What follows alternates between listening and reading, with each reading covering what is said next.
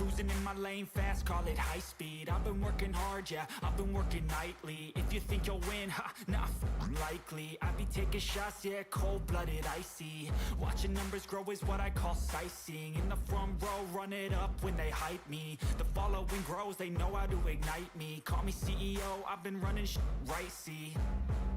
And I ain't playing games, I create my own lane, making pleasure out of pain, turning losses into gains, I'm the boss, I'm making change. I've been rocking this exchange, popping off and risking things, gonna make a f***ing name. I just wanna be famous, but I don't want that cheap fame. No, I'm not that vain, I just wanna be greatness. I just wanna be greatness. I just wanna be greatness. I just wanna be greatness. Ain't no motherfucker in this world could do it like me. Open up your eyes and insert a little rising. You don't have to love me, you don't have to like me. Got enough love in myself, in my psyche. You should have the same in your brain nightly. If you wanna taste me, you can fucking try me. If you wanna hate me, you know where to find me. And if you go and hate this, you can fucking bite me. Okay, I'm going off every chance I get. I don't really take a loss, well, I'll admit. That's why I'll make it to the top, yeah, I commit. And no, I'm never getting lost, I get after it. Investing in my own stock, cause it's faster than any crypto hits go, let me spend. Everything that you see is something I invent, and it's only a percent. I'm gonna take shots, if I miss all, forget it. I'll take a fat loss just to learn all that's in it. I'm taking snapshots, learning how to fall and get it. I'm getting back up, always stand tall, don't sweat it. I never back up, I don't miss a thing or regret it. I'm always learning, you could call me academic. I'm always working, never been apathetic. That energy is like a poison, needs some antiseptic. Ain't no motherfucker in this world could do it like me. Open up your eyes and insert a little rising. You don't have to love me, you don't have to like me. Got enough love in myself, in my psyche. You should have the same in your brain nightly. If you wanna taste me, you can try me. If you wanna hate this, you know where to find me. And if you go and hate this, you can find me. Ain't no motherfucker in this world could do it like me. Open up your eyes and insert a little rising. You don't have to love me, you don't have to like me. Got enough love in myself,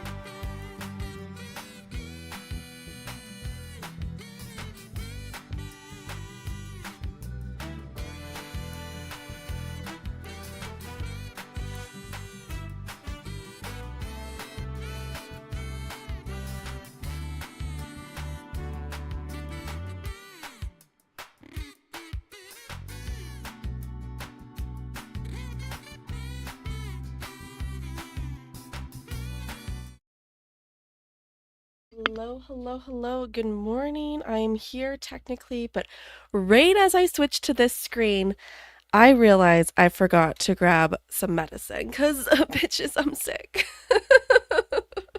What's new? Okay, I'm gonna go run and get some medicine. I will keep you here, and then we'll just take a shot of Dayquil on stream. What's up?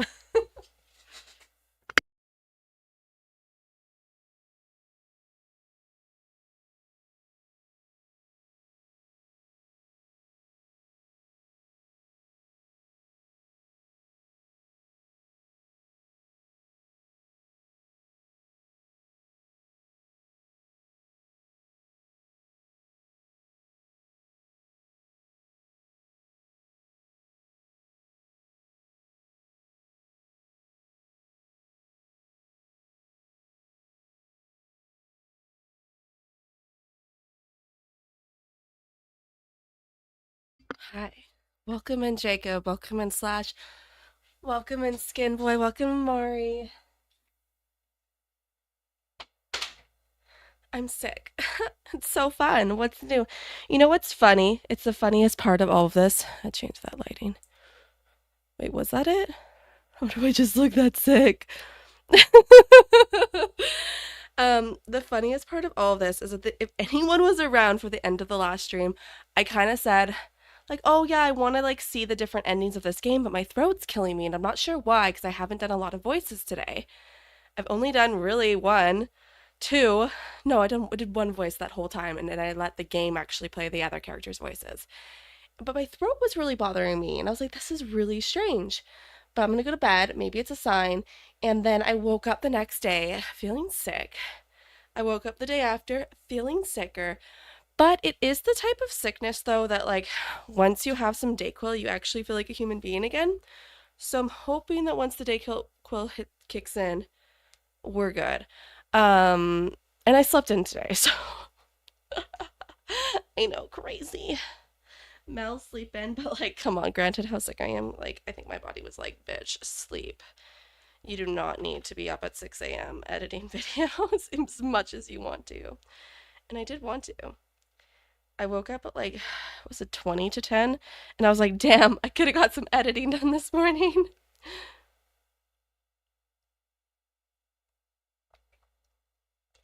But hi, I hope you get better, Mel. I feel like within the next 30 minutes, I'm gonna be like a different Mel. Already, that feels better on my throat. Already. Okay, I'm gonna catch up on chat. Then we'll play a game where I have to do all the voices. Whoa, we're starting early. We sure are. When I can, I like to start early, just so I don't know.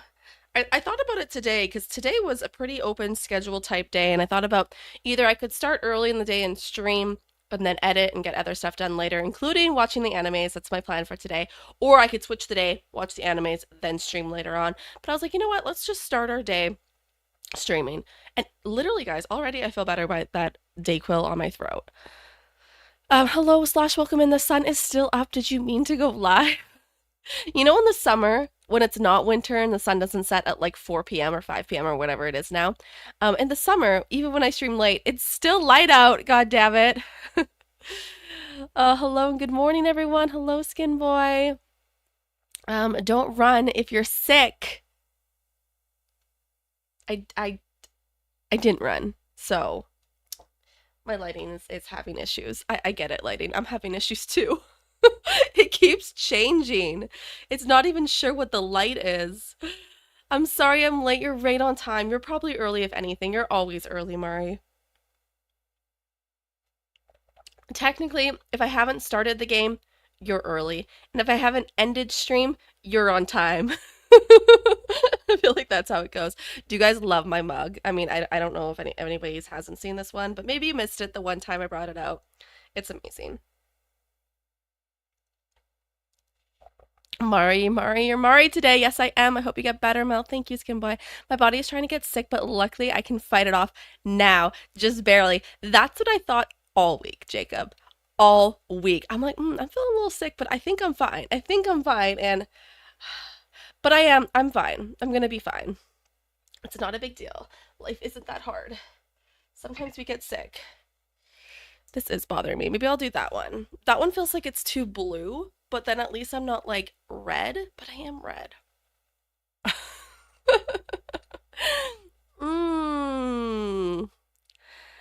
You know what's also funny is that last night I was like playing around with all the settings on my camera and stuff, and I've done this before, and I was wearing a black and white shirt, and then depending on like the colors that are also in frame and the lighting and the camera settings can change everything.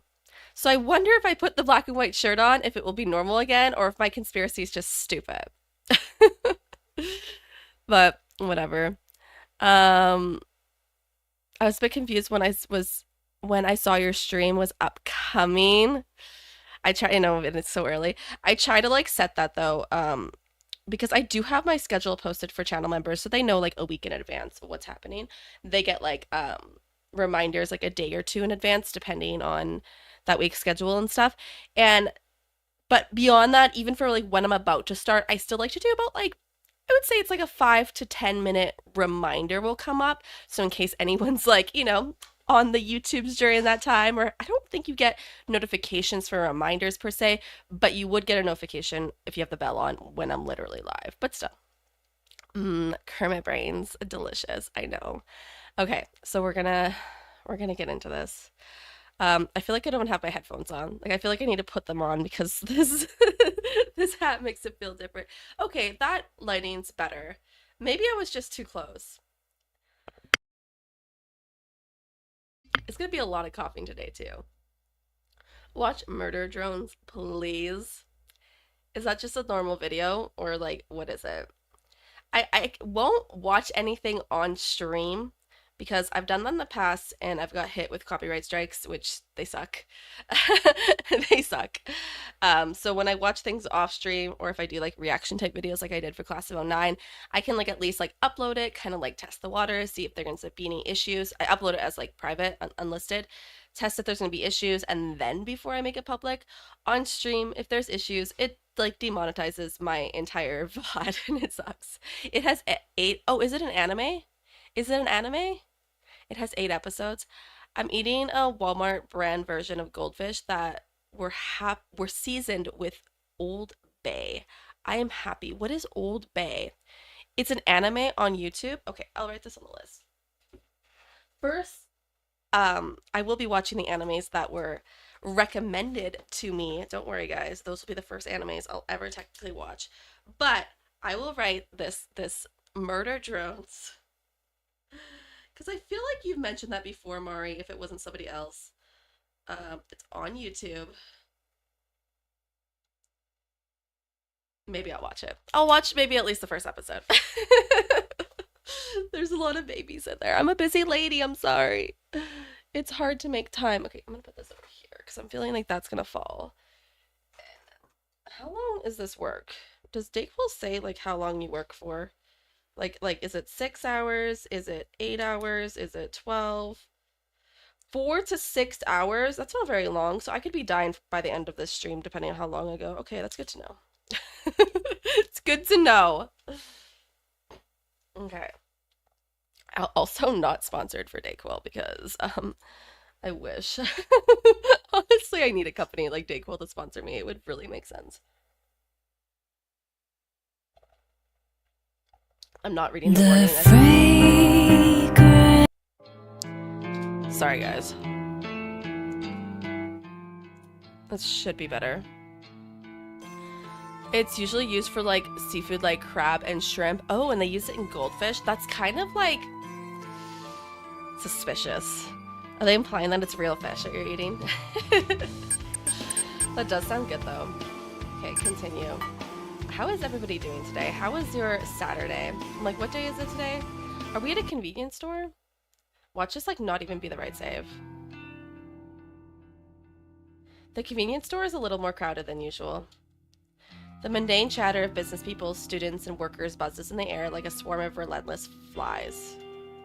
Throughout the drone of mingled conversations, I happen to catch a few interesting words here and there.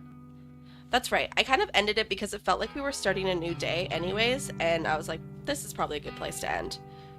How about my voice is here?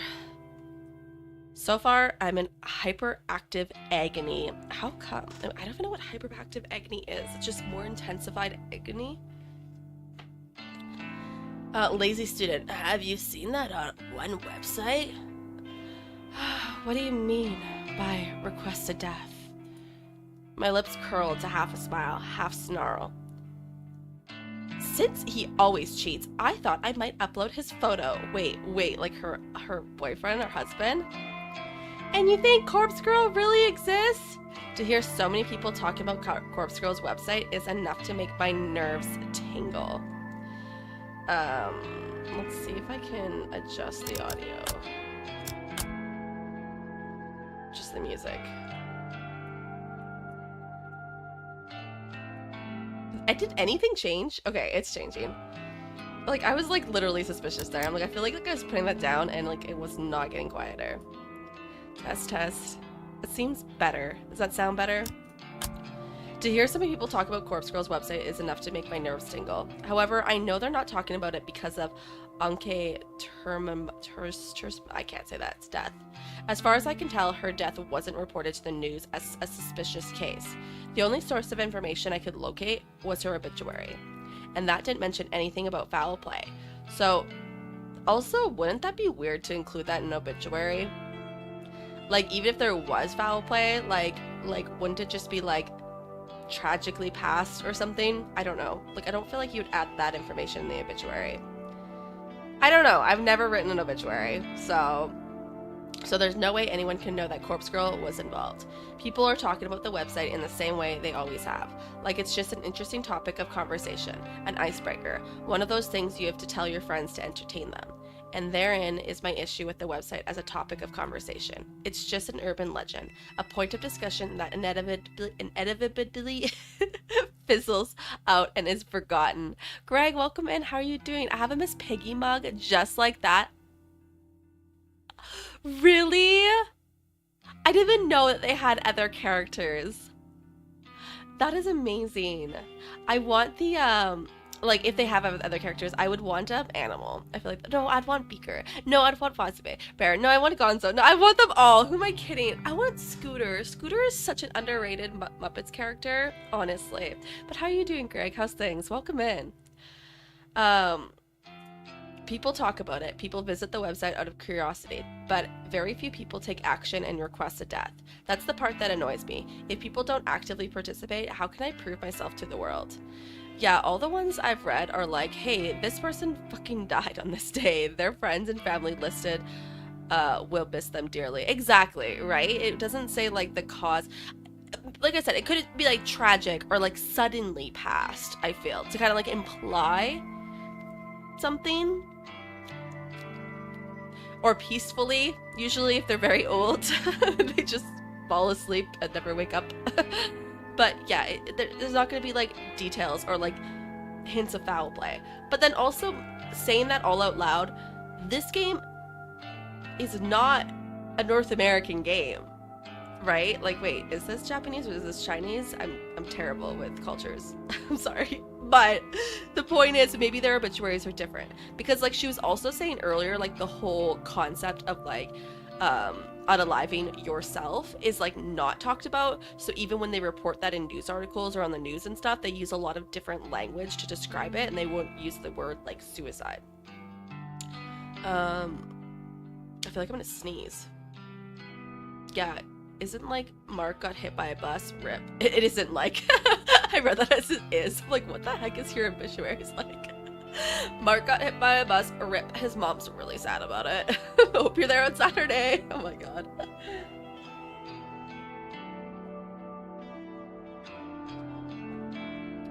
That's the part that annoys me. If people don't actively participate, how can I prove myself to the world? How can Corpse Girl claim her victims if there are no victims to be claimed?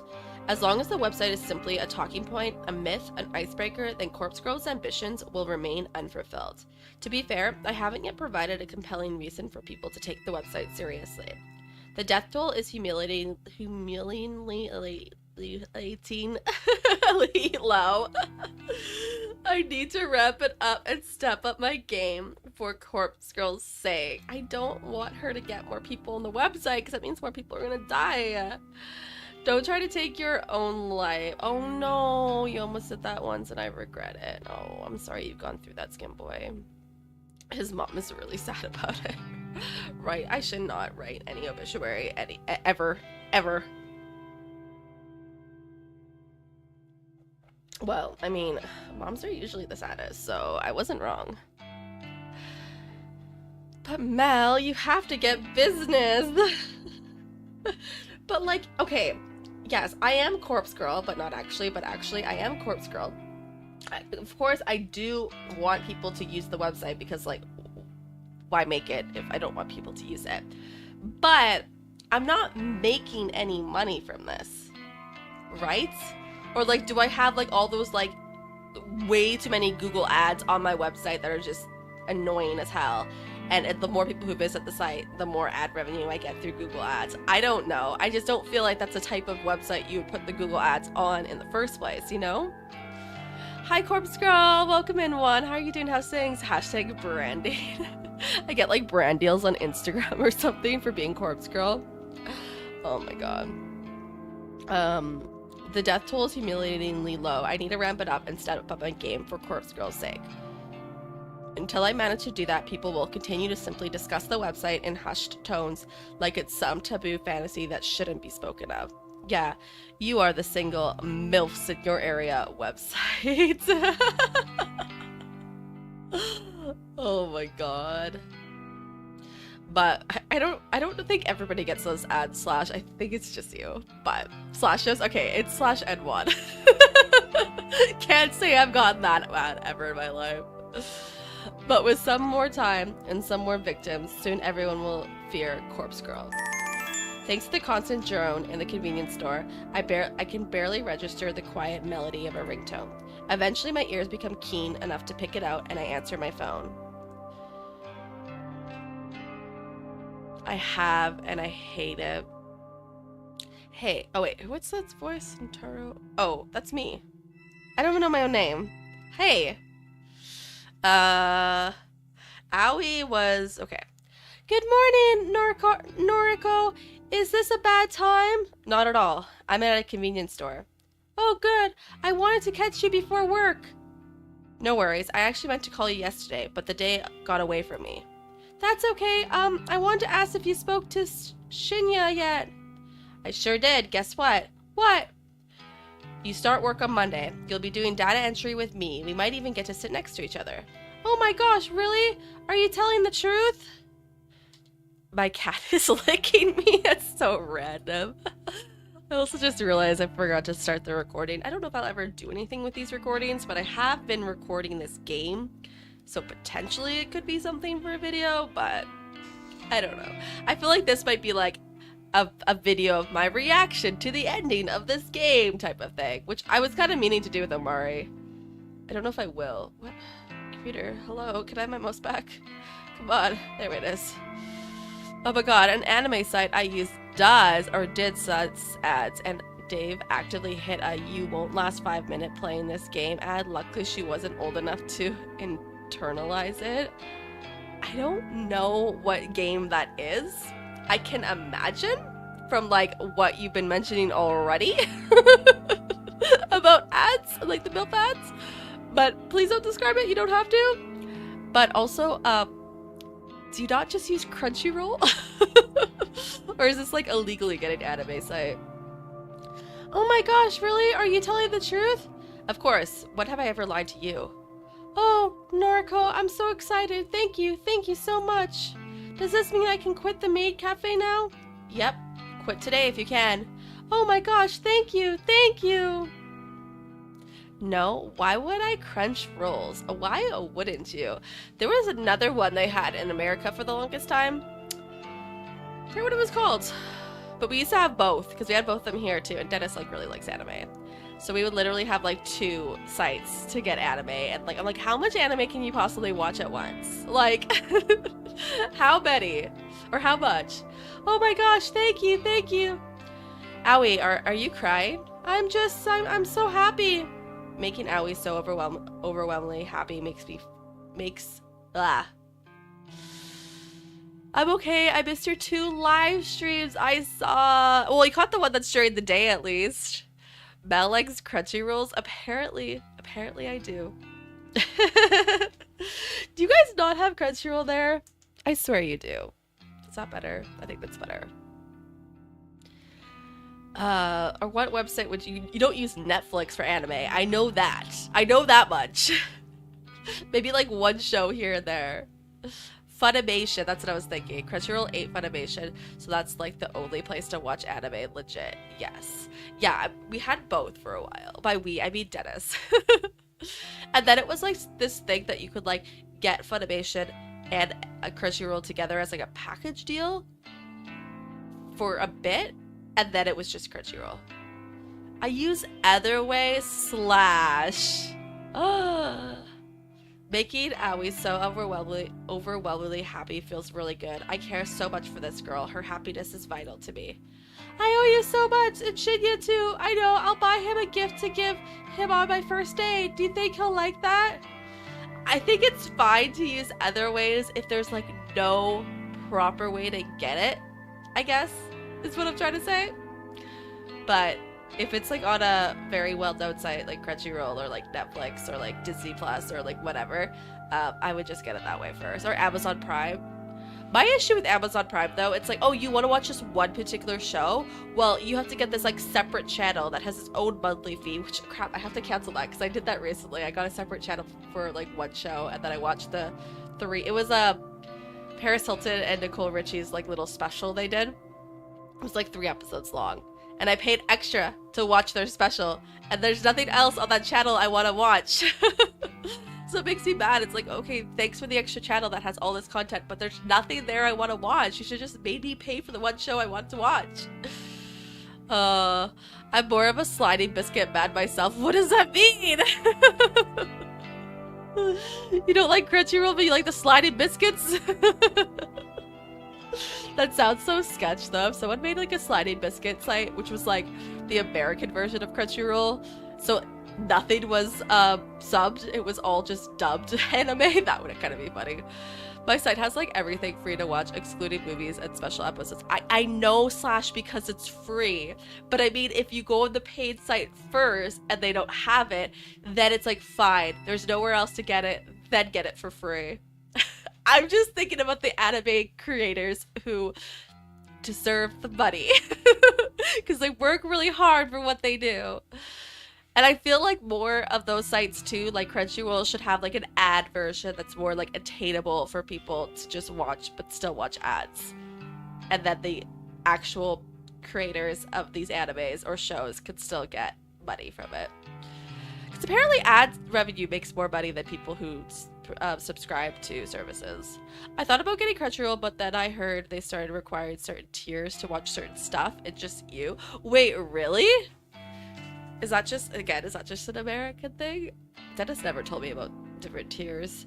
I owe you so much, and Shinya too. I know, I'll buy him a gift to give him on the first day. Do you think he'll like that? Yeah, I'm sure he will. That's a great idea, Aoi. What does he like? I managed to spill the answer to that without having to think twice. Crime novels. Wow, you know him so well. You should get married.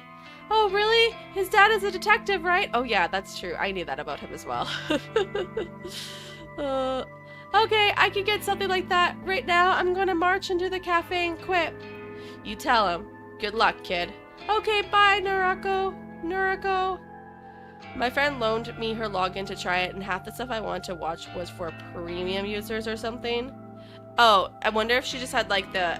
Like, I wonder if they have like an ad tier. You know how, they don't do that here, but Disney Plus added a tier where you can watch... I think Netflix did it too in America. They have a tier that you can watch ads, and then they have another tier that you can pay and there's no ads. I wonder if it's something like that. I don't know. But I don't know if they can do that here. I don't know how that works, or they just are trying it with the American platforms first before they implement it in Canada. I have no idea. But this reminds me, I need to get Dennis's Crunchyroll login.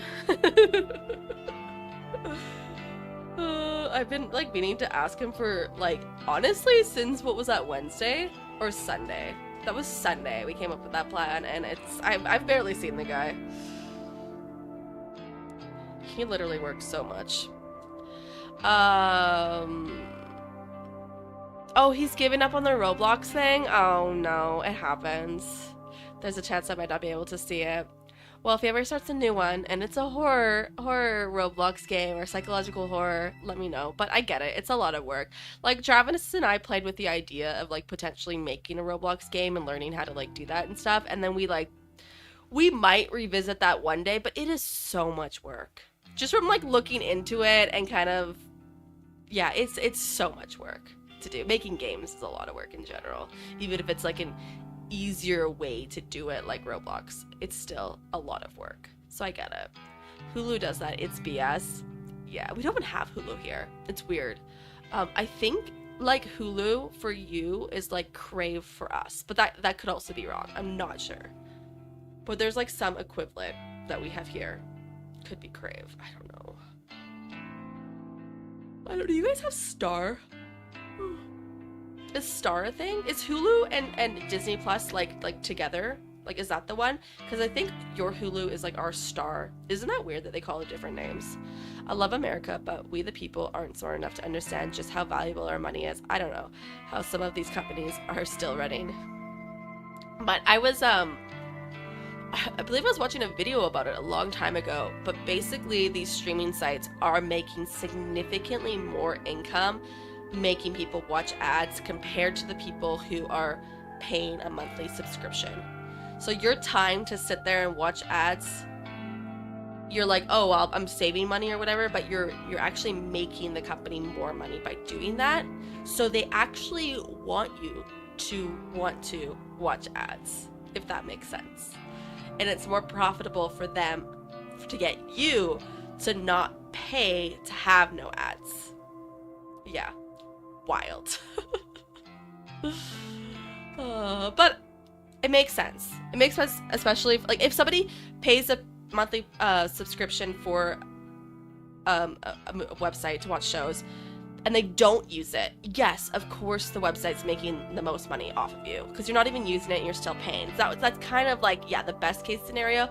But most of the time I feel when people are paying a monthly subscription for something, they're trying to get their money out of it, or they're like binge watching a series, or they have multiple people, like their whole family's using their account. And I feel like in those cases is when, if you're forced to watch ads, the company actually is making more money that way if you actually use it. But I don't know statistically as a whole how many people are just like paying for subscriptions and never using it. I have no idea. I've done it myself on accident, but it's not like a reoccurring thing, you know? I know it is. I just want to give him a chance. Yeah, and maybe he'll be inspired by a different idea or concept or make something else, or maybe he'll come back to it later. That could happen too. It's hard when you're not like creatively, I want to say motivated, but I hate that word, but it is a motivation. Even if it's discipline that you're pushing yourself to do it, it's still like a type of motivation. But if you're not able to like push yourself to do something or you're not feeling it, like you gotta just put it on the back burner. Kermit bug. I wrote that. Singing a very catchy song right now. I probably wouldn't know it, but I'm glad that you're enjoying it. We should toast with my Kyle mug. Oh my god. Oh my god. Oh my god. Cheers. Cheers, Juan.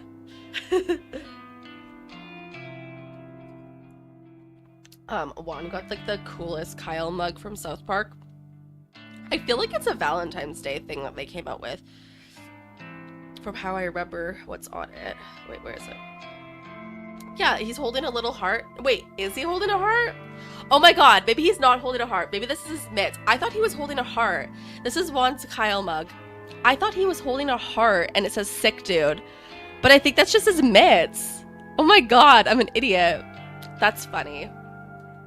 Okay, lighting, come back. I'm here again. There we go. Oh my gosh. We'll figure it out. We'll figure it out. Okay. The call ends and I smile. Aoi sounded so happy. I'm really glad that I could help her out. She deserves to be happy. I barely have time to select a can of coffee from the line of refrigerated shelves before my phone rings again. Huh? Aoi? Yeah, sorry to call again, Noriko. I just, something was bugging me, so... What's up? Did I, this is gonna sound stupid. Did I thank you for getting me that job? Oh, yeah, you did. A few times, I think. Okay, phew. I just wanted to check. It was bothering me, and I didn't want to come off as ungrateful, so... you know what? Just to make sure. Thank you, Naruko. Okay, I'm gonna go now. Really. Bye-bye. Bye, Aoi. Awkward. The call ends and my brow furrows. That was strange, but maybe not so strange for Aoi. I guess she really wanted to be polite. I shrug it off and return to selecting my coffee for the day. Kinda strange. I think that's strange. Like, why was she so adamant that, like, she had to say thank you?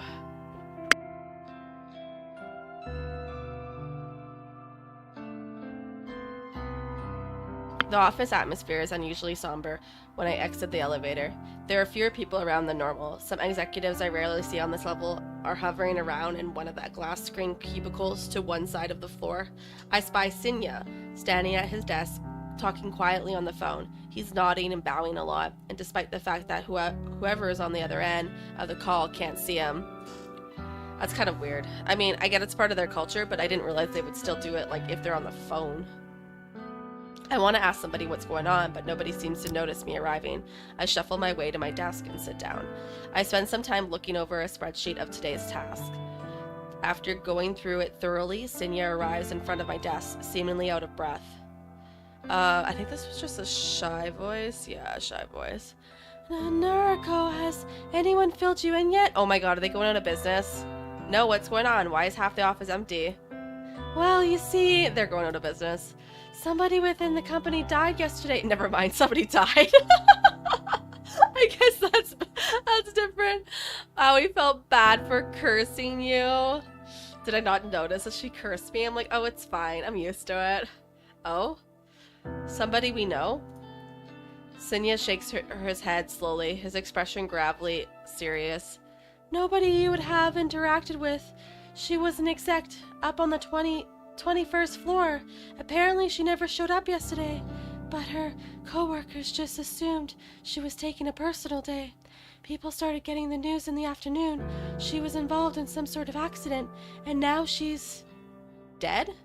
Sinya glares at me. His narrow pupils seemingly accuse me of being tactless. Yes, dead.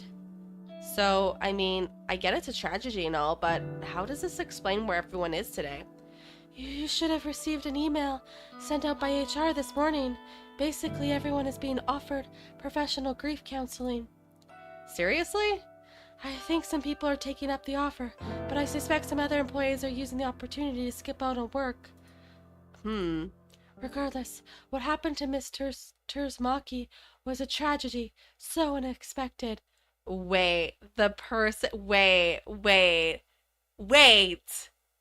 person that corpse girl technically didn't kill but killed was the exec of her company? I blink a few times getting ready to turn back to my computer. Miss Terzmaki? Wait, what was her name? Huh? Miss Terzmaki. It should be in the email. She had a young daughter and everything. It's really sad. Anke Terzmaki. Her. The person who accidentally looks like me. Oh! Though I've never met her before, her face appears in my mind with startling clarity. Self? I can't say that word still. An accident. She worked here? I can scarcely believe it. It's true that this is a massive company with thousands of employees. Japanese game. Okay, I'm an idiot. Japan-wide. But still, for her to work in the very same building as me, it's too coincidental. It doesn't feel right. Would I have gone through with killing her if I knew she was working in my building? This scenario creates more questions than answers. The person that requested her death, do they also work here? It would have to be somebody who knows her well enough to want her dead. Odds are high that they work here as well. You okay? I realize that I've been spacing out. I turn back to Sinya. Yeah, sorry, just thinking is all. Meow, welcome in, anxiety. How are you doing? How's things? Grief affects us all in different ways, I think. I mean, also, like, I don't think people are, like... taking advantage of the day off because they're all like offered grief counseling or however it was worded. But I do think that like if somebody dies, it can like trigger a lot of emotions that you've experienced with past loss, so that can make it a lot harder for you, even if you didn't directly know the person that died. But like it's somebody still in the workplace, so it still feels like it's close in a way. Achoo! I'm allergic to cats in chat. Oh no! Are you actually allergic to cats IRL, Jacob? That's crazy.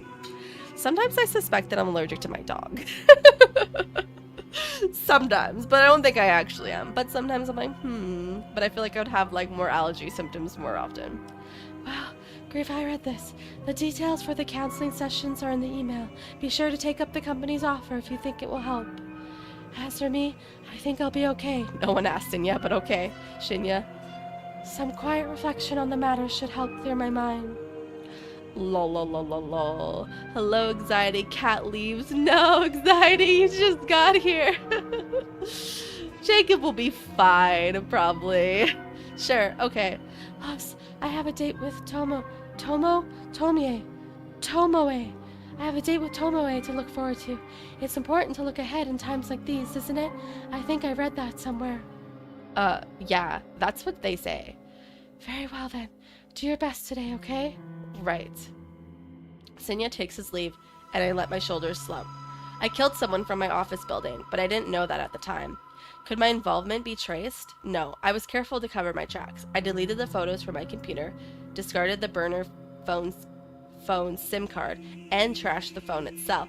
I forgot all the evidence she probably has on but her home devices. Like, she never put anything on her work devices. Like, she's not that dumb, right? I'm not allergic to anything, thank God. Meow meow. Hi, Skim Boy. There's no way anyone will find out I was involved. Besides, I don't even know if authorities are treating the case as a murder. As far as general information goes, it would seem like it truly is being treated as an accident. I'm in the clear. I know I am. However, I sure would like to uncover the identity of the person who requested Tersumaki's death. The thought that it can be someone I work with makes me way too curious. That's crazy. That's crazy. Just I mean, of course she had to have some connection to the main character. She had to, because it would be like such a pointless killing. Otherwise, there'd be multiple killings, and eventually like one of the killings would have a connection to the main character. But still, I should have seen this coming. That's what I'm trying to say. But I was still shocked.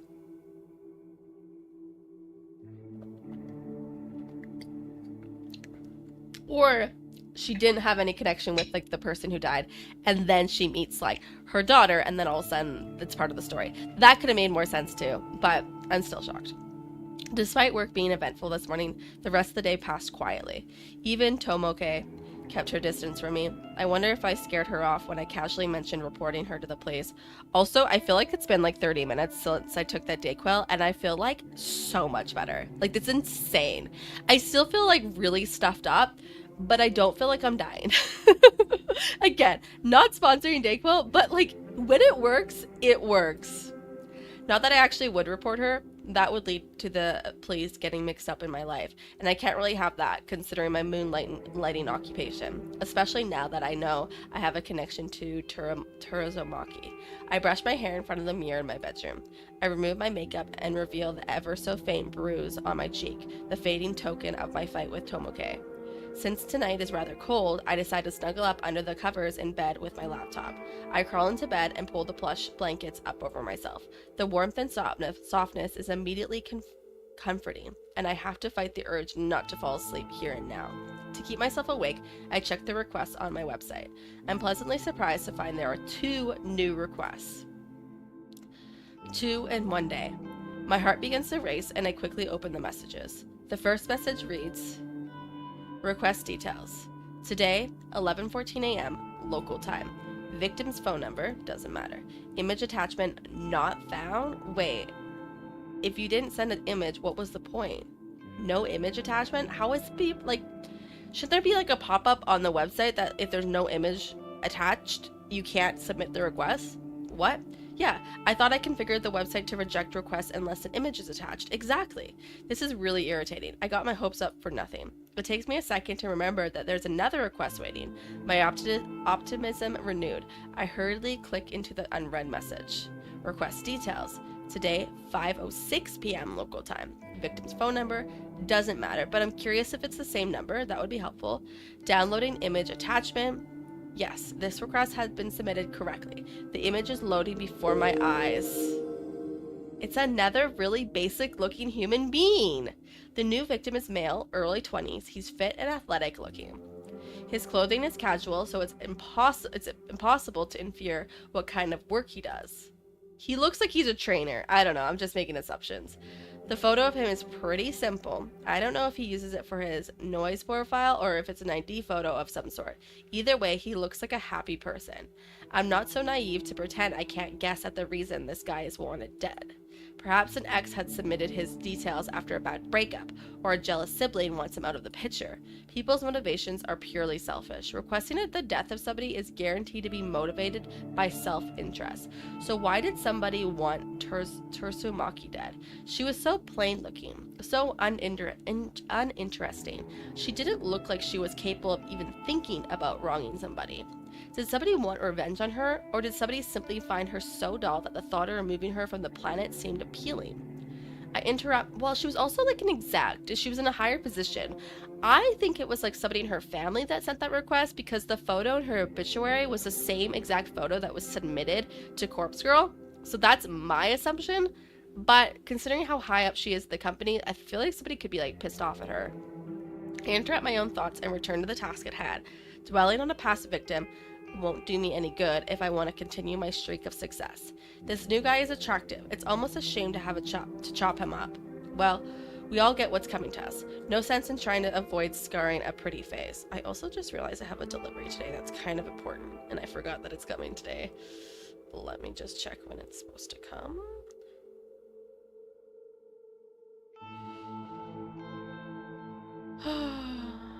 Oh my god.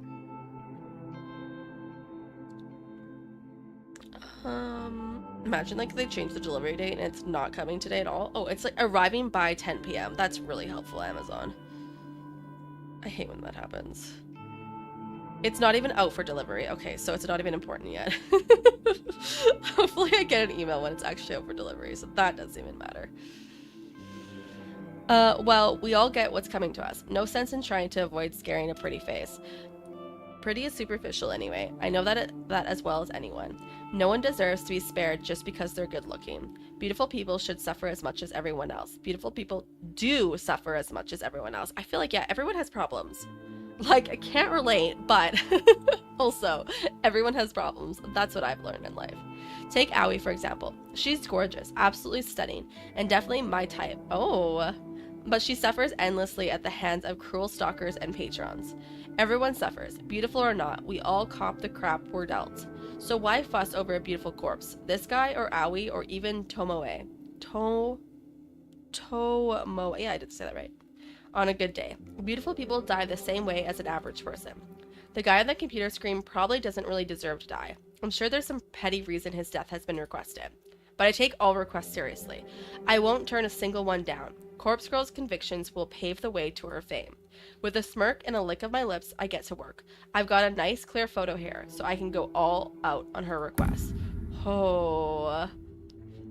I hit up the DD, the database of the deceased, and spend some time selecting a suitable base image. Oh my god, we're gonna Photoshop her death to make it a reality. How terrible. Aoi, strange name. I also thought that too at first, but what was that game? You, Me, and Her? A Love Story, I think it was called? It was another game I played, and there was a character with that, like a main character with that exact same name. So maybe for us it feels like it's strange or unusual, but it might be an actual like common name in Japan. Like how Sarah is like a super common name in America.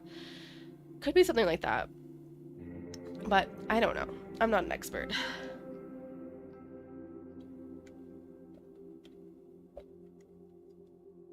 I hit up the DD. Okay, I read that. Oops. I hesitate between choosing an image of a corpse with a knife in its throat or a body soaking in blood bathtub with its wrist slit. Either image would do just fine, but I really want something special for this latest victim. After all, I have to top my last success, right? Another 5 or 10 minutes pass until I gasp at coming across the perfect photo. Thanks to my clever use of tags and filters on the DD, this image matches my victim's description perfectly. 20 to 30 years old, athletic build, male, the corpse legs are severed below the knees. Ew. Bloody stumps leak their vital fluids from on high. The body is hanging from a set of power lines to some suburban street. Oh, this one's graphic. It's perfect, beautiful even. It will help me create a beautiful death for a beautiful person. I kind of have to question the story behind this photo. I wonder if the police ever investigated and discovered what happened to this sucker. Why are we calling them a sucker? Well, like, I am a terrible person. I'm basically a murderer at this rate. So why am I questioning that I have no respect for people who've passed? And by me, I mean the main character. The mean character. She's also a mean character. Well, regardless, this will serve my purpose. I download the highest resolution copy available and save it to my hard drive. My fingers trace along the computer's trackpad with practice movements, clicking, tapping, dragging at random intervals. The night carries on. I don't want to see that photo.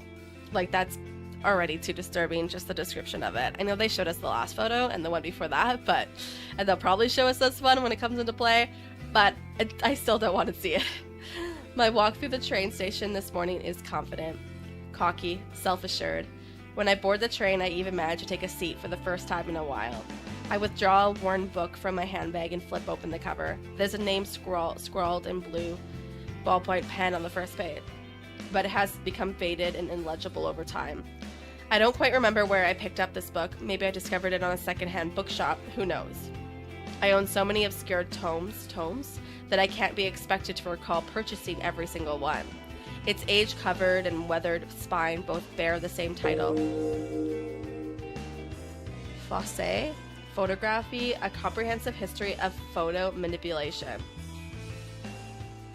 The book is written in English, and it's a slog to work through with my limited knowledge of the language, but I'm talking in English literally this entire time, but that's irrelevant. But I like to skim through it primarily for the photographs contained within. The examples of early image doctoring from centuries ago fascinates me. The book even features techniques and studies as recent as 1993 when it was first published. It's true that a lot of the techniques discussed within are no longer relevant in today's digital age. However, there's a hearty section dedicated to the art of manipulating corpse photos. Wait, what? Is this a real book? Something that I'm indeed very, very interested in. The most intriguing aspects of this section's content is that the featured artist performs the opposite kind of work that I do. Instead of manipulating images of the living to make them appear dead, the artist in the book edits image of the dead in order to make them look alive once more. That's so morbid still. In my begone eras when photographs of people were taken few and far between, a stack of artists dedicated themselves to honoring the memories of the deceased. They did this by taking the photos taken upon death look beautiful and full of life. These photos were gifted to family members and loved ones. The tradition makes sense. Imagine if you lost someone dear to you and you had no photographs of them. Would that be a thing? Would people literally have no photographs of their loved ones? Like zero? That seems so weird in like today's age because yeah, we like overtake photos of literally everything at all time, like even our food. Like that's probably not necessary. That's not necessary. That's definitely not necessary. But there was a time that like you could live your whole life and then there'd never be a photo taken of you, or maybe like there was one photo taken of you when you were like young or a child or a baby or something. But like closer to your death, there was never like an accurate, updated photo of you. Wouldn't it be wonderful to receive one last memento, a beautiful image of the way you remember them? Instead of using makeup to beautify a corpse, these artists applied paintbrush and pen directly to a photograph to seemingly bring the deceased back to life. The impressive aspect of this process is the way they illustrated the corpse's eyes to look full of life. Even though it's a far cry from the work I do, I can't help but feel some sort of kinship with the artists discussed in this book. Surely we are cut from the same cloth. I mean, I think they were trying to bring joy and you're trying to get people to kill themselves. I don't think you're the same.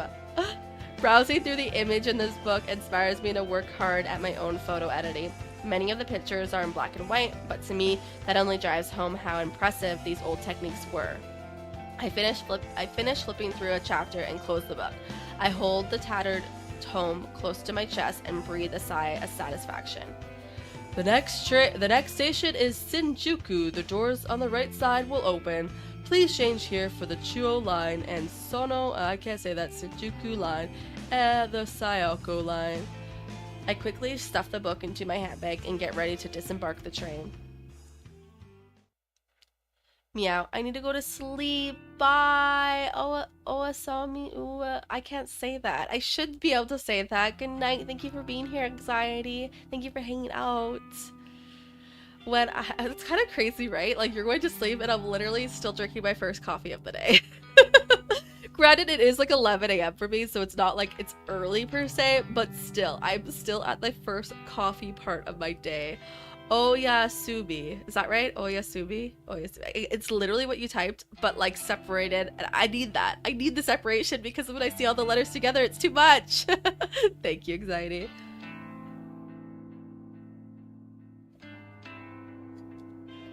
When I'm certain nobody is looking, I carefully open the lid of the large dumpster in front of me.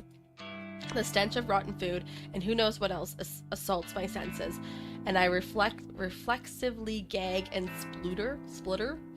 The staff at the convenience store really need to seal their trash in plastic bags before tossing it in there. Ew, gross. They don't put it in plastic bags at all. This is disgusting. I have to stop doing this. The raised open lid locks into place at a 45-degree angle, allowing my now free hands to retrieve a small black object from my handbag. It's a flip phone, a cheap plastic thing with a shiny charcoal finish. I open it up and tap on the retro tactile keys, confirming that I've completely deleted all sent messages and photos. Nodding to myself, satisfied that I've covered my tracks, I eject the battery from the back of the casing and toss it in the dumpster. I then snap the photo in half along the hinge, separating the screen from the keypad. The screen crunches into pieces with a gratifying hinge underneath my shoes. Also, maybe it's good to dump our burner phones in a really gross garbage can. I retrieve the smashed parts from the asphalt, careful not to prick my finger on the sharp glass. With hardly a glance, I don't know what this says, launch the broken parts of the phone into the dumpster. I clap my hands together to dust them off, then shut the dumpster lid and hurry away. I sidle between the brick wall of the convenience store and a narrow metal railing intended to keep people like me away from the dumpsters. Now in front of the convenience store, I finally feel I can breathe deeply without fear of inhaling the toxic contents of the dumpster. I let my lungs take their fill before nonchalantly crossing the street. That takes care of the last burner phone. Before leaving the office buildings, I crack the SIM card in half and dispose of it in the combustible trash. Now with the phone itself destroyed and discarded at the different location, my mind is at ease. It has been slightly less than 24 hours since I messaged my latest victim, that athletic guy that I may have briefly fantasized about during my relentless slumber. My general rule of thumb is to keep a burner phone for exactly 24 hours after sending a photo, just in case they reply. Damon, welcome in. How are you doing? How's things? What if Aoi knows you're Corpse Girl? Shit. Okay. She might. So, the prologue of this game was 2 weeks after what we're experiencing now. And in the prologue, Aoi told this girl, Emmy, about Corpse Girl. So maybe in this point in time of the story, Aoi doesn't know yet, or maybe she has her suspicions, because it seems like Corpse Girl, even as a concept, is still fairly new, even though she's been doing this for about a year. But I feel like either she has suspicions already, or yeah, she knows. That could be definitely true. That could be. Jacob, you're smart. Every time I look over at this, I'm like, it's too dark. My general rule of thumb is to keep... I read that. However, I made an exception today. I want to discard the phone early, clear my anxiety, and get a full night's rest of something. Besides, it's not like anyone ever replies to the messages I send. I love if they did, but it is what it is. So really, there's no point holding on to the evidence of my wrongdoings for longer than necessary. If memory serves, I wrote tomorrow's date on the latest victim's timestamp, May 30th, 10:31 a.m. The victim may decide to kill himself today. Of course, he could end up just like Anake Tsurumaki, but if he's anything like her, he'll hold out until just a few hours before the designated time. He'll let panic and fear boil and build inside him until he just can't take it anymore. Or someone else will come along and end it all for him. I can't be sure. I never heard of this game. Is it good so far? I'm surprised you haven't. I feel like Vegas was like the main person who wanted me to play this. I have members only polls, but he was like really, really rooting for this game to win the last poll, and it did. But so far it is good. It's, as you can see, a visual novel. It's about a story about this girl who has a website. Her name's Corpse Girl, technically for like internet purposes. And on the website, you can submit anybody's phone number and photo of the person, and then that will like cause that person to die, essentially. At first, when that concept was introduced to us, I thought it was like, I don't know, like superstitious type of ways that they would die, or like, I don't know, maybe some, I don't know, demons working at play and getting them to die, like something like that was happening. But we learn, because now we are playing as Corpse Girl herself, we learn that she just takes their original photo that's sent to her and just photoshops it into like a picture of somebody actually dead. And when somebody receives a photo of themselves dead, thinking that that photo was taken in the future, which it wasn't, that scares some of them enough to kill them themselves. Crazy. So I think it's really good so far, but we're still like very, very like at the beginning stages of the games. There's a lot to experience still. I still don't know what happened to Ru Hanato. Did she kill herself, or did someone else snuff out her life? Either way, I'll start researching obituaries tomorrow. I'm confident that this will be another successful request. If it is, I'll truly be on the winning streak. With butterflies in my stomach, I cross the road. I don't remember what that second name looked like, though. On my route home, I usually like to trek through the small park close to my apartment, provided the weather is decent. This park looks beautiful.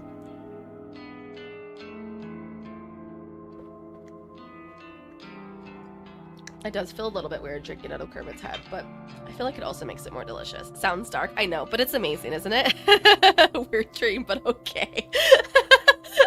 It's honestly like when you're telling somebody your dream, and then as you're describing it, you're like, this kind of does not make sense and sounds very insane, and I feel judged. That's one crazy mug. Thank you. I bought it for myself for Christmas.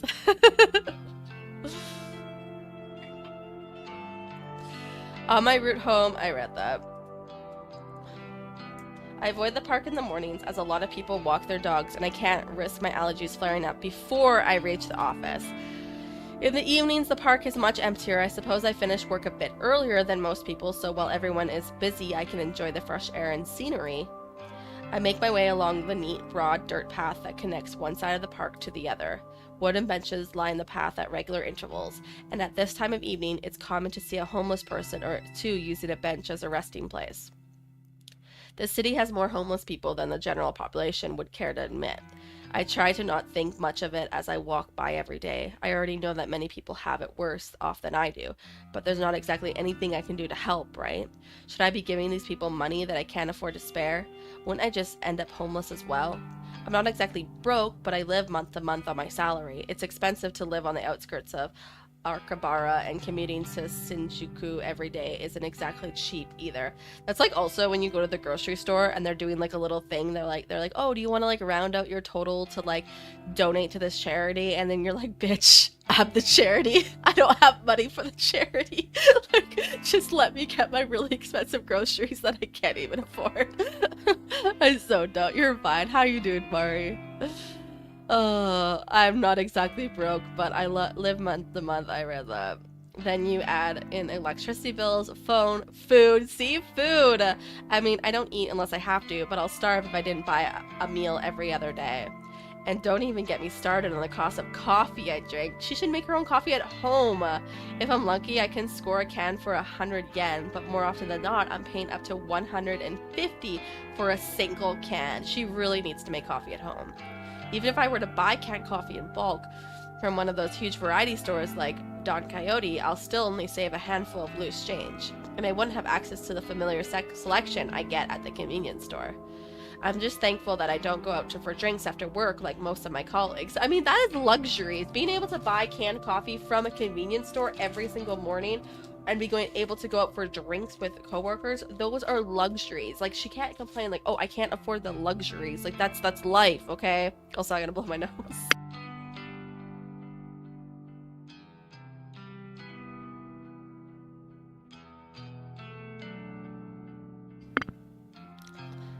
I mean, I think it's more important that she focuses on the necessities that she needs in her life and be thankful. Like, okay, well, I was like thankful that she can eat every day, but she said she can only eat every second day.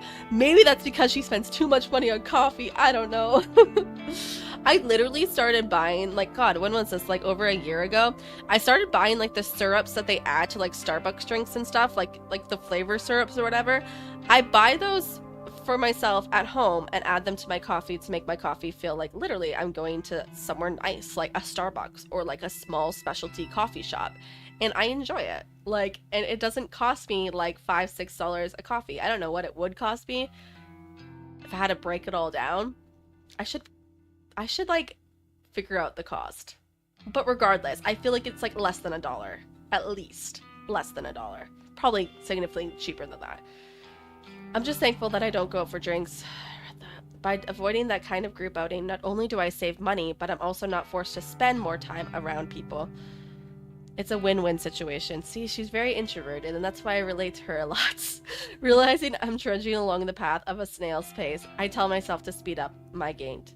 I mean, I don't mind socializing with people, but like, I get it. As an everyday thing, like every single day after work to go out for drinks, I would be exhausted. In high school, I worked at a steakhouse, and the waiters, because I was in high school, so I was still young, but the waiters, after their shift, every single shift, would go sit at the bar and have drinks together. And I'm like, really, guys? Like, don't you just want to go home? Like, isn't working enough? Like, socialization?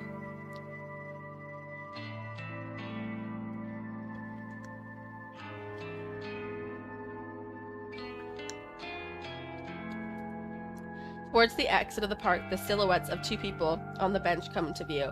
The sound of laughter carries on the wind, and I can't help but feel like I've heard the voices before. As I draw closer, a sinking sensation clenches at my stomach. I immediately get the urge to turn around, but I'm so close to home. Oh, it's Tomoe! Tomoe, yeah. Oh my god, Southern inspired? This was like the hardest voice I had to do last time. I'm glad I'm like significantly feeling better by the time I got to this point. Aha! It's Noriko! Fancy seeing her here! Oh, she's on a date! Noriko's here? Tomoe and Sinya? Tomoe glares and flips her hair behind her ear with a shit-eating grin on her face. Sinya looks kind of out of place sitting outside of the office. His face is filtered by an especially uncomfortable expression. I start to wonder why these two are here, but then I recall that Tomoe did mention they were going on a date on Friday night. I suppose it's just my bad luck that I would run into them on the way home. Though, what are they doing here in Akihabara? I have to assume that Tomoe came here on purpose just to spite me. On your way home? Uh-huh. How's your, date? We're having a blast, right, Shin? Yes, of course. Great time. I wonder if Tomoe had been dragging Sinya along against his will. Okay, well, I'll leave you to it. Hey, we're gonna grab some chicken. Don't you want to come with us? Not really. No thanks. I can't think of any worse way to spend an evening than eating with Tomoe, and also like third wheeling on a date. Like, that's obviously a date. Like, no, I'm good. Please, come with us, Noriko. Oh no, he doesn't want to be there either. Sinya has a dejected look on his face. It's pitiful, but he brought this date on himself. Why should I have to bail him out, honestly? Sorry, I've got things to do tonight. Are you sure you don't want... Are you sure you're just not avoiding eating? Afraid to gain a bit of fat? Jesus Christ. ... Honestly, I don't know what to say to that. Say, Sin, you ever seen Noriko eat anything? Okay, I'm poor. Get over it. God damn it. Now that you mention it, she never seems to eat at the office. Stop judging me, guys. I eat at home, if that's okay with you. It's not completely a lie. Sometimes I eat at home. Sometimes I don't eat at all. Come on, come get your chicken with us. You can throw it back up or whatever afterward if that makes you feel better. Wow, she is so mean. She started, like, how does she think that's gonna convince me to join them? Like, insult me more. Yeah, I'll come out for dinner with you. Sounds fun. Are you gonna be a bitch to me at the restaurant too? Oh boy, can't wait. She's starting to get on my nerves. I swear, she tries to identify my flaws and insecurities just so she can rub them in my face. I think she's gotta die. I think she's gotta die. Gotta, I agree. I'm pretty sure when we first met her character, she mentioned my website. Like, she doesn't know that I run it, but she's like, oh, have you heard about this website or something? And then my character was like pretending she had no idea what that was. But it's gonna be interesting when it comes by that. She's definitely a main character is what Vegas told me, because I was curious, like, should I give her an important voice? Like, does it really matter?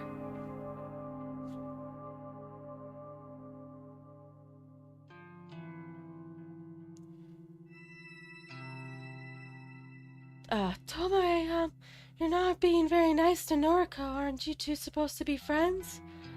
We're besties. Besties talk shit to each other, right, Noriko? Right. Huh? Fascinating. Anyway, I'm going now. See you on Monday. I love how I just agreed with that, too. Like, why did I say right? I could have been like, sure. Not right, just sure. Whatever you say. Okay, see you then. Buzzkill, she's such a drag. I let Tomoe's words hang in the air as I walk past her. I'm pretty annoyed that she dragged Senya all the way here just to taunt me. Is this her idea of a good date? Does she care about Senya at all? Or is this whole thing just to annoy me? Tomoe dating Senya doesn't even get under my skin. I don't have feelings for him at all. What does get on my nerves is simply the fact that Tomoe is trying so hard to get on my nerves. Of course, it wouldn't be fair if I could carry on my way home without one final interruption. Tomoe calls out to me again. Your friend Aoi is gonna start work with us on Monday, yeah? How fun! I can't wait to meet a friend of Noriko's. I grimace. I suppose Senya told her about that. I turn back to face them both. Don't even think about messing with Aoi. That girl has dealt with enough crap at her last job. Oh, has she? Maybe big strong Noriko can protect her now. Also good that I'm actually standing up for my friend, even though I can't stand up for myself. Grimace, did I say it wrong? I might have said it wrong. I'd do anything for her. She's my best friend. If you had any friends of your own, you'd understand what that feels like.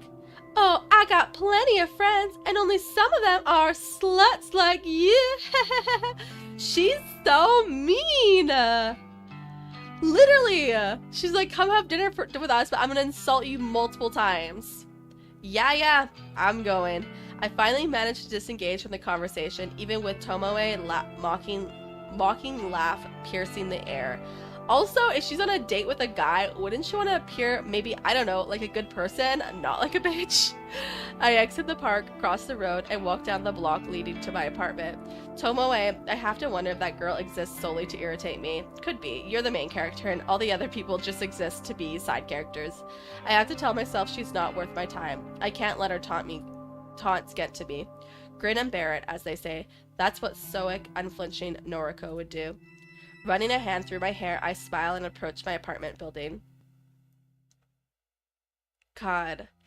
It's like, why did I even bother? I should have just walked away. That's what we need to do. Like, in IRL situations, that happens. We just walk away. We just, nope, not having this, not taking this. I gotta walk away. I spent all morning trying unsuccessfully to calm my nerves. I'm anxious about finding out whether my latest victim has perished. It's afternoon now, so the time written on this photo has passed. If my work was successful, I should know soon enough. I've already set up an obituary news alert on my phone. I've already set up an obituary news alert on my phone to keep me informed. That's also a good point to make now, because, like, yes, we have their phone number. Yes, we have their picture, but again, we don't even know their name. So we can't even, like, which is probably for our safety too, but we can't even, like, search to see if so-and-so has passed. We just have to, like, keep search alerts of like these keywords in their passing, because according to my character, me, it's mostly suicide is the way that they go. But still, we don't know. But I guess if we just search all obituaries, we'll eventually see his picture. Walk away. She'll probably try taunting you more than I think. I still think it's important to walk away sometimes. When somebody is just being mean like that, you just walk away. You gotta stand your ground. Because if you take it, I think that's worse.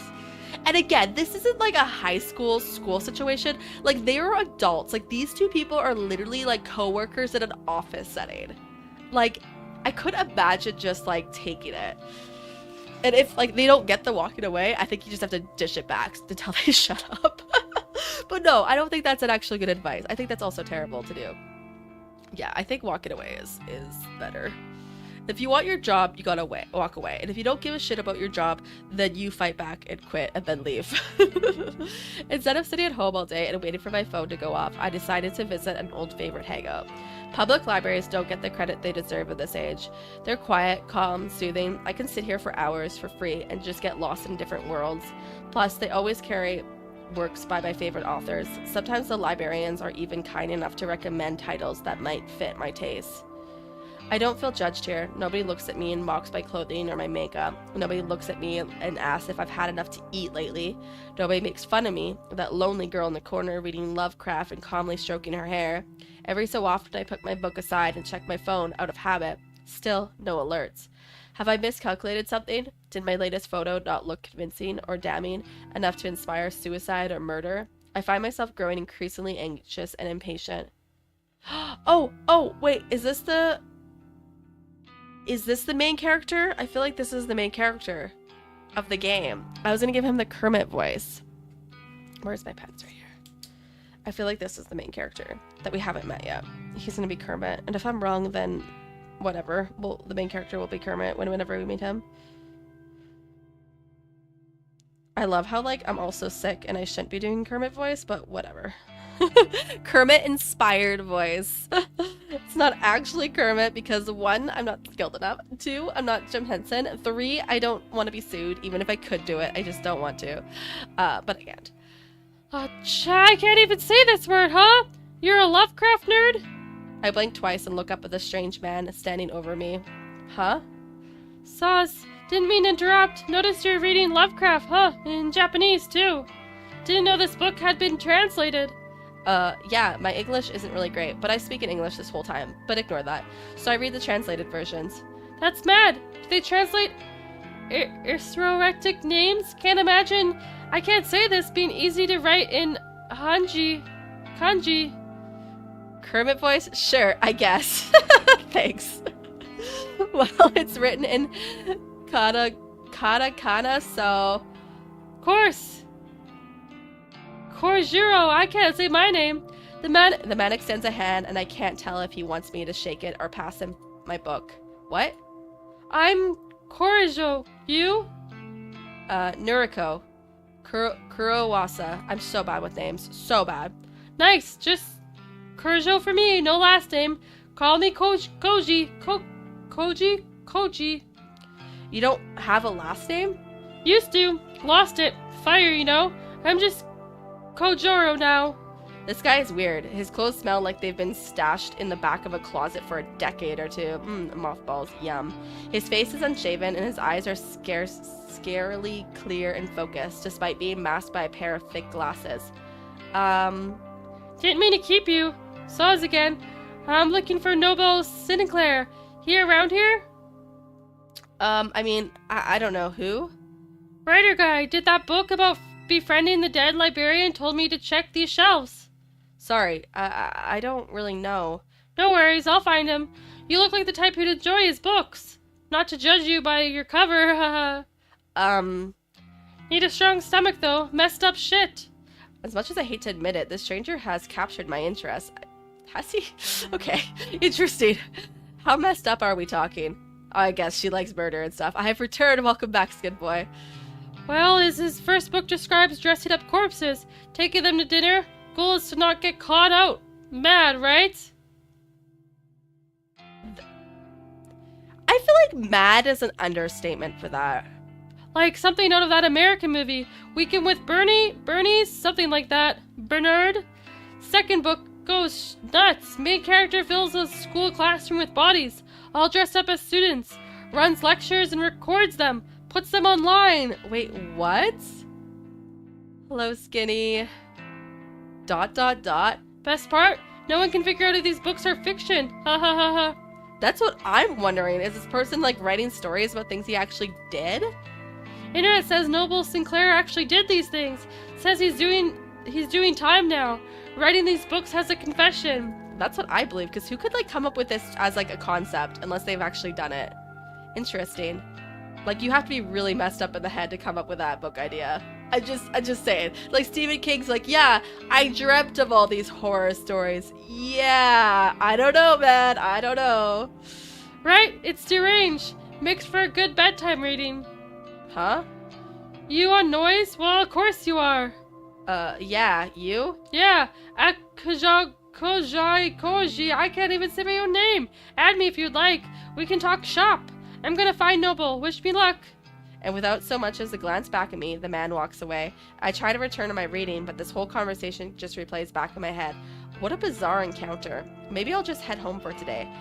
Being here has helped me calm down, but I am still eagerly anticipating the fate of my victim. Besides, I have to admit that I'm growing a little bit hungry. Maybe origiri, a rice ball from the convenience store, will tide me over until tomorrow.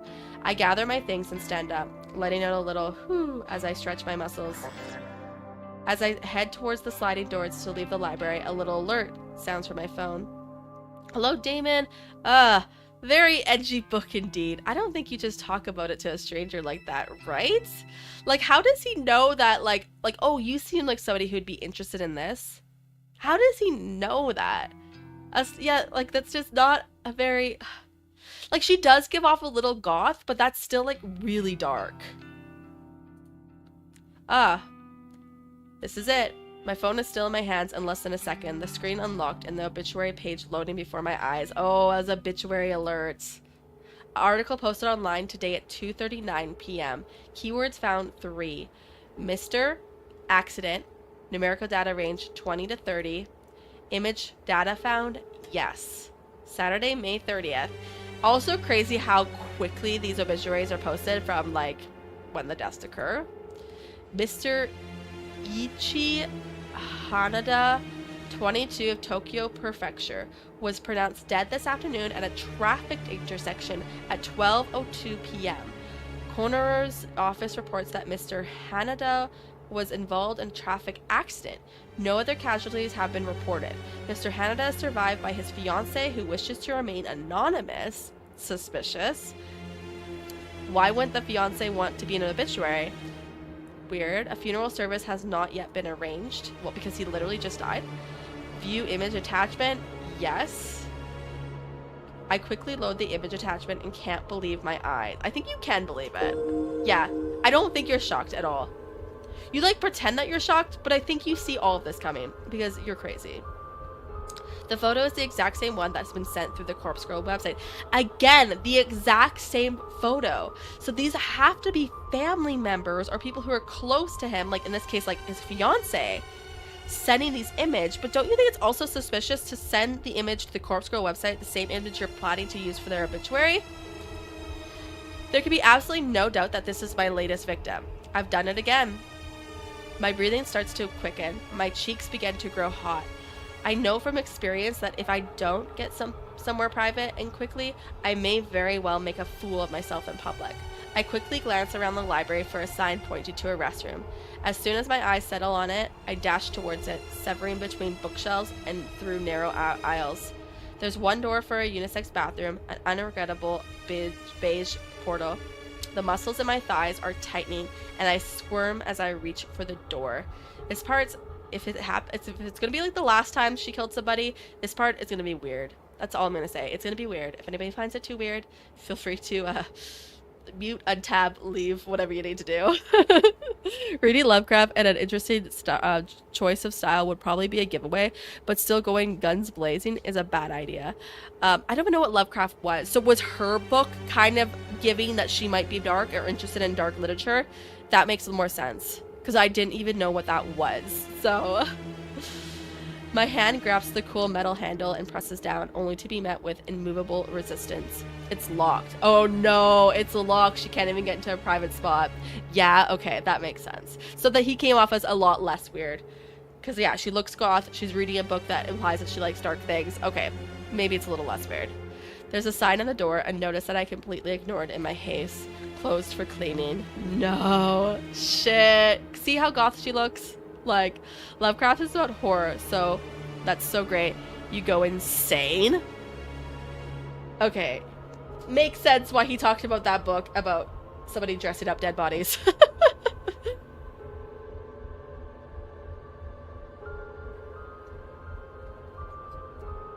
Like, you go insane for reading it? Shit. I cursed despite my best efforts to keep a low profile. My head turns frantically, looking for somewhere, anywhere that I could sit down and remain out of sight, while my body reacts erratically to my latest success. Yo, you bustin'? This guy again. I need to use the restroom. I hope he can't tell that the expression on my face is not one of desperation to use the facilities. On it! To my surprise, Corjo strides up to the restroom door and begins to slam his fists against it. Hey! Cleaning time is over! Get out of there! Wow. I kind of like him now. He's really coming through for us. Lovecraft is horror on a cosmic scale. Ugh. Is it like really gruesome, detailed horror, or is it like psychological horror? 'Cause I feel like it's probably gruesome, right? If it's on a cosmic scale, it's probably gruesome. Characters in the story go insane just from glimpse of Lovecraft monsters. It's all based on ooh, that's not a good topic. That's crazy. And it's like a Japanese. Wait, no, she said that it was translated to Japanese, so it's originally in English. So is it like an American thing? I hear a panic yelp from within. Corjo's commanding voice was more shit. I missed that. What does it say?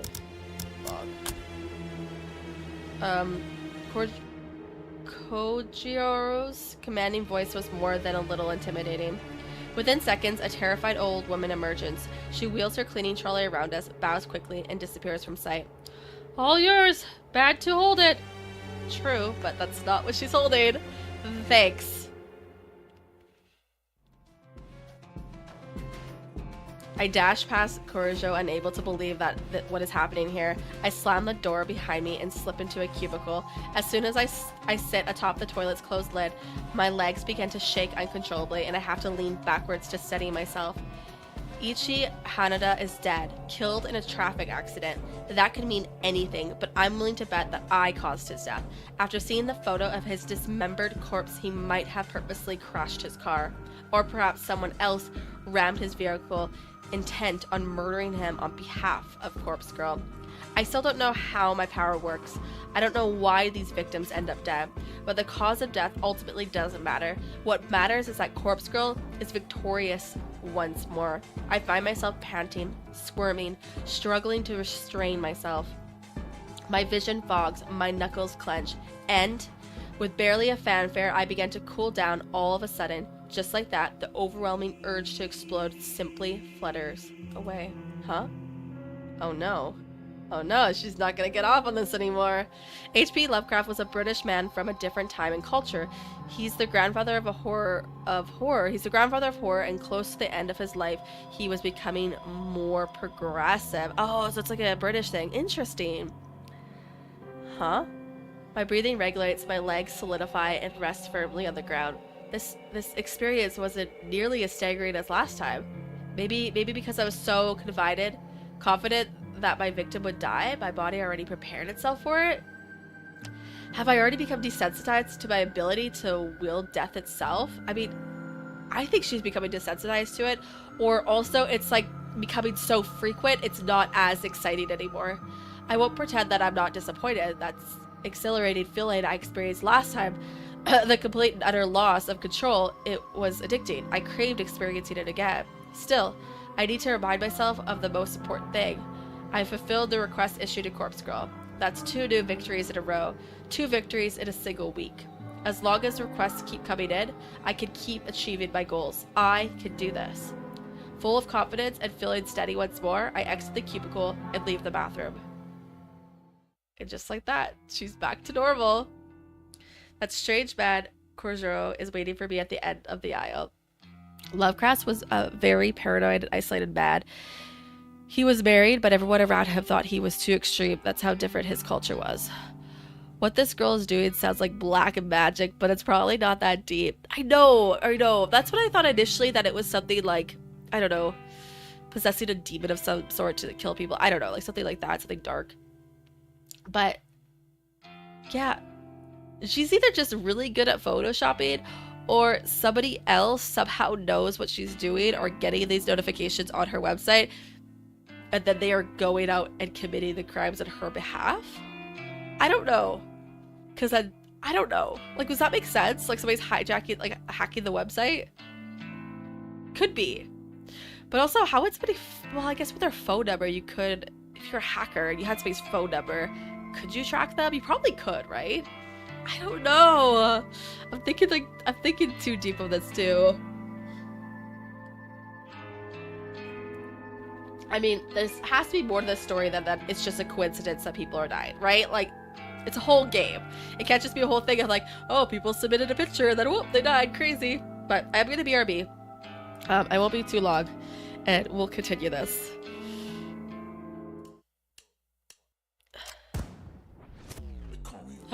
Yes, it could be like Death Note. That's also true. It could be. Okay, I'm gonna BRB.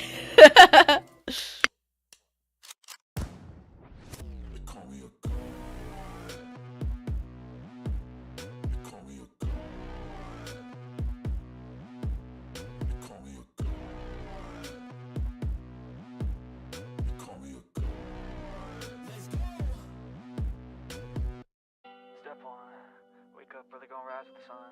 Step 2, get some good, some food in you. Step 3, think real hard about what you wanna be. Step 4, everybody just do your thing. Wake up, today's gonna be a good day. Wake up, today's gonna be a good day.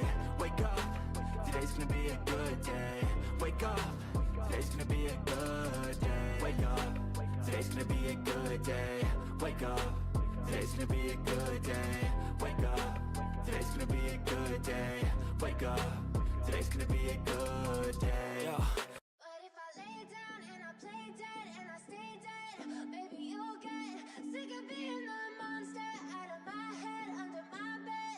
Think you're something out of my nightmares. Seen it right there. But if I lay down and I play dead and I stay dead, then will you get bored of killing? Silhouettes of you are like a taunt. Never really know just what you want. With you I don't ever feel calm. I can feel the sweat inside my palms. Play with me like cats and a string. You don't understand the pain it brings. You don't ever wanna give me wings. You don't ever wanna set me free.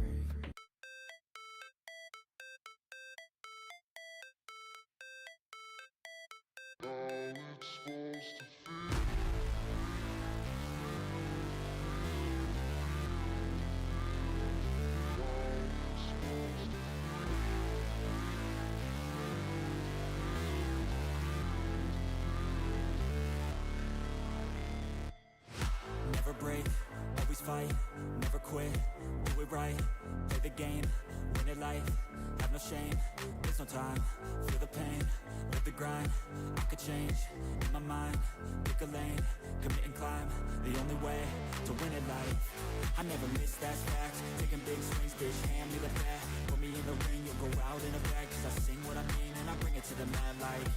Ain't got time to kill, I got time to feel. I took the red pill. I know life's short, so I wanna live real. But how's it supposed to feel?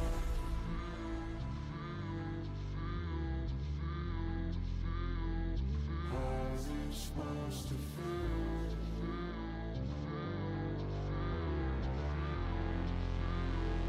How's it supposed to feel?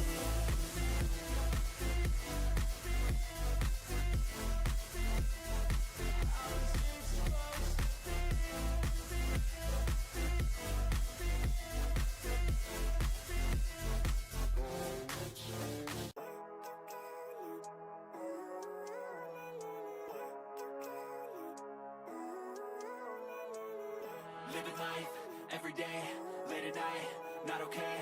All I want, and I pray, all I need are some better days. Fuck me, I'm looking in the mirror, so foggy, but I've never seen clearer. I don't really think anyone can save me, and honestly I'm not really sure I want saving. I like to be my own worst enemy. There's no risk if you don't try at anything, so I'ma just get buying everything. See you in the next life, have to be a better me. I don't think that my head's on straight, gotta flip it and grip it and go and get an x-ray.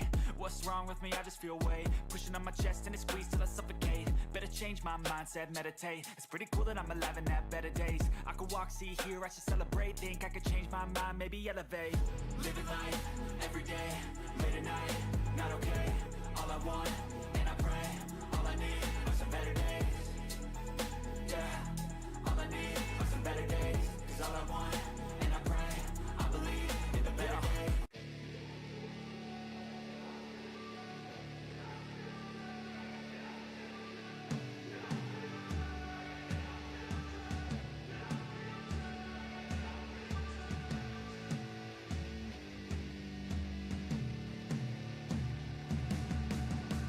Hey man, how the hell you doing? I've been just fine, living life with the noose and in my mind, all I hear is music. Watching your mouth move, damn you look stupid. I feel like everyone's a stranger.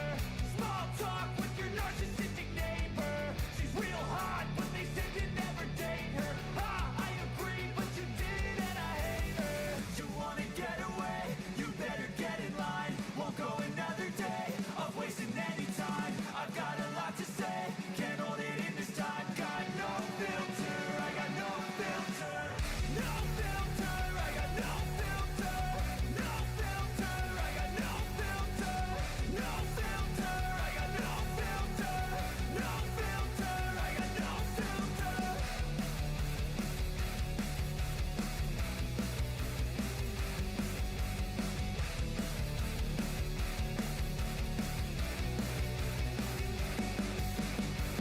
Hey man, can I get a favor? Yeah, sure, hot, no, see you later. Sometimes I just wanna be a hater. Gotta wash down the top 40s with a chaser. Your voice starts feeling like a waiter. Scraping my mind against a cheese grater. Before you go, sir, you have to sign a waiver. That's alright, I'm aware of the danger. You wanna get away? You better get in line. Won't go another day of wasting any time. I've got a lot to say, can't hold it in this time. Got no filter, I got no filter. No filter, I got no filter. No filter, I got no filter. No filter, I got no filter. No filter, I got no filter.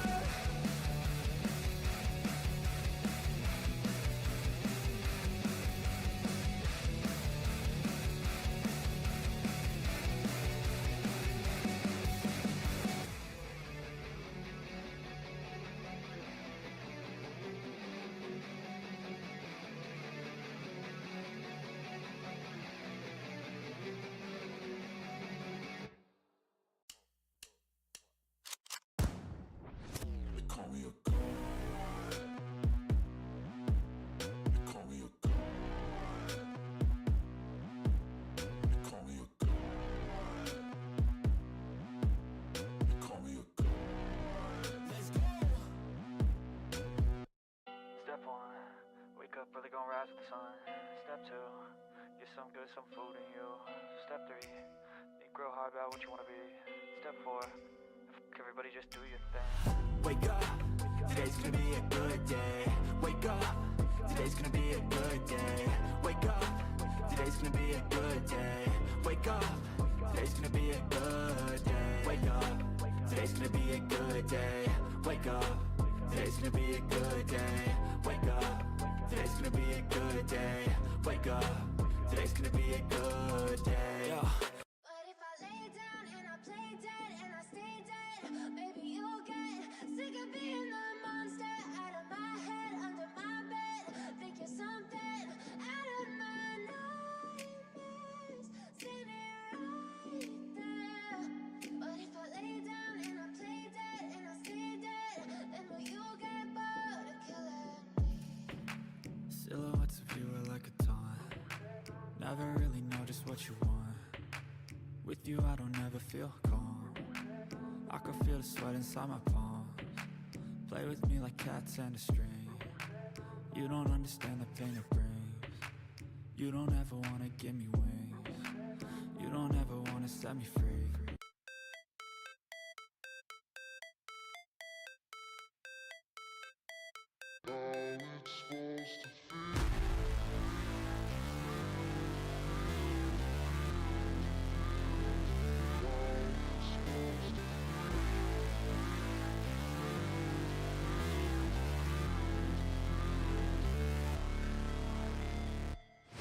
Never break, always fight, never quit, do it right, play the game, win it life, have no shame, there's no time, feel the pain, live the grind, I could change, in my mind, pick a lane, commit and climb, the only way to win it life, I never miss, that's fact, taking big swings, bitch, hand me the bat, put me in the ring, you'll go out in a bag, cause I sing what I mean and I bring it to the mad light.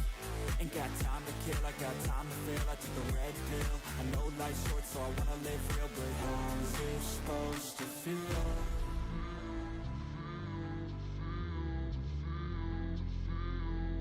How's it supposed to feel?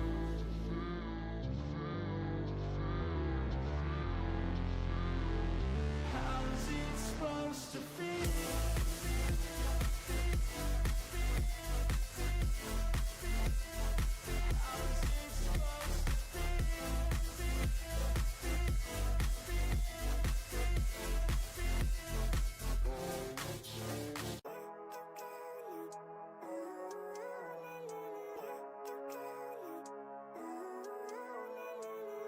Living life, every day, late at night, not okay. All I want, and I pray, all I need are some better days. Fuck me, I'm looking in the mirror, so foggy, but I've never seen clearer. I don't really think anyone can save me, and honestly I'm not really sure I want saving. I like to be my own worst enemy. There's no risk if you... Hello, I'm back. Skinboy comes in earlier, talks about goldfish. I was like, you know what? I have some of these in my cupboard. I'm gonna grab some. I might want a little bit of food here. I got more coffee. And I brought a straw. I know that's really weird. But this cup is a little strange to drink from at the very, very end of the cup. And I was like, I'm gonna bring the straw for when I get to the end again so I can actually drink it. It's hard to describe. Skinboy, you should be sponsored by Goldfish. Even though you had, like, what'd you say? It was like the Walmart brand of, sorry, ASMR Goldfish. It was like the Walmart brand of Goldfish and it was different, but still, it still made me think of the Goldfish I have. I love Goldfish. I like such a good snack. I always hate the thing about Goldfish is when you buy like the whole goddamn bag and then you forget that you have it, so you leave it open for way too long and then you go to eat them and they're like stale. So I like buying these little mini bags, and plus they're like really convenient to take them to go, even though I don't like leaving the house, but if I were to, you know. I need it, you do. But these here, my studio's a mess. What's new? It's not like a mess, it's just, everything's just disorganized. Okay, that's better.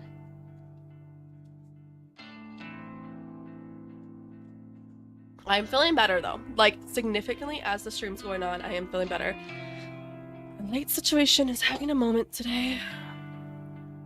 I know I'm the only one that cares. But I'm important too, okay? Wait, am I on the right screen here? No. There we go. Coffee. I was talking about the syrups earlier that I buy for my coffees. I just got one that's a shortbread syrup in the mail yesterday, and I forget how flippin' delicious it is. Like, I don't know what it is exactly. Like, it's just so like nice to drink in the coffee. I can't even describe what it tastes like other than, yeah, shortbread and coffee. Vanilla, kind of like creamy. I don't know. It's so good. The strange man, Corsair, is waiting for me at the end of the aisle. You good? I also went outside to get some fresh air, and that helped too. I didn't even mention that. That's also a reason I'm feeling a bit better. It helps, guys. I slept in today. because I need to sleep. Like, I really just needed to sleep. But I do go for a walk, like, every single morning. And then usually, like, before dinner or, like, late afternoon, I go for a walk as well. It's so important just to get fresh air, especially when you're sick. Yeah. Hey, thanks for, you know, I really needed the bathroom. Of course, been there. Gotta go when you gotta go. Look what I found. Corgio holds up a book with a plain black cover. Noble Sinclair's latest, Dazed by the Dead. It's a ripper. Oh, what's that one about? Fallen in love with the dead. Read it already last year. Time for another go. How do you have time to read books twice? Oh, here. I mean, I say that, but then I also used to be a person who watched the same movie multiple times. Corjo hands another book to me, this one with a brown cover. An illustration on the front depicts a field of flowers. What's this? Sinclair's first ever published work, Strange Flower. Title's Nonsense. This is the one where he puts corpses in suits, treats them to meals at fancy restaurants. Like, how did he get dead bodies in a restaurant? Wait, did he put him in a wheelchair? That's even worse. Very serious story about death, Kermit the Frog voice. Gotta lighten the mood here. My Kermit voice, it's never perfect, but today it's really slacking. Hey ho, Kermit the Frog here. Loan it out under my name. You take it, return it before the due date. Can't risk getting fined. It's hard to make it consistent. Oh, well, thank you. I'll be sure to read it. Sure, send me your thoughts on noise. Right? Be seeing you. A brief wave of his hand and he disappears behind the closet shelves. I can't really get over how peculiar he is, but he certainly is making an effort to be friendly. I turn the heavy book over to my hands and look inside the front covers for a publication date. 2009. It's actually not that old. I mean, that's like 15 years old, but okay. This game was made in like 2022, so it's still like 13 years old, so okay, maybe it's not that old, but still. Mel, you'd be surprised how little people notice if nothing is overtly strange. That's also true, right? That's also true. Kermit voice, death is knocking on your door and I welcome it. I'll try. Hey ho. Death is knocking on your door and I welcome it. I tried. I don't know if you guys can see it because the lighting is so weird today, but I have Kermit and the Fraggle Wembley from Fraggle Rock back here, but I don't know what's with the lighting. It's an interesting lighting situation. If I made this one big, thank you, Jacob. Yeah, you can see it when I make it big, right? Everything looks fine when I make it bigger. Maybe I should just be like this the whole time. Maybe this should just be me with the game every stream. Like, this is fine, right? I may make a new video since my last one was 4 weeks ago. Get to editing. Sure. Just sure. It's Kermit's there. I'm pointing at it with my mouse. I swear you can see that. It's right there. Hey ho, Kermit the Frog. Hey ho, Kermit the Frog. Hey ho, Kermit. He's like everywhere behind me. Do I have anything else? Oh, I have my new backpack. It's like the Hogwarts Castle backpack. You can kind of see it. It's just like the little bit of lore you get to see. But yeah, Skin Boy, get to editing. That's the hardest part, honestly. Should I do it like this? And then, well, I have that thing that comes. Okay, can I move my logo? I'm gonna just rearrange everything live because that's how we fix things around here. Where is my logo? I just saw it. I just saw it on this list. There it is. Is that better? Everyone's like, nothing really changed. It did change. It was dramatic. I saw nothing but change. Looks creepy lurking in the shadows. I know, right? Yeah, wait, I did turn that light on back there.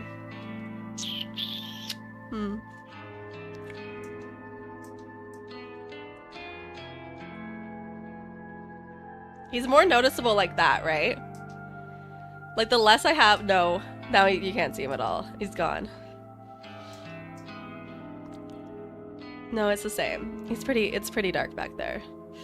I gotta figure out some things. I'm a big Dragon Ball Z 2 fan. You're not alone. So your Dragon Ball Z is like my Muppets. I have a whole encyclopedia about the Muppets back there somewhere as well. Are you planning on doing a 24-hour stream like Vegas? I'm not. I'm not planning on ever doing a 24-hour stream. I am contemplating one day in the future, maybe to celebrate once I hit like 2,000 subscribers, to do like a 12-hour stream, or even like a 14-hour stream, or like a 15-hour stream, like something that's long. The longest stream I've ever done, I believe, was like 7-ish hours. So obviously it'd be longer than that. But my life doesn't allow me to do 24-hour streams because I work like 3 jobs, basically. I'm very busy, and I'm always like helping out family as well, so I'm always so busy. It's hard to like schedule things. That's fine. Yeah, you can't really see Kermit. I almost need, like, he needs his own light. Or I get like a shelf so he's higher and closer to the light up there, because there is a light on the ceiling, but like, and like it's illuminating this other stuff. But yeah, I know this is dumb, but you could try playing every Kermit the Frog game ever released. Is there even one?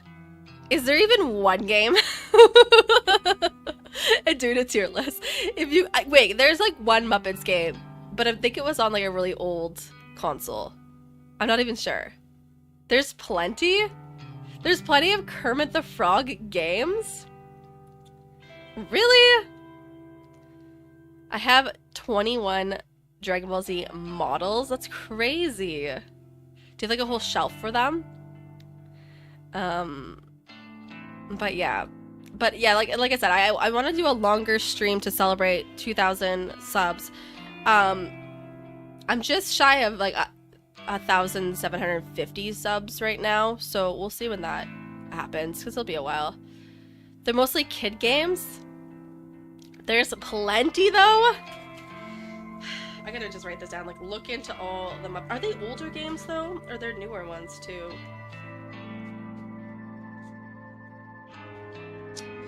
Okay, wait, let's see. Kermit / Muppet games. Because I guess if they're on like old consoles, I could find it like the ability to play it on PC, but I don't know. I don't know. We'll have to see. And then it's also hard too, because like, would people be interested in watching me do that for 18 hours? I don't know. Maybe to play one in the whole stream. I don't know. Maybe one day. I read that. I shrug and hoist the bulky tome underneath my arm, then make for the library's exit. I just like paused that screen for so long, and we were like trying to leave the library.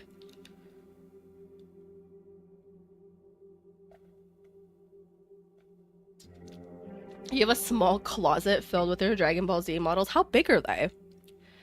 Because I imagine when you first said that, there'd be like tiny little models.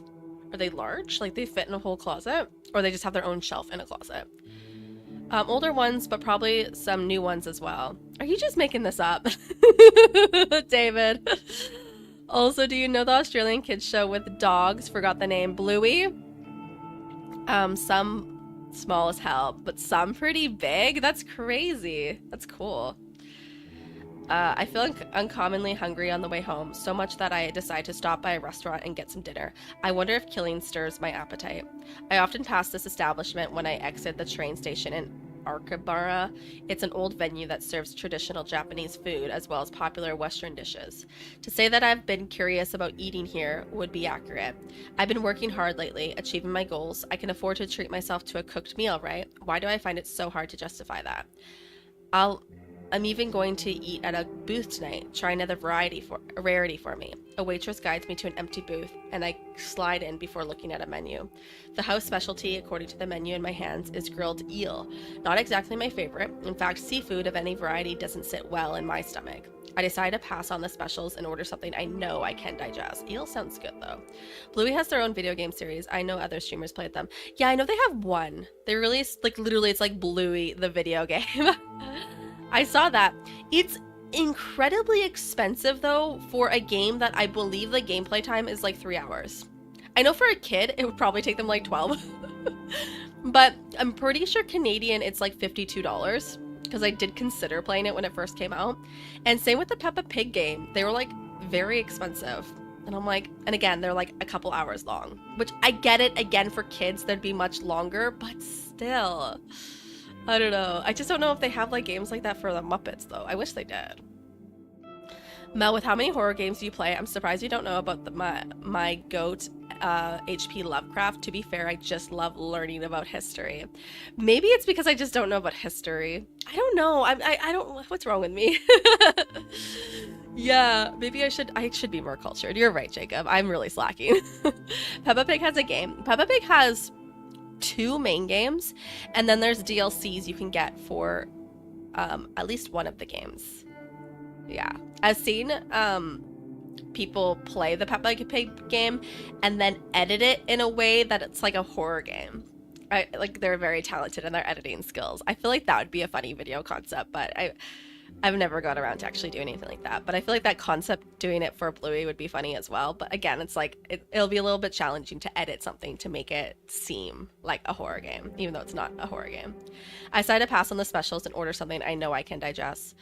Aorus sounds good. I used to eat it a lot as a kid. Omelette, rice, and ketchup. What's not to like? Omelette, rice, like rice on the side? Vegas, welcome in. Hi, I was asleep. Good morning. How are you? How's things? Not too much has happened other than we killed one more guy, and we didn't get as excited as we normally do in the washroom about it. And then we met the male character, like the main character guy. I can't say his name, but I gave him the Kermit voice. We met him in the library. That's basically all you missed. Oh, and we learned that last woman we killed, like the one who looked like a plain Jane, like me apparently, we learned that she was like an executive at our work, our company. Hello, Vegas. Hi, Skin Boy. Omura sounds good. I used to eat it a lot as a kid. Yeah, I read that. The waitress returns to take my order, and I confidently point out what I'd like. She offers me a smile and hurries off to the next table. Perhaps my recent victory streak has given my courage a boost, because I hardly feel awkward or anxious sitting here, surrounded by people eating and drinking on all sides. I'm somewhat calm and at ease amidst the hustle and bustle of the restaurant. Very weird thing about me is that I am extremely introverted, so you would think that like sitting at a restaurant alone would be like hell, or like going to a movie alone would be hell, but like I literally like want to do that. Like I've done it in like airport settings where you have to eat alone because you're traveling alone type of thing. But like I literally like I just want to go to a restaurant by myself. I just want to go to a movie by myself. Like is that weird? I don't do it because I just don't have the time, or I justify like, oh, I could spend money on like more important things. But yeah. ... I'm somewhat calm and at ease amidst the hustle and bustle of the restaurant. I almost feel like it might be nice to have company. A friend, perhaps Aoi, or even Sinya might be nice to talk to and pass the time with. Oh well, in a way, I do have some company. I retrieve a book from my handbag. The very same book Kojorio lent me, and I open it up on the first chapter. Hi, Damon. A strange flower, an odd, apparently meaningless title. Still, it comes highly recommended by an eccentric stranger, so it must be good. I found a PS1 Muppets game that's a light horror game. Not kidding. On the cover, there's like Kermit the Frog as Frankenstein. I think that was the only one I was thinking of. What is it called? I briefly saw something of that a long time ago, and you saying that Kermit was Frankenstein sounds very familiar to my memory, and I remember it being like an old console. But I don't remember anything else though. Like ever coming across. I've even tried to find like on Itch.io, people will make like fan-made horror games of like Ronald McDonald or like the grimmest guy from McDonald's or like other like pop culture things, but like they don't. Muppet Monster Adventure, that sounds cute. But they don't do like anything like that with like the Muppet characters. The only thing close to like a Muppet horror game would be like My Friendly Neighborhood. And it's not Muppets at all. It's just puppets, and you know, it's more based on Sesame Street, if anything. But which I guess is still part of the Muppets, but you know what I mean. That'd be like really funny to see an actual horror game that's based on like the Muppet Show. You know, I don't know, but I'll look into that one and see if there's a way to play it on my PC. Because, yeah, if there's a will, there's a way. Especially when it comes to PC. Like you don't need to buy a PS1 and I can't even think of the word. Oh my god, capture card or something crazy. Did some research, lots of official games as late of PS Vista. like for Muppet games. So like way back in the 2000s. My meal arrives when I'm a few pages into the book. I thank the waitress and I look at the Aorus before me. It smells good. It's presented beautifully. I can probably eat at least a quarter of this portion without feeling ill. I pick up a spoon and slice through the middle of the amu rice, causing a puff of steam to blow up. Throwing a caution to the wind, I scoop up a good amount and bring it to my mouth. It's delicious. There's no other word to describe it. The convenience store meals I normally eat can't even compare to something like this. Also so cool and crazy and interesting how like the Japanese culture of convenience stores is. Like sometimes for a lot of people grocery stores are inconvenient, right? And they often get like their meals and live off convenience store foods. How expensive could it be to make a game? I'm lazy, so I'd rather just pay someone to do the work. I think the biggest factor of that is literally how much time it takes to make a game. Like you can make a really short, like 5, 10, 15 minute game, like those itch.io style games that are that short, and it could take like weeks, months, like it's just a significantly long time to do it. But from even the games that I've played that's like taken, or they take like 15 to 20 minutes to experience, people will say like this game took me a week to make.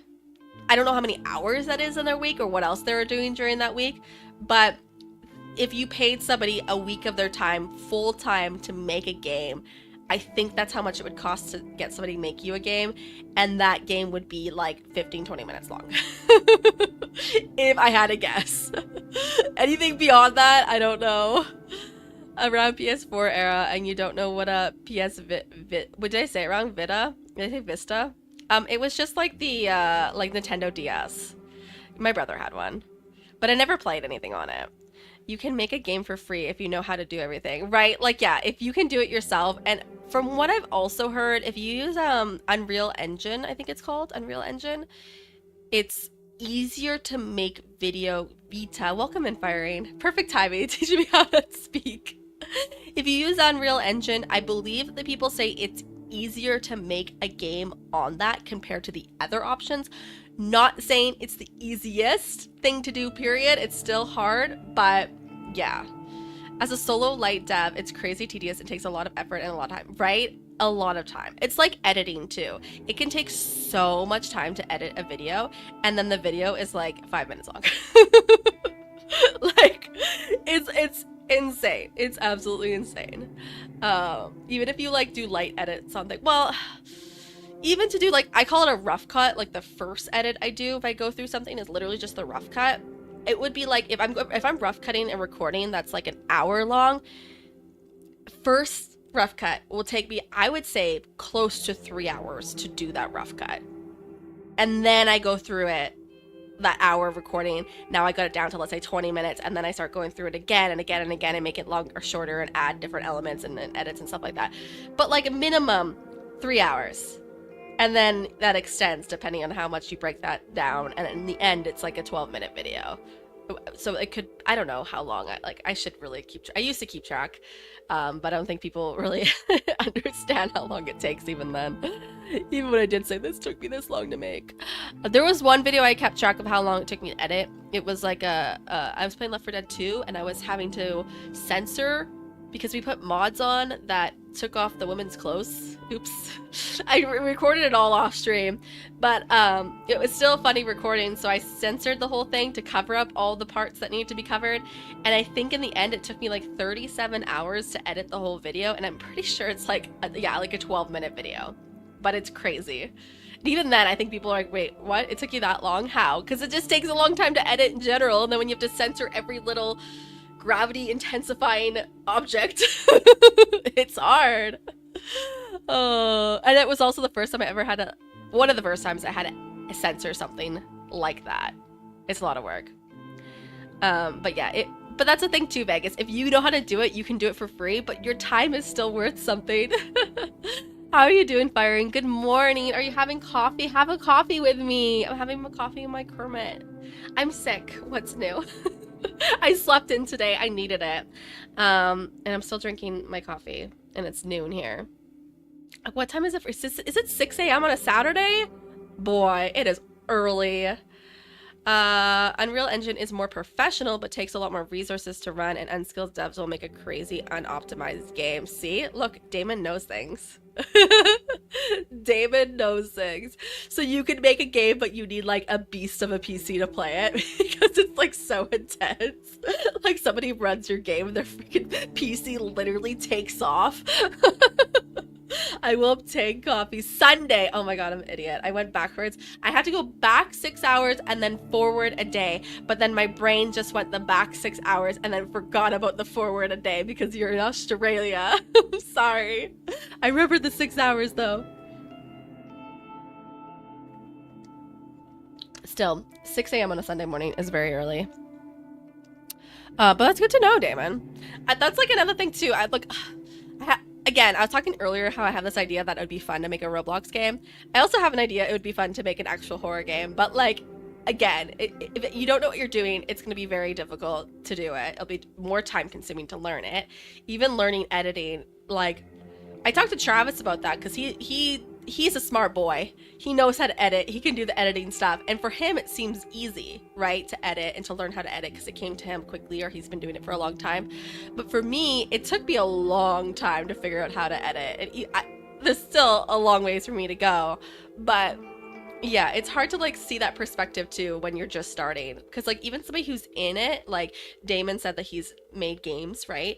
And so he's experienced in making games. So he already has that experience and skill that will thus make it quicker. And I'm quoting quicker because it's still long as fuck to make a game.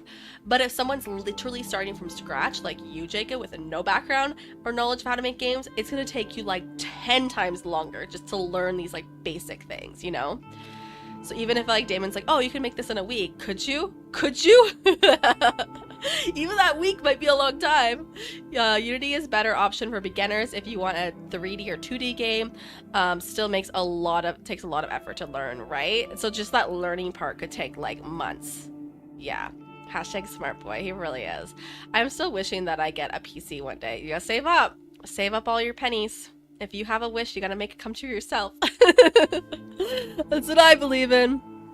Gotta like manifest and then work hard and save up and make good decisions with your money and be motivated and disciplined and all that good stuff. It's delicious. There's no other word to describe it. The convenience, I read that. The egg is soft, the rice is fluffy, and there's just enough ketchup along the top. I take a second mouthful and then a third, and I can't help but giggle a little at the thought of myself sitting here, eating like a normal person. All the people around me probably think I'm a normal person too. Just a girl sitting at a restaurant eating her dinner. Another quiet giggle escapes my lips, and I gently dab my mouth with a napkin. Why am I giggling by myself? Mel gambling stream at when? What's that site that they do all the gambling on? The other streaming site, Kick. Yeah, that's a Kick. I set my spoon up to the side and returned to the book in front of me.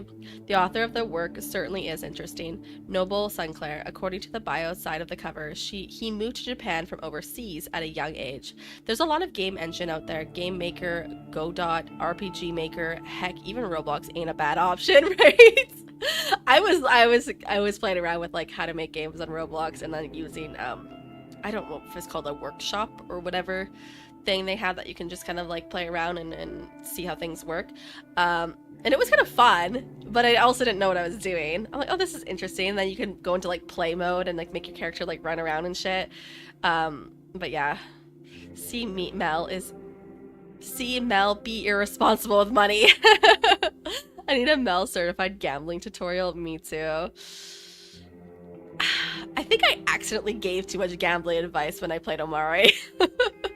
That like someone's gonna use that advice one day and then lose all of their money and then like sue me for giving that advice. But I kept saying, I don't take my advice. It's probably not good advice. Don't actually do this. But I don't know. You gotta be like, I think the biggest thing with gambling is that you have to have a limit. I feel like there's like an ad in Alberta's like, set a limit, stay within it, gamble responsibly or something like that. Maybe that's where I got that idea from. But like you have to have a limit of either it's your spend limit, like I'm going into casino and I'm gonna spend $200 and if I lose it, like that's it, I'm done. Or on the other side of it, if you are doing well and you are winning, let's say if I win up to 500, I'm gonna stop. Like, I'm done at 500. I'm not gonna continue and try to make that 500 more. Because if your limit is only the initial, okay, I only want to lose 200, you might keep going until the 200 is lost, and you could have had an extra $300. So that could be part of it too. I think I told everyone my scratch ticket strategy I used to have when I was really young. That like I would buy $10 of scratch tickets, and then if I won like $15, I would get the $10 back and then spend the extra $5 and get more, and then kind of keep, and then I would spend $5 to get more. And if I won like $10 on that $5, I would keep $5 and then spend another $5. Like, I would do that until I just stopped winning, if that also makes sense. At that, I only spent what, $10 initially, but I still made money along the ways. But limits are important. You gotta stick to them. But other than that, I don't really know. For example, Undertale was made in a game maker, while Hollow Knight was made in Unity, and all of them are very different. The engine, I mean, that's crazy. It's like I always like look at these games. I'm like, oh, they must have like just made it from scratch, but they're all just using like base applications to figure out like how to, you know what I mean? That makes sense. They're using like something as a base to build off of and make their own games and make it unique in their own and stuff. And I playing horror games, I can kind of see similarities between different games, and they're using the same whatever this was. If this was Unreal Engine or whatever it was, or Unity, I could see similarities like, oh, that's the same door they use in Phasmo or whatever. But yeah, one day I used it as soon as you said it. One day, I used it as soon as you said it. Now my imaginary marriage of 800 years have been saved. 800 years. Renpley DDLC. Wait, what? Renpley? We Saiyans have no limits. Yes. Noble Sinclair, according to the bio inside of the front cover, he moved to Japan from overseas at a young age. The book was written originally in Japanese. It's not a translation, but even so, the writing style is quite unusual. I can't quite put my finger on what is strange about it. GameMaker is what I use. Lots of shortcuts for beginners. I gotta write this down. You've mentioned GameMaker like 3 times now, and I think this is a sign that if I ever go into like, where should I write this? I'll write down here. Make a game. Wait, can I make a horror game on GameMaker? Is that good advice? Or do you think that's not really the best thing to use? Did you watch any anime yet? I'm gonna watch it today. That's my plan. That's why I decided to start stream earlier today, because the rest of my day I was going to watch the animes and stuff. I asked Dennis twice for his Crunchyroll login. He didn't give it to me. And then he said, then I asked, where can I find your Crunchyroll login? And he replied and said, carefully. Carefully, guys. But my plan is to watch them today because, okay, for anybody who doesn't know, oh no, did this not send? Shit. No, I think no, that didn't work. Oh my god, my phone is so broken. For anybody who doesn't know, on Sunday's stream, I came up with this idea that anybody who was there could recommend one anime for me to watch, and I'd watch just the first episode of the anime, and I'd basically like tier list everybody's suggestions. I decided since then, oh crap, I gotta figure this out now. I decided since then that I was going to,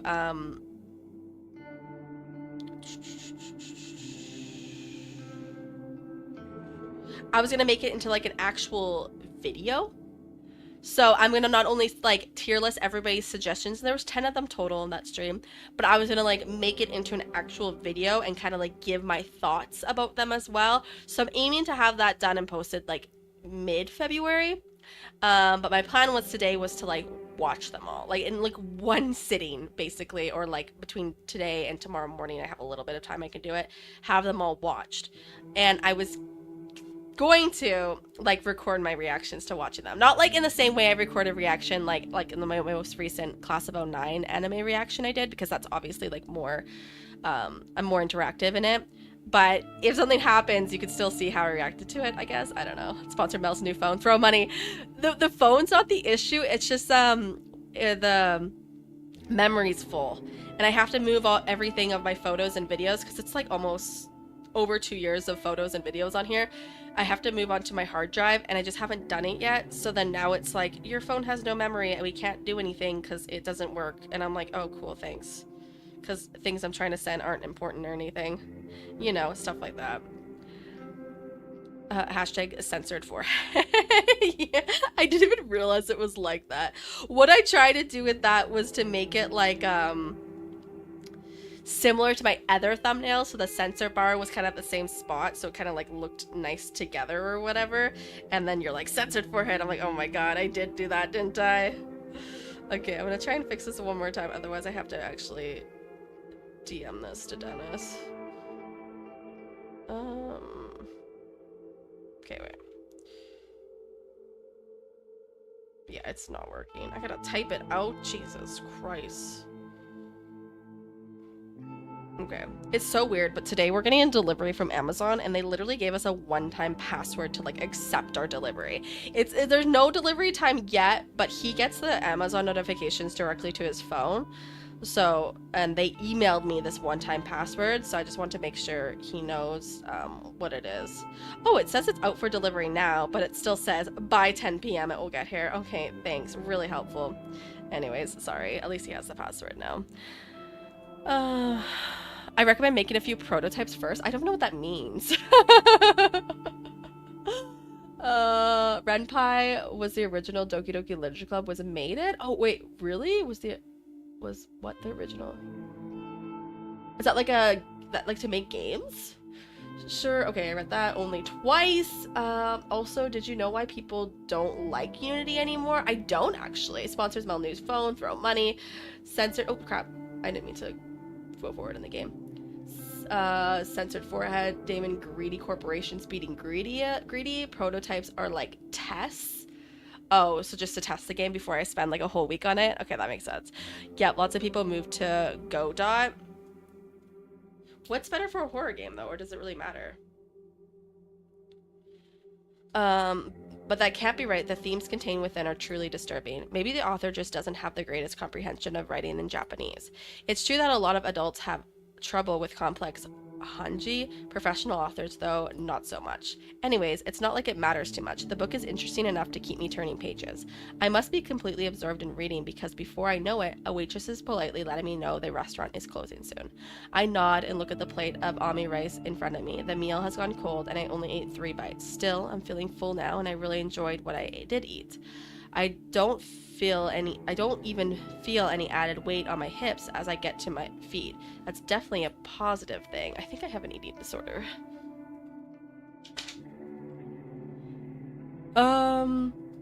Some engines take cuts from developers while others are open source and don't take anything. Like cuts like when you like publish it for money. That made Doki Doki Literature Club. You want a 2D or a 3D horror game? 3D. I don't know why that took me so long. My brain took a second. I'm sorry. I wanted 3D for sure. Kind of like the games I would play. Like, I guess this is like a visual novel. I mean, lots of things you've probably seen me play are like not 3D, but like ones that you can like walk around and stuff. Maybe like a story based, like Fears of Fathom, like that type of style. Added weight on hips immediately after eating. I know, and I had 3 bites. 3 bites. I'm like, I think I have an eating disorder. Like, there's no other reason I would say something like that. I stretch my arms and legs, put my books in my bag, and offer the waitress some money along with the bill. Okay, so I just ate and paid for my food. Riveting. Riveting. Probably important or something later. A blast of frigid night air nearly sweeps me off my feet when I step out of the restaurant. If I'd known the weather was going to take a turn for the worse, I would have brought my scarf and jacket. It's the end of spring, so unpredictable cold weather is pretty rare. I guess I can't be blamed for not bundling up. Anyway, it's not raining and I'm close to home, so it shouldn't be a problem. I head down the street and watch a few shop owners closing their stores for the night. They don't pay me any mind as I wander by. My phone bursts to life and rings out of the quiet night air. I grab it and press it close to my ear for warmth. Scarf, jacket. Unity threatened to increase the amount of money they take from devs, so people preeminently moved to Godot, open source 3D engine. So Godot is okay. That's interesting. When did that happen? why, like, I get, I'm like, why did they do that? But also, I get why they did that. But, like, also, what the heckers? Rude. Like, I'm not planning to make a game for money. I'm just planning to make a game for fun. And if it's, like, playable, I'd probably just, like, post it on itch.io or something, like, for free. Like, if I actually could make it. Like, this is, like, a very, like, long-term project type of thing. I also have to come up with an idea and a story and stuff. But I think it would be fun just to make like a game like that that's like literally like a 10 or 15-minute experience and a horror game. And it would be horrible. Horrible. A year ago, if I recall. So okay, very recent, 2023. So pretty recent. It's crazy though. Hello, Owie. Noriko, hello, is this a bad time? No, I'm just walking home. You're out at this time of night? That's not like you. I stopped somewhere to eat. What's up? You stopped to eat? Say, about the new job. She's not gonna show up tomorrow. What is it? I spoke to the manager at the maid cafe, but he said I can't quit. You can do whatever the fuck you want, Owie. He said that? Well, it's not up to him. You have every right to quit. Did you tell him you've landed a new job? Yes, I told him, but he said he spent so much time and money training me that if I quit now, he'll treat it as stealing from the company and he'll call the police. That sounds illegal. Also, keep in mind she's like 19 and probably doesn't realize that that's very illegal. I would actually watch you stream that, the difficulty in Mel tearing her hair out in asset creation and Mel swearing at her computer to actually make the game you'd be interested. You know what? That's actually a good concept though, Firing. If I do that, if I actually make a game, I should record the process. Like, I should record the tears. I'm pretty patient though with myself. I really am. Like, when I was first editing way back in the day, before I even knew about DaVinci Resolve, I was using this other editor that just, it took a lot out of my PC. My PC sucked at the time. Like, it was really not good and it couldn't even handle editing things. So it would like glitch and be delayed or like crash. And even through that, I was so patient to like finish edits and post them. And then I did upgrade my PC and then I learned about DaVinci Resolve and things got better.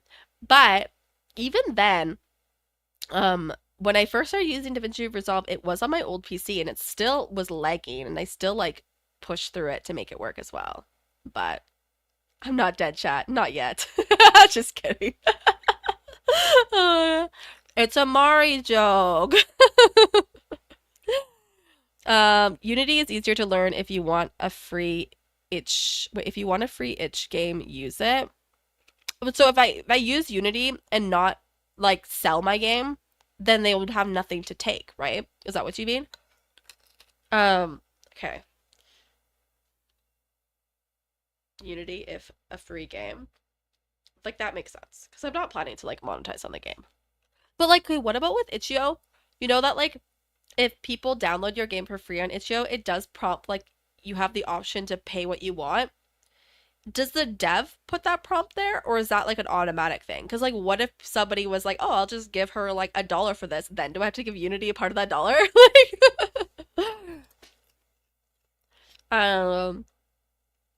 isn't that basically slavery? Wait, which part? Yes. I heard people in Japan would rather pay people to quit for them rather than quit themselves. Oh, is it that hard? Like, the culture just makes it that difficult. Hi, Mari Waves. Hello. Hey, Mari. How do you feel about the possible upcoming rainy Mari? Mari. Fun fact about Unreal Engine, it's made by the same company that owns Fortnite. And a lot of features that came to Unreal Engine were first seen in Fortnite. So Fortnite is like a test to the engine. Interesting lore.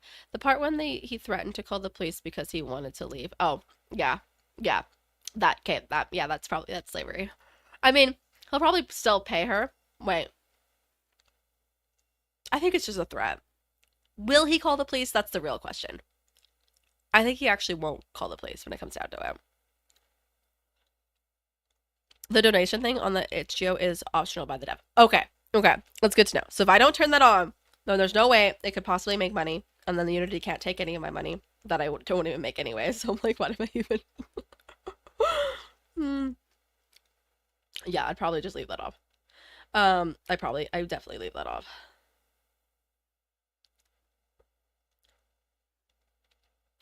I don't know. Okay. Unity won't take a cut if you don't earn enough. It's only if you're making serious bank. The devs left because Unity wanted more of a cut because of greed. Okay, so as long as I don't make lots. I saw it on Western woman quit her teaching job in Japan. She had to write apology notes. Oh, is it the redhead? Make a speech and make a little gift for everyone. It's that hard. Was it the redhead? I kind of heard part of her story because she does like TikToks and YouTube shorts and stuff like that. Was it her? Because I remember her talking about how difficult that was. She was a teacher, right? It was. Yeah, I forget her name. Because she moved to Tokyo, and then she was also talking about how difficult it was to like find a rental in Tokyo as a not Japanese person. Because like not many places will even rent to her. So it was extremely difficult. I'm sobbing. I don't know what to post. I only have 33 subs. Post what you want. Post whatever interests you. I don't. It was all like Amari stuff. Just keep on posting Amari stuff. Yeah, it was redhead. Okay. Yes, I told. Oh, yes, I told him, but he said he spent so much time and money training me that if I quit now, he'll treat it as stealing from the company and he'll call the police. What a load of crap. Hang on. Are you at the cafe now? Yes, I just finished my shift. We're closing up. I'll be right there. I'm only a minute away. I'm going to give your manager a piece of my mind. Oh, hell yeah. You don't have to pay me, but I'm going to quit for you. No, Noriko, you can't. Oh, trust me, I can. I'll do it for free. Just watch me. I'll be right there. She has so many issues working at this cafe. She wants to quit. She gets harassed by people there. Like, you got to get out of there. If you need programming or Minecraft knowledge, I'm your guy. It's good to know. Oh no, not the Canadian redhead. Wait, was she Canadian too? I have beef with that redhead for duping her audience by stockpiling COVID content for years and only drip releasing it. Girl, what did she do? She didn't release content? Is it because she couldn't edit it, or was she just milking it? Is she like, has she like not even moved, or is she like not even in Japan anymore? It's like she's only there for a year, but she has enough content. She's still posted like 4 years later. That would be funny. I should say I'm sure the law can't do anything about quitting, so that's good, but companies hate it. Or FNAF stuff, also good to know. Or Phoenix Wright, oh my god. No, she was milking it. Oh my god. I end the call despite Awie's objections. I can't believe how furious I am. Aoi finally has an escape route from that god-awful job, and now the manager won't let her quit. That has to be illegal. I've never met her manager, but I can just imagine his type. A self-important, wrenched, greedy pig. Thinks he's the king of the world because he runs a shady maid cafe in the back streets. Well, I won't stand for it. People like him are the ones that should be reported to Corpse Girl's website. I'll love to target victims like that. I wonder if this is how Aoi learns about the website. I change direction and take up a running pace. The cool air against my face is kind of nice now that my body is warming up a little. Thankfully, there's hardly anyone around this time of night, so I don't feel particularly embarrassed by running in public. I'm not a terribly fit person, so it isn't long before I feel out of breath. I come to a stop at the end of the street, heaving and clenching my chest. Phew. I'm okay. I'm okay. Deep breaths. After taking a moment to collect myself, I start back up, walking briskly this time. I can see the maid cafe's illuminated sign ahead of me. I approach the entrance and read the neon board. Chateau de Cristal. Welcome home, master. Drinks from just 40 yen. I assume that's what that means. Table charge 50 yen per person. Open till 10 p.m. every night. I pass the sign and reach for the door handle just as somebody hurried towards the door opens and emerges. Aw, she's a little maid. How much you want to bet the boss is either overweight or hideous? I feel like he's not going to be overweight because it's a Japanese game, and I feel like everybody in Japan is so flippin' like small and tiny and short and fit. Well, maybe not fit healthy, but like fit small. But yeah, she's Canadian. Unfortunately for us, not all Canadians are as lovely as Marlene and Mel. Oh, she's really giving us a bad name, isn't she? I never knew about that lore. I watch her like shorts here and there, but I don't know. I kind of found that I thought I was gonna sneeze. I kind of found that her like shorts would kind of be repetitive or just like the same thing over and over again. Like especially when she was teaching. But maybe it's different now that she's in Tokyo because she doesn't. Does she work anymore? Or is she just doing like the content creation stuff? I don't even know. But again, I didn't really like follow her. It was just like her videos would come up every once in a while, and sometimes they would interest me, and sometimes they wouldn't, type of thing. Sumo wrestler. It's actually a sumo wrestler, except the sumo wrestlers. Okay, that's fair. That's fair. Noriko? Aoi told you. Aoi, I told you I'd be here. I'm really glad to see you. Aoi gives me a brief wave. She fidgets nervously and straightens the ruffles in her dress. I can't believe you have to wear this ridiculous outfit. Yeah, but the costume isn't the worst part of the job. I know. Listen, I'm your manager. Is your manager still here? Aoi hesitates, then shakes her head sadly. You just missed him. There are only a few girls inside closing up. Damn it. I really wanted to give him a piece of my mind. Noriko, it's fine. I can continue working here. It's not so bad. Hell no. Don't even pretend it's okay. This place is torturing you. You have that customer that always gropes you, and now your manager is controlling you? I won't stand for it, and you shouldn't either. But what can I do? I'm honestly stumped by the question. In all my hastiness to get here, I never even thought through a plan for Aoi. Damn it. This heartbreaking expression on her face. I just want to grab her, hug her, tell her everything is going to be okay. So, why can't I? Fun fact, sumo wrestling are celebrities in Japan. Really? Although their influence is decreasing these days, they typically retire at like 30, often with health issues. Oh yeah, shit, they probably have so many health issues.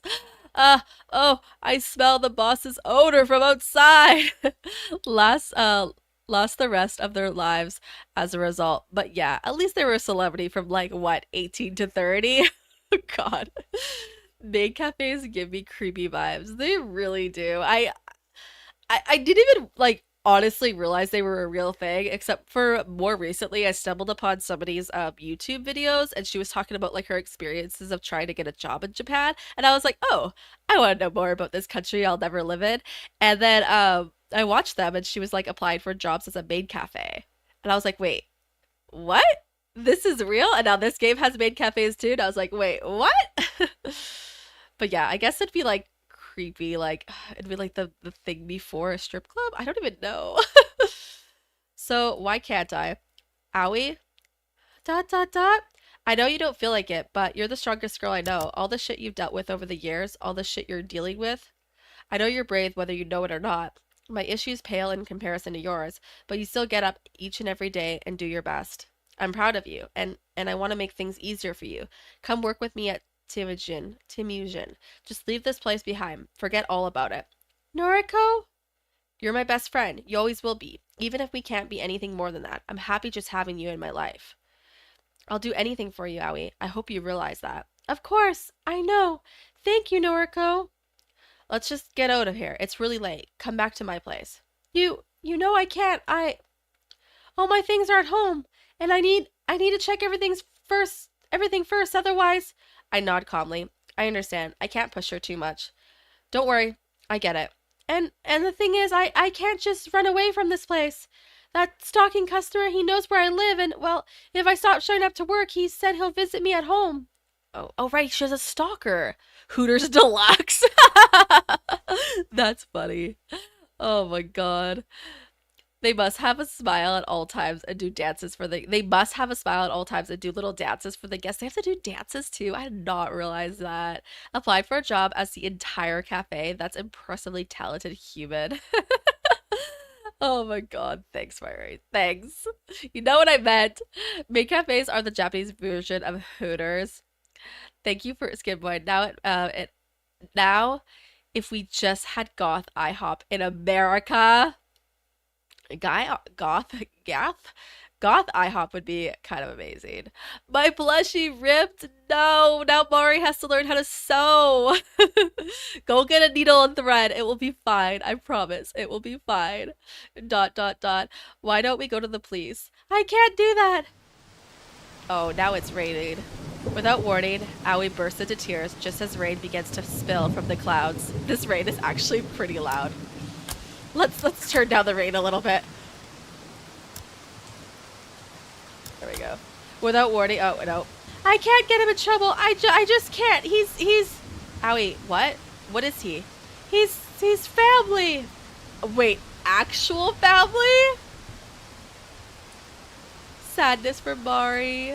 Pretty much, although, Mel, I need you to link some obscure Japanese programming. I'll pick 2 episodes of one of my favorite episodes and the Otaku one. Wait, what? Obscure because they somehow have an Australia doing some pieces to camera? Wait, what? You need to link me. Oh, you're gonna send me something? Okay, I got it. Yes. 1 like equals 1 prayer for Mari's plushie. 1 like equals 1 prayer for Mari's plushie. Yes, please like the stream just for Mari's plushie. The rain sounds is essential. It is kind of nice. It was a little bit loud, but it's better now. He's family. Rain. A gust of wind blows down the narrow street, causing my hair to whip wildly in my face. I brush it out of my eyes and mouth, and only to see Aoi standing still, her head down. The stalker? He's family? Oh wait, the stalker's family? I thought she meant the manager was. I could never bring myself to tell you, but surely you must have wondered why I've put up with it for so long. This is really fucked up. I don't know what to say. I'm stunned. You're putting up with it because you don't want him arrested? Yes. If he goes to prison, the rest of my family will disown me. Then I'll truly have no one. So you're letting a family member hurt you to protect your other family members. You have me. You know what I mean. I'm just going to go home for today. And then it stops raining. Oh, I thought the rain was going to stop. Like, okay, it's done. Thanks for coming out to see me, Noriko. I love the sound of rain with low comp music. I honestly play, what is it called? Oh my god, I can't even think of the name of that game. Farid, I'm pretty sure you have it as well. It's like a game on Steam that you can play, and you have this little character, and it's like Session City. That's what, like, the only words that are coming to me right now. And you can have a little character and a little pet, and you can set different sounds and different music, and you're like in a room that you can decorate yourself, and you can put like the scenery outside's different, the weather's different, the time of day is different. What are you doing? Oh my god, I apologize for the joke. Yeah, Wincest is pretty bad in Japan. Wait, what? Really? Thanks for coming out to see me, Noriko. Aoi turns her heel and strolls away, the click-clank of her shoes against the wet pavement echoing through the street. Aoi? She doesn't hear me breathe her name as she disappears into the darkness. That poor girl. There has to be something I can do. Oh my god, this is the first time we had a decision to make. Isn't it? I'm pretty sure it is. Maybe? Okay, how do I save? It's been so long. It's been so long. I don't think there's ever been a decision that we could make in this game until now. And I've been playing this game for like, what, 3, 4, 4.5, like 6 hours? That's crazy, yeah. Okay, go after Aoi or give her some space. I want to go after her. Well, she just told me she has a stalker. Well, not just told me. I knew she has a stalker. She told me who the stalker was, which is very concerning. It's the middle of the night. It's raining. She's distressed. I'm going to go after her. I can't let her go. I can't let her just walk away as sad and helpless as she is. My legs lurch forward on their own volition, propelling my body through the rain-soaked street. Aoi! Aoi, come back! My shout echoes in the night, my weightless words falling through the air like the very rain that patters against my face. Aoi's silhouette is just out of reach. If only my weak body could pick up its pace, I might be able to reach her before she fades away. Stop! She hasn't even moved. We're in the exact same spot. No one ran away. Her unexpected command fulfills its purpose. I halt, my shoes skidding along the wet ground. Aoi is closer than I expected her to be. Perhaps due to some trick of the light and rain, she simply seemed farther away to my tired eyes. Aoi, please, let me help you. I have a stalker. It's my cat. That's fine. Your cat can be a stalker. It's allowed. There's nothing to be done. Why can't you just take a hint? You just never give up, do you? No. You just want to smother me. You don't trust me to handle things on my own. Well, no, because you can't even quit your job on your own. That's not it. I just care for you so much. I know that. You think you haven't made that clear in the past? Rarely have I ever seen Aoi this angry. She's well past the point of being simply upset now. She's truly furious. Have I overstepped a boundary? You're not my guardian angel or my savior or whatever. This is my life, Noriko. It's not your sick fantasy where you swoop in and act like my knight in shining armor. Aoi, Shut up. Just shut up. You always take it one step too far. Oh shit, I don't think I made the right decision. Just leave me alone. Okay, I'll let you just be stalked. It's fine. I can't get another word in before she vanishes into the night. I reach out a hand into the darkness, like some foolish attempt to stop her, but I know it's pointless. She made her thoughts perfectly clear. She doesn't need or want my help. Even if she cares for me, she doesn't love me in the same way I love her, and I don't think she ever will. Oh, I forgot that I'm in love with her. That's probably was key information to remember, Mel. Oh, stigma, owie. Sure wished you'd do this to other people that wronged you. I sigh and look up at the thick cloak of clouds above. The rain continues to fall. Yeah, she can stand up against me for trying to help her, but she can't stand up for people who are actually the problem in her life. Makes sense. May 31st, Sunday afternoon. Today drags on and on. Since I don't work weekends, I never really know what to do with myself during my free time. The library yesterday was nice, but I don't want to hang out there today. Oh yeah, lesbian moment. See, I forgot about that. I thought I was just helping a friend, but there were some underlying things to helping her, I guess. So far, I've spent the day simply reading at home and brewing the occasional cup of tea to stave out off my hunger. I keep checking my phone, but Aoi hasn't replied to any of my texts. Even when I call, she lets it go to voicemail. I don't even have any new requests to attend to. I was hoping I would at least get one this weekend to help occupy my time. To take a break from reading Strange Flower, I decide to browse through noise and see what's happening in my social circle. Though I'm not close to any of the people I'm connected to, save for Aoi, reading through their posts always lifts my mood. Rather anonymously, the first post I came across is from Tomomo 9 minutes ago. Oh, this is Southern. Bitches be tripping if... Oh my god.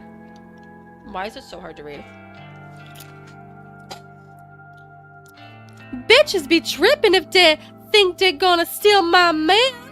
We thick as thieves. He getting lucky tonight. Oh my god, that's disgusting. Why is she posting that on the internet? The garbled post is accompanied by a photo of her and Sinya getting cozy together. It's so cringe. Sinya looks more like a little nervous.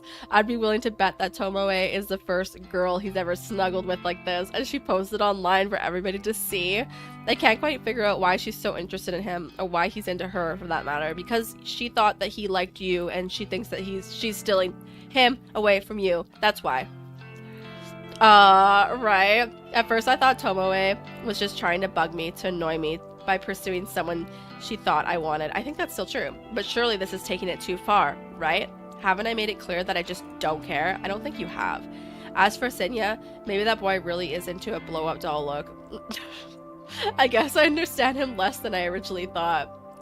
I noticed that I've been frowning while looking at Tomoe's post, so I decide to slam my finger down on the thumbs down button. Oh shit. Now she's gonna think that you care. Idiots. A little text box below the post now reads, Noriko Kurosa disliked this. Now she thinks you really care and this bothers you and you want to be with Sinya. Like, why did you do that? My frown breaks and I smirk. It feels somewhat satisfying to publicly dislike Tomoe's post. I can't imagine Tomoe's face going tomato red when she sees the notification. She's gonna fucking smile. She'll be like, oh look, I stole her man and now she's mad about it. Why would she? Oh my god.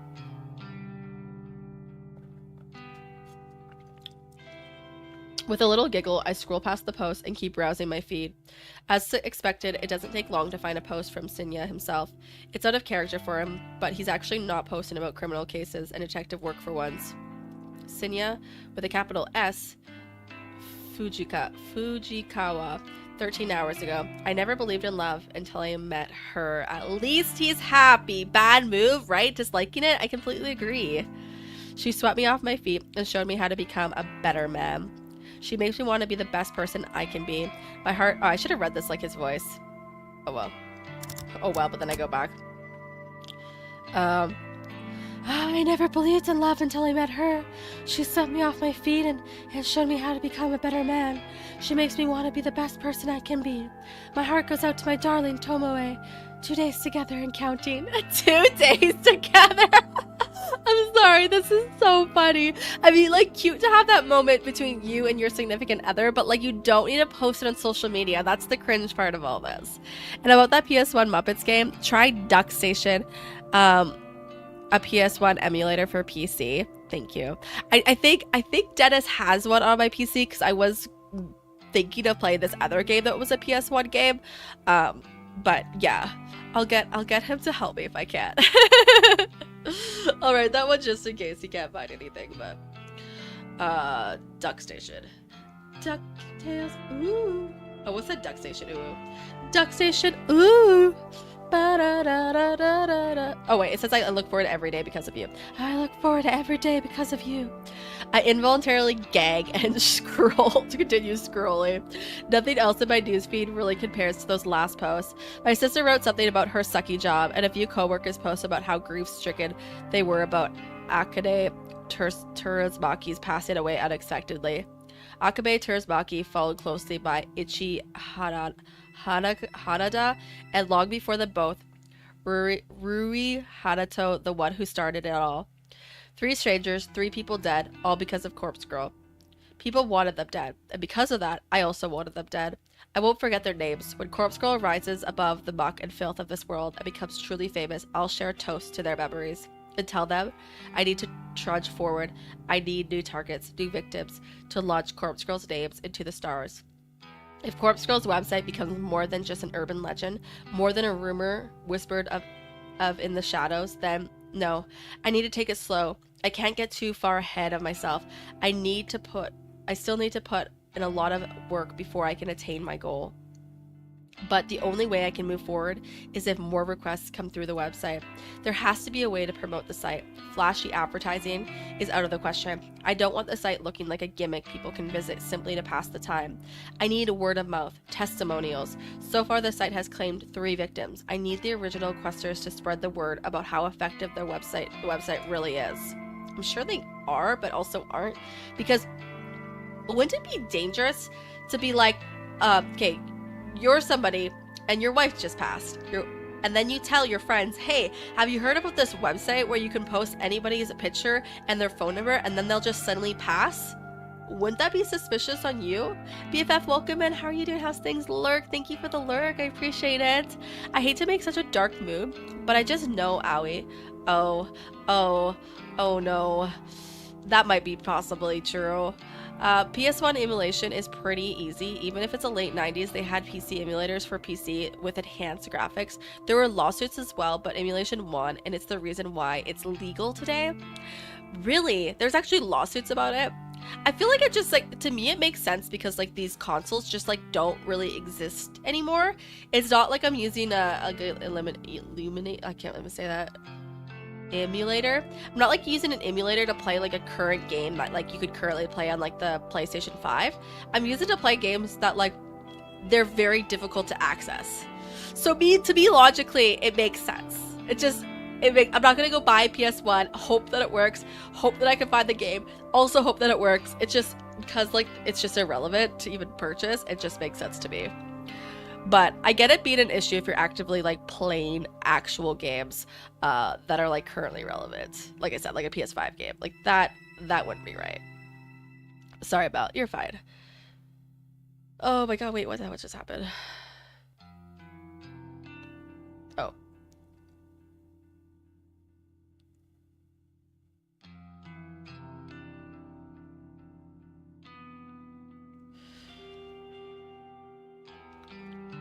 Yes, that would be perfect, but I obviously can't get in touch with them now. They remain anonymous when they request a death. No one would be willing to put in their contact details when doing something so shady anyway. Exactly, and nobody would be willing to give a testimonial. And nobody would be willing to, like, tell people word of mouth, per se, if they've actually used the website. Maybe if they've heard about the website, they might talk about it, but not if they actually used it and it was successful. PS5 emulation is pretty horrible. We barely have PS3 emulation. Yeah, it shouldn't be a thing. Like, I just don't think it should. It should not be a thing. PS3, okay, didn't they stop, like they closed the PS3 shop like a couple years back or something like that. So at least like PS3 cared about, or PlayStation cared about PS3 up until a couple of years ago. But I know it's anything newer, it's like, okay, we'll just find a different way to play it. But for really old stuff, like a game that came out in like 2002, like, okay, I get it. That game's 23 years old. Use the emulator if you have to. Yeah, the PS3 store and online and store were done. That happened like a couple years back, right? Which is like so frustrating because so many people bought, including me, I bought so many like online games for PS3 because I thought that was like the way to do it, not realizing that, oh yeah, one day it actually will just never exist. You can never access any of your games ever again. So, oh my goodness. And I guess that will technically happen with PS4 eventually too, right? I'm glad I just don't play on console anymore. At least my PC will be forever. Oh my god. There's always a way to play even old PC games. If there's a will, there's a way. I sigh and scratch my head thinking about it like this won't do me any good. Maybe I could come back to it later. I reach for my laptop sitting on the couch next to me. Maybe I'll take one more look for new requests. You never know, right? I log into the administrator panel of Corpse Girl's website and check for notifications. One new request! Oh my god. Request details. Today at 3:31 local time. Victim's phone number... ... Downloading image attachment. Wait, 3:31 p.m.? This was submitted just a few minutes ago. What are the chances I would check the incoming request so soon after receiving a new one? I mean, yeah, because I don't check them that often.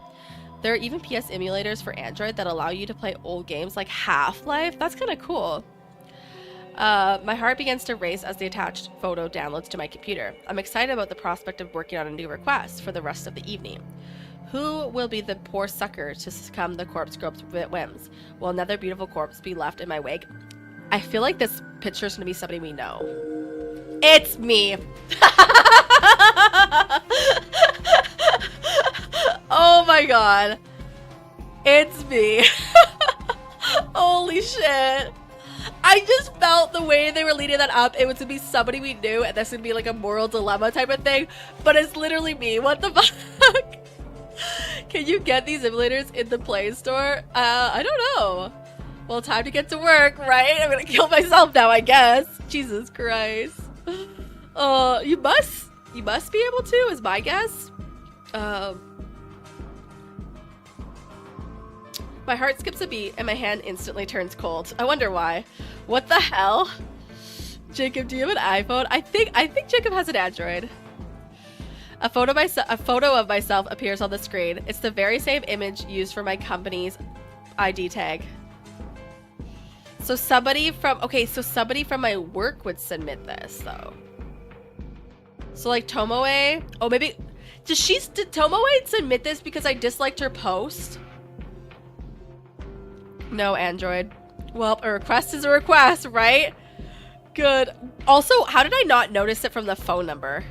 I mean, me looking at the phone number, I know it's blocked out, but like, you know, the character could still see that. Good. What emulator you want? Yeah, a request is a request. I feel like I should not even make a picture because no, I'm not smiling in the photo or in real life. Well, obviously not in real life, but thanks for adding that in. Is this some kind of joke? Somebody has requested my death. How do you think everybody else who feels when they get this? They don't get just a picture of them though. They get the demented photo that you photoshopped of them dead. This is how they feel. Oh, how the turntables have turned. Somebody has requested my death. Again, how the turntables have turned. Ah ha ha ha ha. Somebody wants me dead. Oh my god, I'm gonna go insane now. Literally going insane. I should have taken that screenshot there. That would have been really good for a thumbnail for this video. I wanted to update the thumbnail so it was more relevant to what actually happened in the video, like post-stream, and that would have been it. That would have been it. Oh, I'll try to find that picture later. I can't believe it. It finally happened. I know exactly who requested my death. Tomoe, right? That stupid, vapid bitch, right? And she talked about your website, so she knew it existed. Tomoe wannabe. The one person who hates me more than I hate myself. Of course, she is the one who uploaded my photo. Of course, she wants Corpse Girl to take care of me.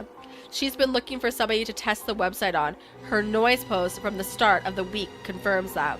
And she has been getting increasingly obsessed with tormenting me lately. Honestly, I just like to know what's possible. I don't have much time to game nowadays. I feel that. I feel that too. Like, majority, like 99.9% of the time that I game is when I'm streaming. Because beyond that, there's like no time. I was like super sick like a couple days this week, or I just like was not feeling good. So I did play some Supermarket Simulator, but that's it. That's just because I was feeling like so sick that I could like barely even play a sim game.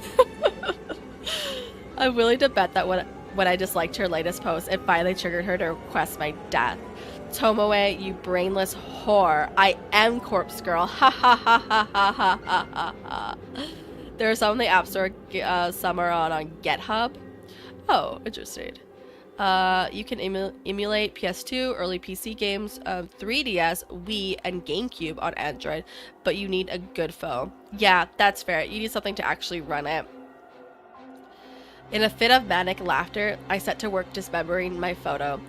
I'm going to take my corpse look so realistic that she'll think she really succeeded in getting me killed. And then, when her guard is down, so I'm still gonna make a photo and then what, send it to her of me? Wait. Hey, watch your tone. June 1st, Monday morning. No sign of Satu yet? I wonder if she got held up. It's not exactly professional to be late on your first day of work. I grind my teeth and hope that Sinya can't sense my anxiety. She'll be here. I don't believe the bitter words that tumble out of my mouth. I sent another message to Aoi's seemingly abandoned phone, not really expecting a reply. Actually, she's not the only one absent. Tomoe isn't here either. He doesn't need to tell me that. I've been watching her desk like a hawk ever since I came in this morning. There's a small surprise waiting for her in her top desk drawer, courtesy of yours truly. Isn't it also suspicious if like the photo is given to her though? That like I could have been the one who made it. I have a friend that plays Tekken all the time on his phone. Works great. I don't know what that is. It sounds familiar. Thank you, Damon. Also, like, how would the controls work then? The emulator have like you do the controls on the screen, I guess? Like you do like normal mobile games? I don't play mobile games. Does it show? Like, you don't have a controller. You don't have a keyboard and mouse. I would find it like challenging for me to learn how to play a mobile game, and then I would be annoyed that my hand was on the screen. Tekken is a PS2 fighting game. Yeah, it sounds familiar, but I cannot pinpoint it. I've been eagerly anticipating her arrival for an hour now. We had a late night last night, so I wonder if she woke up on time. Oh my god. I taste something foul in my mouth. I don't really need Sinya's recap of his night with Tomoe. Don't you have work to do? Ah, of course, I need to. His vocalized thoughts trail off as he wanders away. I return my focus to the keyboard in front of me. As I type, letters scroll across my screen, seemingly slower than usual. No, Aoi. No, Tomoe. The static drone of the office environment is just as loud as ever. But without those two here, something feels off. Aoi shouldn't be missing her first day of work. And say what you want about Tomoe, at the very least, she's punctual. For her to be this late is very unusual. Oh, new character? New character. Yeah, well, one, she doesn't look familiar at all. Her hand's a little weird. Oh wait, this is the wrong page. Kotomi.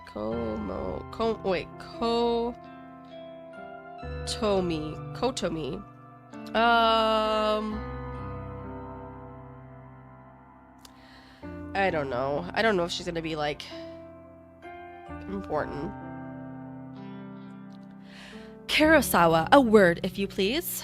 A soft but sharp voice snaps me out of my thoughts. I look up to find a middle-aged woman standing over me, one hand beckoning in an intimidating fashion.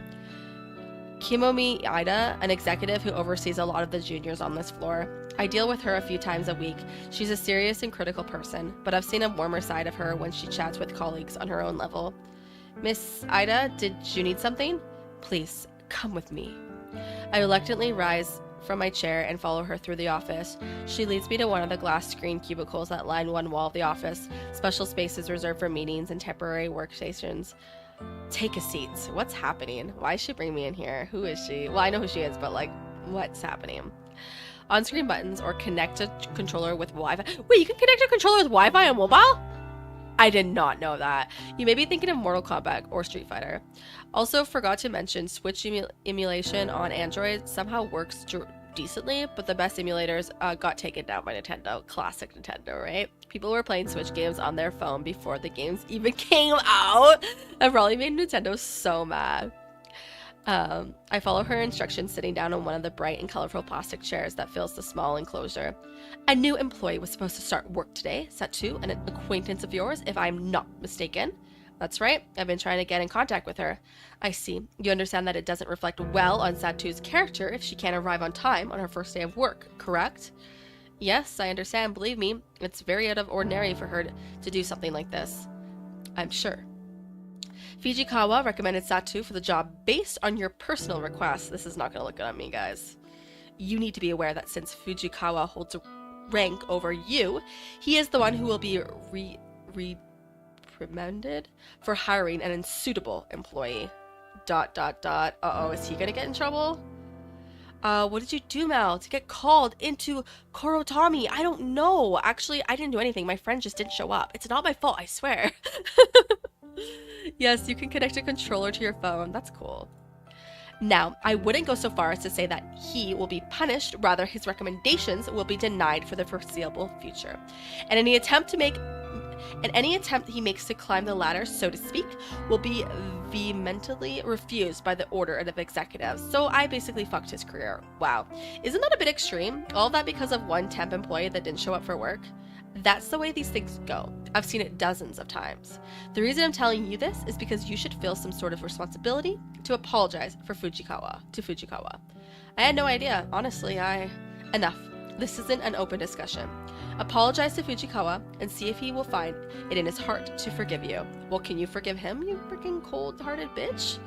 And please, advise him to seek employment elsewhere. I don't foresee his career with us flourishing anytime soon.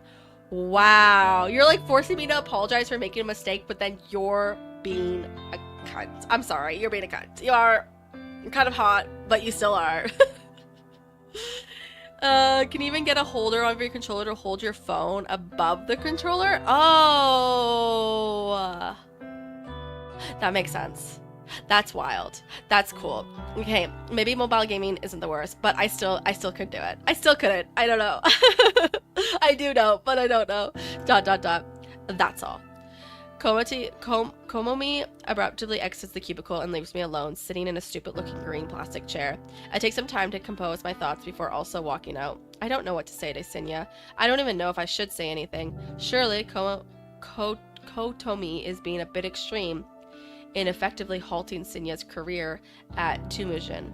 This is all because I recommended Aoi for the job? I feel like an idiot. But how was I to know that Aoi would prove unreliable? And still, it's far too extreme. Kotomi is out of line. Something else is at play here. I can feel it.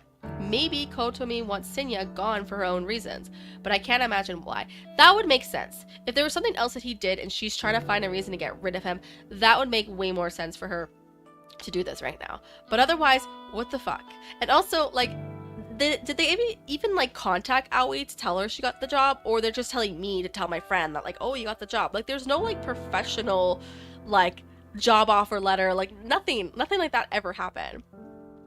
Lots of cool stuff you're missing out on. Am I though? Am I? Oh. But I can't imagine why. He's a junior employee and not exactly this type of step on anyone else's toes and make enemies. I return to my desk in a bit of a huff and slump on my swivel chair. My eyes fall on the empty can of coffee next to my computer screen. I began to wish I'd purchased more than one this morning. But Mal, you're already cool. Thanks, Juan. I appreciate that. Glancing over the top of my screen, I can see that Tomoe still hasn't arrived. I just feel like mobile gaming is something you would do if you don't have the option to game on PC. I don't know, maybe that's just me. That's why I don't feel like I'm missing out on anything, and technically anything on mobile can't I not get on PC anyways. But again, I don't know. Who needs a desk job anyway? Quit now, right? I should just quit while I'm ahead. You're right, I don't need money. Who needs to pay my bills? I don't, not me. I live paycheck to paycheck, but like, it's fine. I can live not paycheck to not paycheck. Maybe I'll have to wait until tomorrow for her to find the gift I left for her. I'm sure she'll love it. I won't even see her reaction to seeing the photo that I made of me dead. I don't enjoy my walk home through the park this evening as much as I normally do. There are too many things weighing on my mind. Aoi, Tomoe, Sinya, and Kotomi. Why is it that I'm increasingly finding myself drawn into office drama? I don't want to deal with any of it. I just want to pursue my own goals. Working at the office is a means to an end, a way to keep a roof over my head and have the money to achieve Corpse Girl's ambitions. Okay, in a way, that's kind of why I do my full-time job. It's what I have to work my full-time job and make the money so I can pay the bills, so I can do the fun stuff over here at YouTube. That's in a way, it's the same, but I don't have a website to kill people. That's where it's different. But I get that. If I could quit, I would, but I can't, not just yet. It's like, I get it. And also, it sucks, like, starting a new job in general and having to learn everything from scratch and then working with new people you haven't met before, and then potentially more office drama, potentially more conflicts with people you don't know. I don't know. Like for her, like, I don't know. I wonder if I could monetize a Corpse Girl's services. Users could pay a fee to request a death, or I could even just accept donations. There'd have to be anonymous donations, though, somehow. But I get the sinking feeling that asking for money will reduce the amount of requests I get. Yeah, because it would have some sort of connection to people's, like, personal information, their credit card. It wouldn't really work the same. The number of requests coming in is already depressingly low. If I reduce it any further, I'd be in trouble. As I draw closer to my apartment building, my phone cries out for attention. I bring it to my ear with a swift hand. Aoi? Oh, wait. Nariko! What's the deal? I've been trying to get in touch with you all day. I'm sorry, I'm so sorry. I couldn't bring myself to come into the office. Yeah, well, I gathered that. Tell me why. You know, just the stuff I normally have to deal with. For real? What are we talking about here? Stalkers or your own battles? I left the apartment twice. I really did. But I had to go back inside each time because it didn't quite feel right. I had to check a few things and then check again, and in the end I gave up and I laid in bed. I must have fallen asleep because when I looked at the time it was already late. I sigh angrily and hope that Aoi doesn't hear me. Alright, it sounds like you had a rough day. I'm sorry, but the situation isn't great. I'm gonna just be honest with you, okay? I don't think they'll be happy with you if you come in tomorrow. If I were you, I'll just write a polite letter of resignation and just forget about the job. Sinya's been kind of thrown under the bus because of this. Sinya? Why? I'm not too sure myself. Since he just got you the job, I suppose he was somewhat responsible for you. But because you didn't come in, it sounds like his career is in real jeopardy. Oh god! Oh no! I mean, she should have, like, called beforehand and said she didn't want to accept it, or, like, come in and then say, sorry, this isn't for me. I don't know, something. I gotta get back to court. See you later if I survive. I hope you survive. I'm assuming Vegas is streaming. Have a good one, Damon. Thank you for hanging out and thank you for being here. Oh god. Oh no. Take a deep breath. You didn't know how... Oh wait. Take a deep breath. You didn't know something like this would happen. I didn't either. I think this one exec has it out for him or something because it's too much of an overreaction. I can't believe it. I never wanted to cost him his job. I know. You didn't mean for this to happen. Look, I'll try and smooth things out a little. I'll talk to Sinya tomorrow. You need to look after yourself right now, okay? Promise me you'll just take it easy tonight and relax. Okay. Forget this ever happened. Noriko will look after everything. Thank you, Noriko. Okay, get some rest. Talk to you soon, Aoi. Bye-bye. I end the call with a heavy heart. I don't actually have any idea what to do.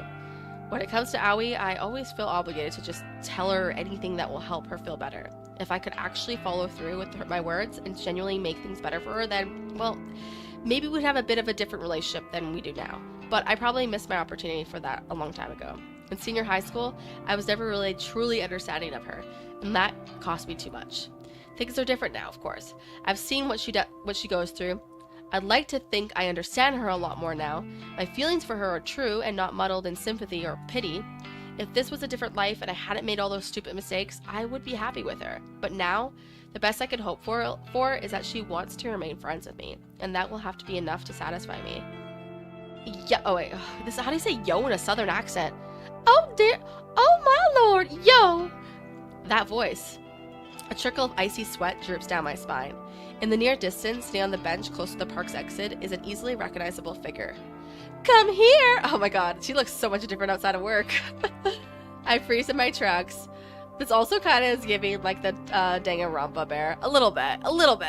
I freeze in my tracks. My body wants to keep walking to reach the familiar safety of my own home, but my brain is engaging in its fight or flight mode.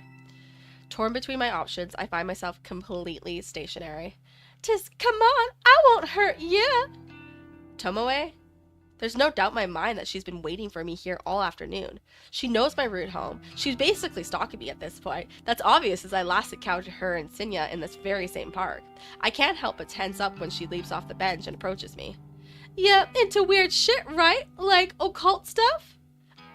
Maybe. Is that what you came here to ask me? Nah, just listen, Kate. I wanted the opinion of someone freakier than me. She really knows how to flatter a girl. It's kinda dumb, you know, but have you heard of that Corpse Girls website thing? You know, the site that I submitted your photo on the other day? Who does she think she's talking to? More importantly, how should I respond? I've heard rumors. Yeah, right. I heard rumors too, so I checked it out. I thought the whole thing was real funny. Like, could it be for real? Anyway, maybe I kinda used it to request a death. Is that so? Is she gonna confess? Tomoe has pretty much straight up admitted that she was the one who requested my death. Yeah.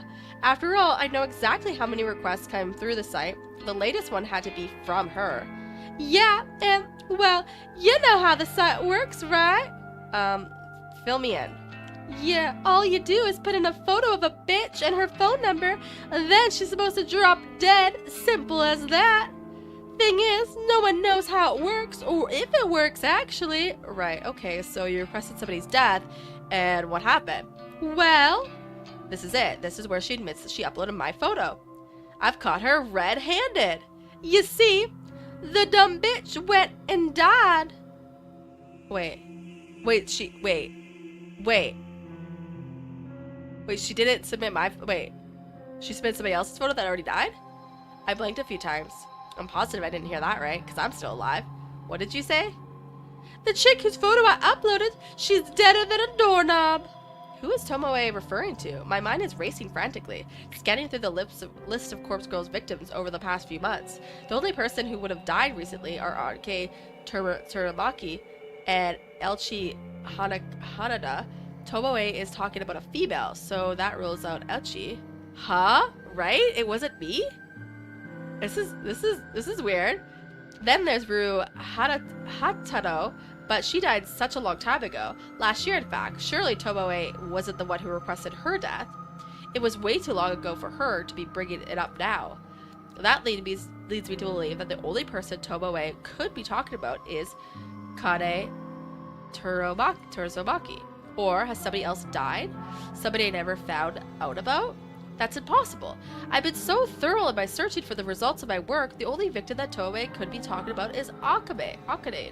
But I thought it was a family member because the picture they submitted was the same one they used in the obituary. But wait, no, that still can't be right. Tomoe requests my death. Somebody, Tomoe, uploaded a photo to Corpse Girls website just recently. She looks like a Barbie. She does. She looks like a cool Barbie. I take a deep breath, swallow hard, and open my mouth. Tomoe, what you're saying is really serious. Are you sure this person died? Yep, no doubt. And that's what I wanted to talk to you about. If you're good with this occult junk, how do you think she died from a website? Do you reckon my request really killed her? Because I don't really want this shit on my conscience, you know? I don't know what to say. Come on, I was only really joking around with the website. Didn't think for a second that it could really work. Yeah, did Corpse Girl not take that into account, that people might submit like requests that aren't real? Like just like, oh, I wonder what if? But the what if isn't they dead? They're dead! It does work! What do you mean what if? That's not, no, people should consider that. People are idiots. But now this bitch is cold to the ground and I can't sleep at night. Keep Sinya as close is the only thing making me calm lately. Tomoe seems to be showing out a little remorse, which I didn't think she had in her. Me neither. If she thought the website was a joke, then fair enough. It's only natural that she'll want to play around with it. Also, did Aoi submit our picture? Then again, I'm kind of offended that she figured out the whole thing was fake. Corpse Girl had worked too damn hard to be considered a joke.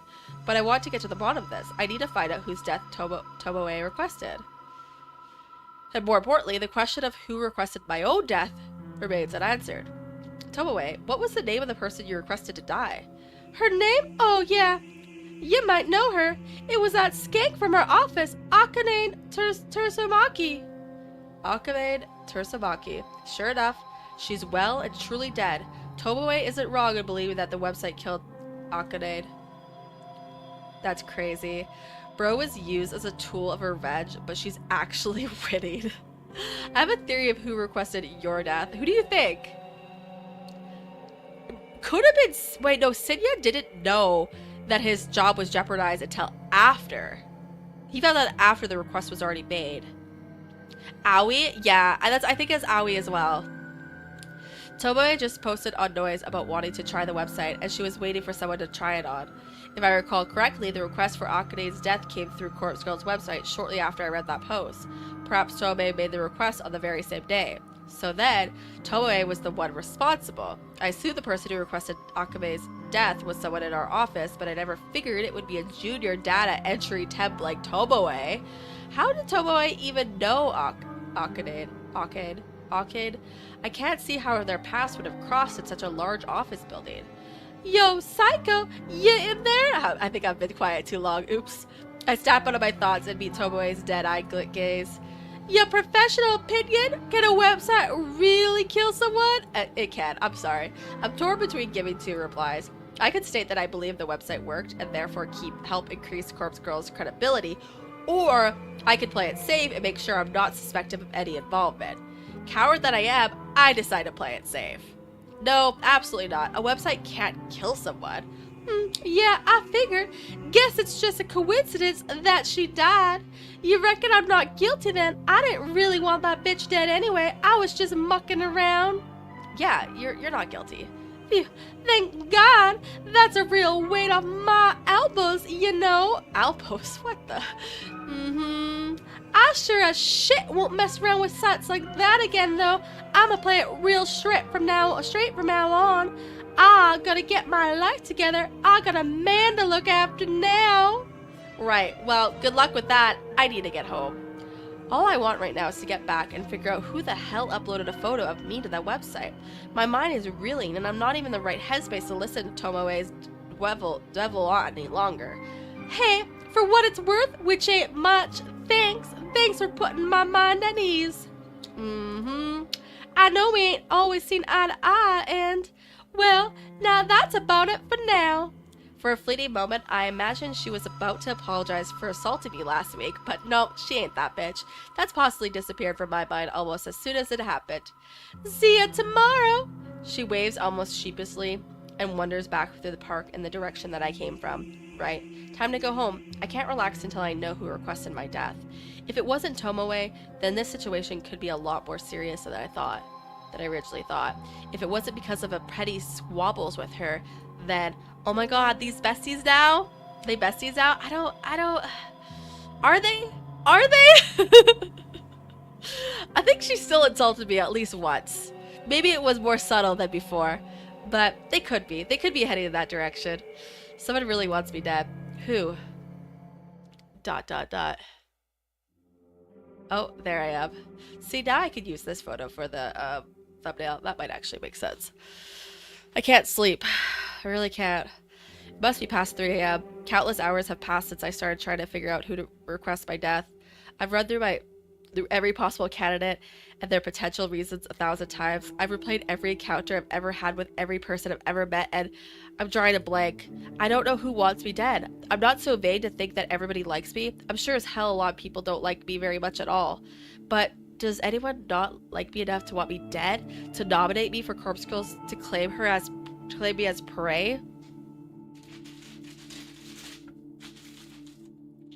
I take a little solace the fact that my life isn't actually in danger.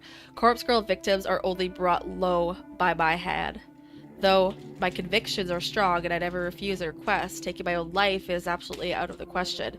This is the one and only request I will ever refuse, and it's not for the sake of my own life, but rather for the sake of Corpse Girl's continued existence. I will not let her die and be buried with me. Wow, you're so selfless. However, now that Now that I've eaten of the knowledge that somebody genuinely wants me dead, I can't cure my upset stomach. No amount of mental reassurance will quell the sickness rising inside of me.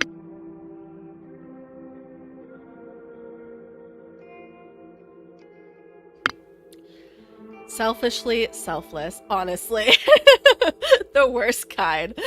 The top candidates are, of course, those closest to me. I've crossed Tomoe off the list. Her relief at knowing Akane Turamaki's death wasn't her fault convinced me that she wouldn't make the mistake of messing with the website twice. Add to the fact that she came to me for reassurance, well, it's safe to say that she's not the person I'm looking for. So that leaves the people I deal with on a daily basis. Aoi Satu, my best friend since junior high, and the first person I ever fell for. She rejected me gracefully senior high, so gracefully that we still remain friends to this day. Would she want me dead? It's doubtful. She wouldn't even report her stalker, a guy who is apparently related to the police because she didn't want him arrested. Then there's Shinya Fujikawa, another acquaintance from school and now my coworker. He has even gone so far as to call us friends now that we're connected on noise. But why would he want her dead? And I've never been romantically interested in him, but I was under the false impression that he had feelings for me.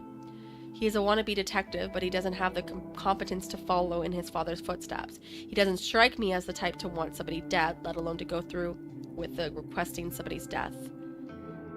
Aoi Satao? Did I say it wrong? Satao? I don't know how to say her last name. Still, quiet, guarded people like him can really surprise you. When you take those three out of the equation, the people I deal with daily are very few. Wait, what? I've been told to pronounce it Aoi. Like, what? O-W-I-E. I can't even say that. Ao. I can't even say that. There are the higher-ups and the execs at work, like Kotomi Ida, but her dealings are so short and simple that I'm sure I barely even register on her radar. Yeah, it wouldn't be her. If I extend my list of candidates to include people that I don't deal with regularly, but who are technically still part of my life, then the list goes a little more interesting and harder to narrow down. Kenji and Momo Agawa, the father and daughter living in my apartment building, they're sweet, kind, and considerate. Yeah, it wouldn't be them. It's Aoi. Okay. I couldn't imagine they'd want to kill me unless it's really using up too much of their inherent internet bandwidth and they just can't take it anymore. Could you imagine you share internet with your neighbor and then they use too much, so you just like submit a request online for them to die? There's my elder sister, of course, Yuriko Kuwasa. We haven't talked in over a year at least. Oh, that's the one who worked at the oh my god, I can't even think of it, the retail store, who we met in the prologue. She's scum, but probably not the type to randomly elect her own sister for death. Probably. She's on parole, so I have to believe she wouldn't do anything to jeopardize her freedom. And there's Mother. Her own mom? How is her own mom even on this list? Asuna Kuroasa. She's simply not in a position to submit my details to Corpse Girl's website. My struggling brain can't think of anyone else currently in my life. I have a very small social circle, it's true. All the people that fill my noise newsfeed have either already been named on this list or they are from such a small, long ago part of my life that they wouldn't even remember I exist anymore. And then, suddenly, without warning, a face pops into my mind with startling clarity. The guy she met at the library? That guy from the library. Kojiro, was it? Kojiro with no surname? He was bizarre, eccentric, didn't seem like the type of person that gets inside much. Kind of like me, I suppose. But how would he know your phone number? And how would he have access to the photo of you that's from your work? His eyes were so clear it was unnerving. They say the eyes are the window of the soul, but I couldn't see anything of substance through his lens. Out of everyone I've mentally listed, he seems like the person most capable of taking someone's life. That's a biased opinion, based on little to no knowledge of him. It's just an impression he gives. I can't say any of that purring. I have no idea what that means. However, I have to ask myself, would he want me to dead? Me, a person he met one time at the library? In addition, the photo of me that was uploaded to my website was from Temujin's corporate system. Exactly, that's what I said. It's the very same picture that I wear on my ID tag. How would Kojiro have accessed it? Unless he secretly works with me and I don't know it yet. If he was going to upload a photo of me, he would have found my noise profile and used an image from one of the albums. There aren't too many photos of me on there, but there are enough to identify me. The guy is suspicious, but I don't think he's the one I'm looking for. Yet, I can't get his face out of my mind. Japanese language, I study just a little bit. You study Japanese? Oh, that's so fun. Have you ever been to Japan? On a whim, I snatched up my phone from my beside me. I was a bestie.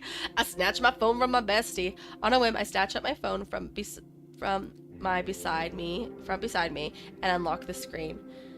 The bright light shines like a beacon in the darkness and nearly blinds me, but I squint and navigate to the noise app. Kojiro, he told me the noise tag, didn't he?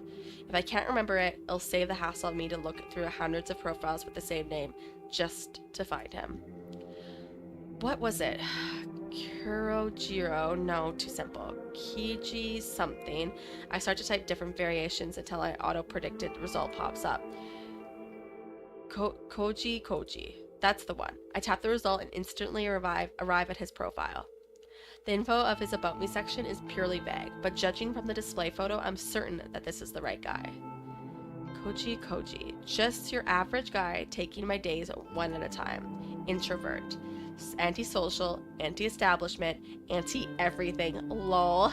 I like peanut butter though. Oh, good to know. I scroll through his feed and see that he hasn't posted anything for quite some time.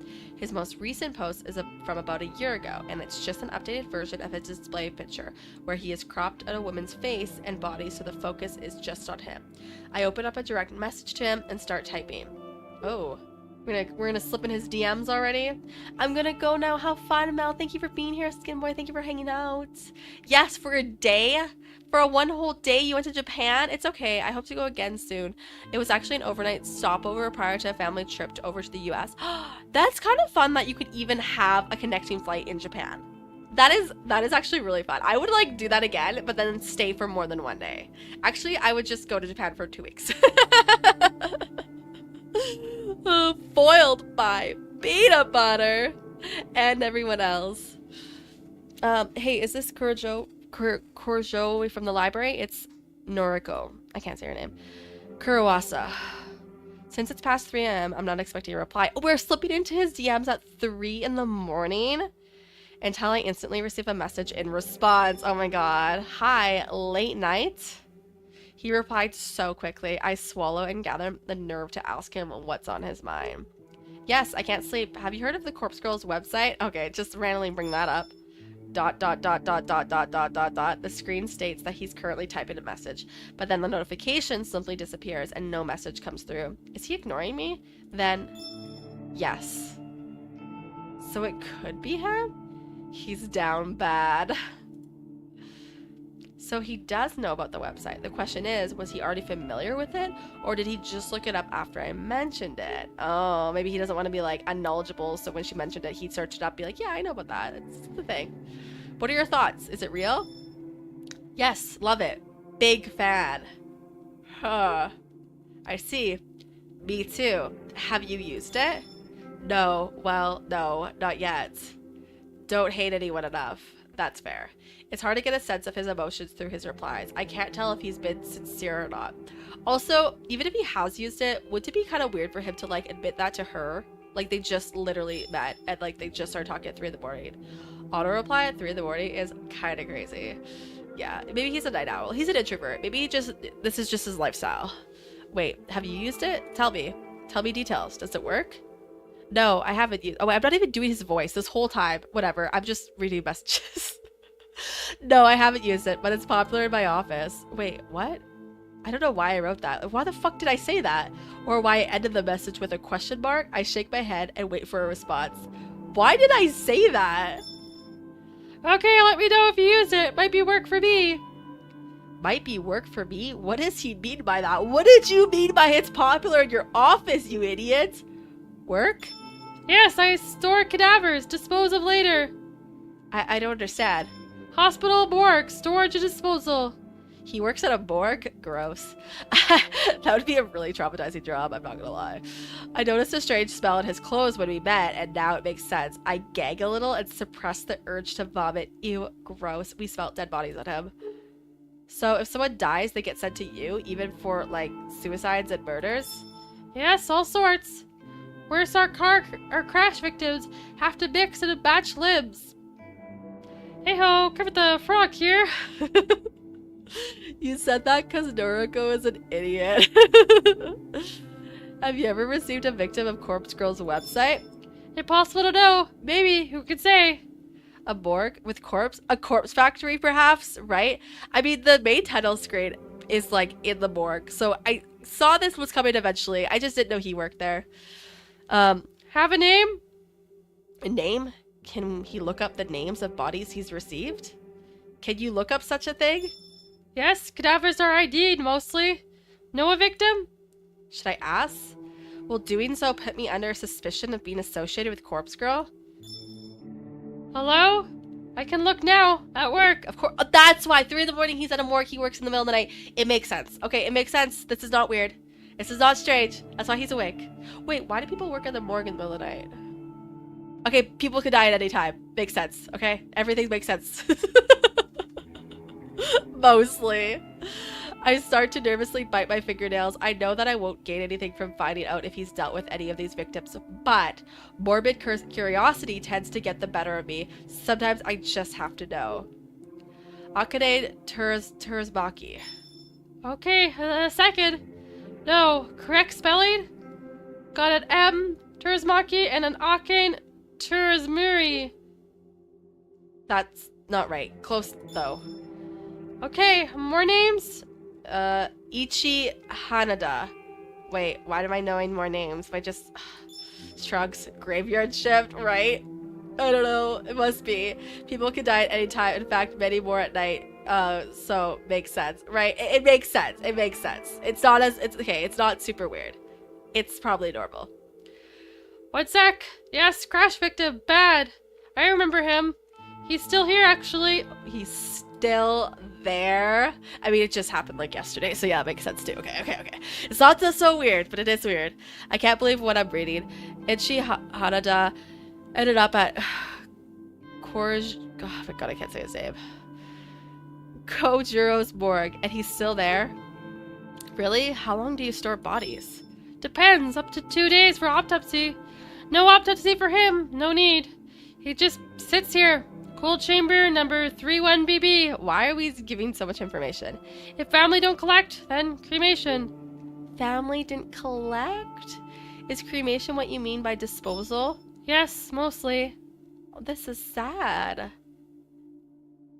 Noriko just casually letting a stranger know that she knows all the victims' names. She's basically admitting to it. I know. Like, asking the one name, okay, fine. But the second name, that... She shouldn't have. That was too far. That was too much. Meanwhile, Mel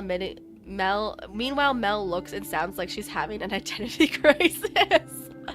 One time, like, it's actually a long time ago when I was playing Doki Doki Literature Club, my mom was here and she was like spending the night at our place, and she said, oh, how did she word it? She basically said it sounded like I was going insane. Because I was playing Doki Doki Literature Club in my office. This is when I was upstairs too.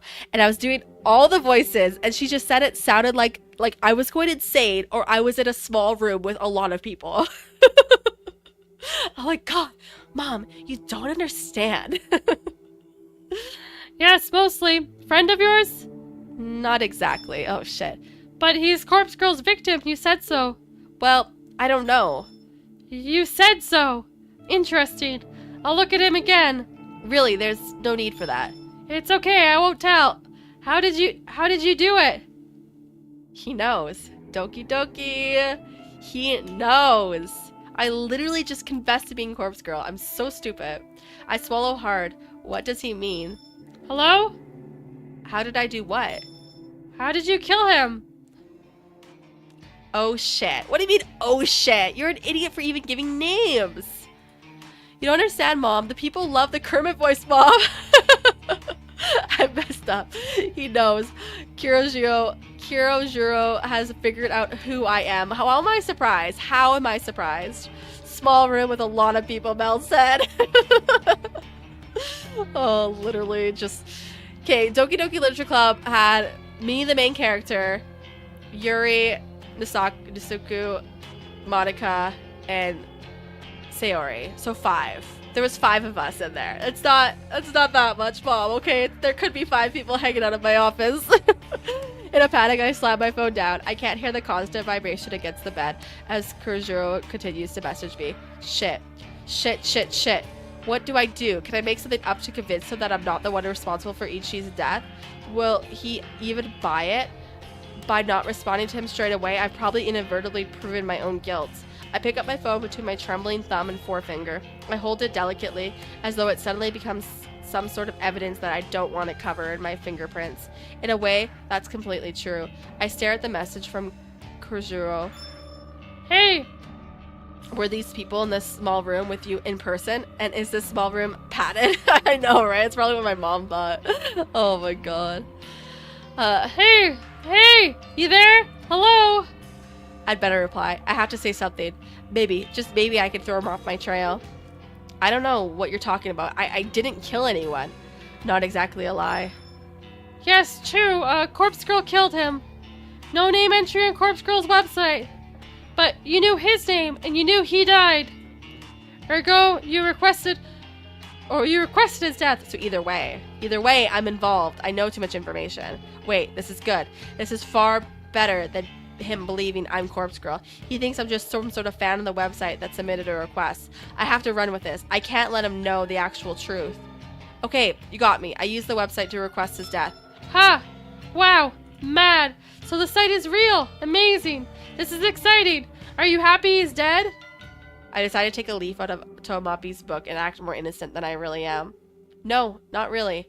I just made the request on a whim to see what would happen. I didn't think it would really work. Wow, so you don't hate the guy, Ichi? No, I never even met him. I just found his photo on the internet. Incredible. Then how'd you have his phone number, you idiots? Corpse Girl kills with just the photo? Does it even need a name? Wonder how many other Vics I've got there. Lol. I have to go. Clocking off soon. Talk to you later. Corgio's status immediately changes to offline. I breathe a sigh of relief. I think he bought the lie. Surely, I'm in the clear. But this whole conversation was just an exercise in stupidity. I nearly shot myself in the foot because of my own insatiable curiosity. I shouldn't have contacted Korojo at all. Noriko has less IQ points than Mel confirmed. Hey, get out of here. The only positive thing to come out of this is learning that Korojo works at a hospital morgue. Now I face out. I hold out. I reach out to the truth. I could potentially take advantage of this, but my sleep-deprived brain can't quite work out how. Well, I can't dwell on that later. For now, I really need to sleep. Oh my god. I'm so dumb.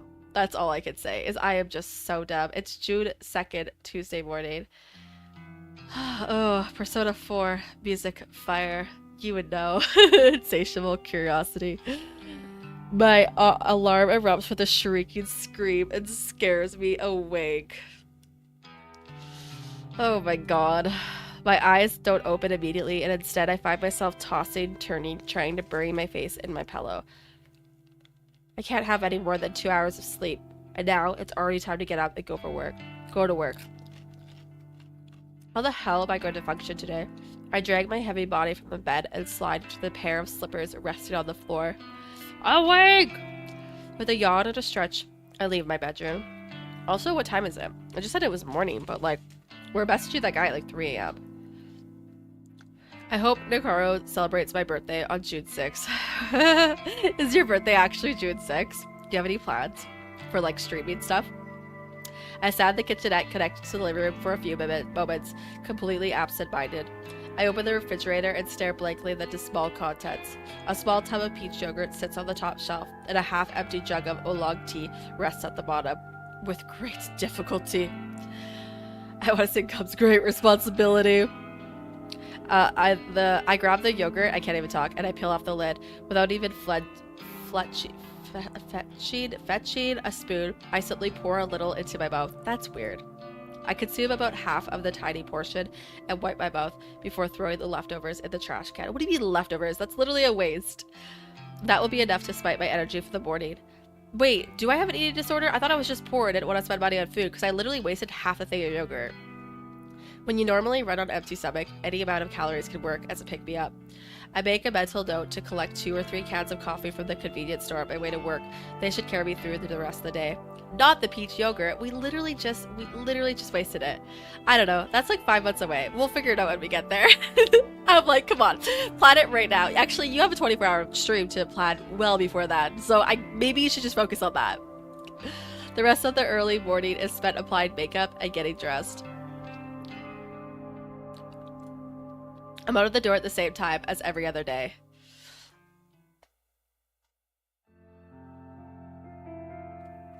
To stop myself from nodding off at my desk, I decide to rearrange my personal effects. Having something to focus on is a great way to fight off sleep. Speaking of not eating anything, I'm hungry. Noriko doesn't eat. That's why she's always talks about being so skinny.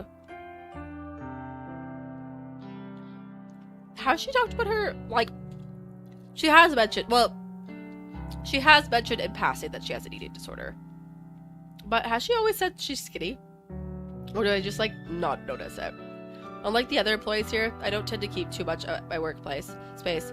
Yet, it still manages to feel cluttered somehow. Next to my computer monitor are 3 little figurines that I collected from toy capsule machines. They're a set of anthropomorphic coffee cans that were released as a promotional campaign for my favorite coffee brand. I'm obsessed with coffee. Confirmed. Each figure is about the size of my thumb. Oh, that's adorable. They're cute little things, and when you put a coin into the capsule machine, you never know which character you're going to get. So far, I managed to collect Captain Cafe a Latte, Lieutenant Long Black, and Madame Macchiato. If I remember correctly, there are 2 more I still need to get, but the capsule machines seem to be out of rotation now because they've been replaced with different series of toys. Damn! Those are cute. I want to see them. I actually want to see them in the game. She said that she's skinny and likes being skinny, which is why she doesn't like to eat. Oh, I forget that. Today, what was she talking about earlier? That, like, I can't remember what she said exactly, but we were like, yeah, no, that is an eating disorder. I forgot what it was. Firing, do you remember what it was? If I ever want to collect the remaining figures, I'll probably need to buy them online. Oh well. I'm not super invested in having to own all of them. I give each tiny figure a tiny bit of dusting and set them back up next to my monitor so they're all standing up straight and facing forward. Satisfied that they're tidy, I look to the small tray of drawers that sit on the other side of the monitor. I mainly just store papers and office memos in them. They're not really big enough to hold anything much larger than documents. I rummage through the drawers and discard a few old notices that aren't relevant anymore. When I'm done, I file away a couple of loose papers that have been fluttering around my desk for the last week. With that complete, I straighten my keyboard so it's parallel with my mousepad. I give the keyboard a thorough dusting and then lean back to my chair to admire my work. The desk looks much nicer now. A clean workspace invites a clear state of mind, or so my coworkers would have me believe. Maybe I'll buy into that a tiny bit, now that I can see the effects on myself. The corner of my eyes catch a glimpse of a blonde hair, and I turn to watch Tomoe enter the office. So I left a picture at Tomoe's desk, and I think it was like a Photoshop version of me dead. But then I discovered that it wasn't her that sent that photo, so wait, what's gonna happen? She nods at Sinya as she walks by his desk and continues nonchalantly towards her own workspace. Since her desk is in my line of sight, I have the perfect vantage point to watch her put her belongings down and take a seat. I feel a sudden stirring of excitement as she sits down. It's almost as if I'm anticipating something to happen. Was something supposed to happen with Tomoe today? Have I forgotten something important? I think I did. My tired mind can't really focus on those thoughts. I try to ignore the mild surge of adrenaline that started pulsing through me when she took her seat. I distract myself by starting up my computer and looking over the list of today's tasks. It looks as though I need to correct a few entries I uploaded to the company's server yesterday. In my previously distracted state, it's possible I made a few typographical errors. That's fair enough. I'll get to work on correcting the data. I open up a few programs and listen to the whirring of my computer tower, nearly drowned by the clamor of the office environment. The next sound I hear eclipses the noise of my computer. The next sound I hear eclipses the noise of the computer and the office, completely and absolutely. Jesus, a terrified shriek slices through the air like a knife, leaving a deathly ringing silence in its wake. I scramble to my feet purely out of instinct, scanning for the source of the scream. I don't have to look very far before my eyes fall upon the distressed Tomoe, kneeling on the floor and clenching her face. Is it a picture of me or is it a picture of Tomoe? She's on the ground next to her desk, staring down unblinkingly, her fingers white form from the strain of clawing at her own head. In the sudden chaos of people rushing to her side, I somehow managed to notice that one of the drawers in her desk is wide open. Did I literally block this out? An open drawer? As tired and exhausted as I am, the significance of the open drawer isn't lost on me. I immediately realized why my body subconsciously felt excited when Tomoe came into the office this morning. I left something in her desk drawer, something I wanted her to find. Okay, yesterday's obsession with discovering the identity of the one who requested my death caused me to forget my rebellious strike against Tomoe. I left something in her drawer yesterday, thinking she was the one who submitted my photo to the website. Then she didn't come in to work, and it completely slipped my mind. Okay, we know. After she convinced to requesting Akame's Turamaki's death, I erased my suspicion of her being the one who targeted me. But I didn't remove the item from her drawer. And I'm in deep shit now. Before I can even lurch forward from behind my desk, Tomoe turns her head to face me. Her cold, grim eyes lock into mine, refusing to let go. A trickle of crimson blood seeps from her scalp where her fingernails pierced her skin during her panic scream. Swallowing my nervousness, I break eye contact with her and stare down at the flat object that was the focus of her outcry. It's a familiar photograph, a parented image on glossy paper. Traditional, old school, and just as effective as I hoped. Though I can't make out the detail from the distance, the composition of the photo doesn't elude my memory. It was me! This is so messed up. It depicts my very own corpse toppled backward over a tombstone. A bloody sash traces across my neck, a laceration lines my stomach, and a knife protrudes from my breast. My black hair is a tangled mess, my dark eyeliner smeared and smudged. The grimace of my face is an unmistakable mask of my death. Noriko Kuroasa, stoic and unflinching in death. Noriko Kuroasa dead atop a random tombstone in some nameless cemetery. A bizarre yet ultimately unremarkable way to die. It suits me perfectly. I'm proud of the work that went into this photo. The objective was to punish Tomoe for requesting my death, to create a work of art so horrific that she would beg for forgiveness when she found me still breathing. But the scene playing out before me is unlike anything I have ever imagined. Tomoe's face is scrunched up with hatred, the veins in her forehead threatening to burst and shower the office with sunshine gore at any given second. Whether or not she thinks this is some sick prank is beyond my knowledge. All I can decipher from her expression is that she's likely to strangle me given the opportunity.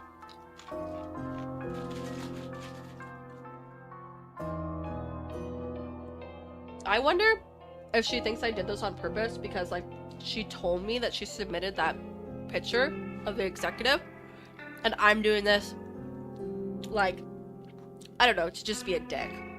Mission failed successfully since Tomoe didn't do it, right? So, like, what does Tomoe think? Like, why would I make this picture and put it in her desk? And even if she did submit this photo, does that not also give away the fact that I am Corpse Girl? Like, either way, this was the stupidest idea I've ever come up with. Okay, no, the stupidest idea was making the Corpse Girl website. But since then, this is the stupidest idea I ever came up with. But perhaps I'm jumping ahead of myself. Why do I automatically assume that she believes I'm guilty of putting the photo in her drawer? I mean, aren't I the victim of this image? Perhaps she actually... Oh, maybe she thinks that it was mistakenly put in her desk and it was supposed to be in mine. Oh, okay. Gosh golly gee! Who the fuck is responsible for this? She howls like a wounded animal, a battered and beaten pup backed into a corner. Clenching the photo, now torn from her bloodied fingernails, she stands and plants her feet firmly on the floor, steadfast, stern. Result, a bulwark of immovable fury. All eyes are upon her. The bleached blonde gal girl with an anti-guy attitude is the center of attention in the office. This photo is disgusting, absolutely sick. Who made it? Noriko is dumb for saying she's basically Corpse Girl, but Tomoe is even dumber than her, so she can't figure out she's Corpse Girl. Yes, but being justified why she's dumb. But Tomoe told me that she submitted a photo on Corpse Girl's website. So I don't know if she would even suspect it was me that is Corpse Girl, or just me being a dingus because I knew this information of like what she did. Like I knew that she put somebody else's photo on this website, and you know what I mean? I don't know. Because Tomoe doesn't know that I put that photo at her desk before she told me this information also. From the confused and puzzled faces of the 20 or so employees huddled around, it's obvious that no one really knows what Tomoe is talking about. The photo is small, and with her clenching it tightly and waving it around frantically, it's impossible for anyone to make out the detail. I'm bold enough to assume that no one else has managed to properly glimpse it yet. And maybe I can prevent our coworkers from getting a closer look if I act fast. Or option 3 is neither of those because she's dumb and doesn't know who made it. Also that, you're not wrong, that's a very good option. I dart out from behind my desk and approach Tomoe. Let me see. Tomoe aggressively thrusts the photo towards me. I take a cursory look at it and gasp loudly to add credibility to my acting. I can't believe it's me!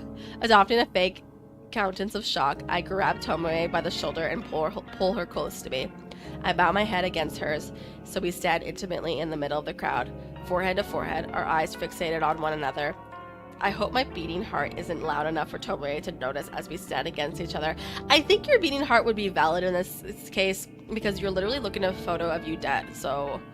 I whisper softly, my pulse quickening, as I try to make my words sound urgent and confident rather than broken and anxious. Come with me. I need to talk to you. Tomoe tenses and stiffens, but she murmurs something that sounds like agreement. I pull away from her and grab her wrist and lead her out to the office. We exit from the throng of onlookers, scratching their heads, and dart towards the elevator. Sinye asks or says nothing as we pass him. He just looks on with a pale face. The elevator ride down is silent and awkward, but eventually the doors open to reveal the ground floor lobby. We weave between the scattered couches and sculptures, making a frantic dash for the exit. Okay, we get it. You left the building. We don't care what was in the way. We finally emerge outside into the brisk morning air. Trying to catch my breath, and I notice that Tomoe isn't nearly as exhaustive as I am. Well, probably because she eats like more than one meal every 2 days. And doesn't like literally live off coffee. I want to chalk up my wheezing condition to a lack of sleep, but I know that's just an excuse for my poor physical fitness. Many things are poor about you. Tomoe is still holding the photo in her hand. She looks at it once more in disgust. Then faces me with one hand on her hip. You wanna tell me what the fuck this is? Look, it's difficult to explain, but I'll try my best. I wanna find out who planted this in my drawer, and look at this! She thrusts the photo at me once again. She uses the point of her thumb to indicate the timestamp print on the bottom of the image. It's got yesterday's date on it, a photo of your dead body as if you already been killed. But here you stand. Sure enough, the photo bears yesterday's date. The timestamp says 9:06 p.m. I mark it as such when I was under the belief that Tomoe would find it yesterday morning. I wanted her to anxiously wait out the day until my death accompanied the rising moon. Since that didn't go the way I planned, the confession on Tomoe's face now is self-explanatory. I can't believe that corpse girl wants you dead. What did she say? Huh? This is just like what happened to Akane Tsurumaki when I requested her death. The police found a photo of her own death on her phone when they investigated how she died. How does she know that? How does Tomoe know that information? poor IQ, poor stamina, poor eating habits, poor health, poor hobbies, and she's literally poor. She says she doesn't have much money. Yeah, everything about her is poor. You're right. Poor attitude about killing people or something. Oh my god. What? Is this public knowledge? How did I not know this?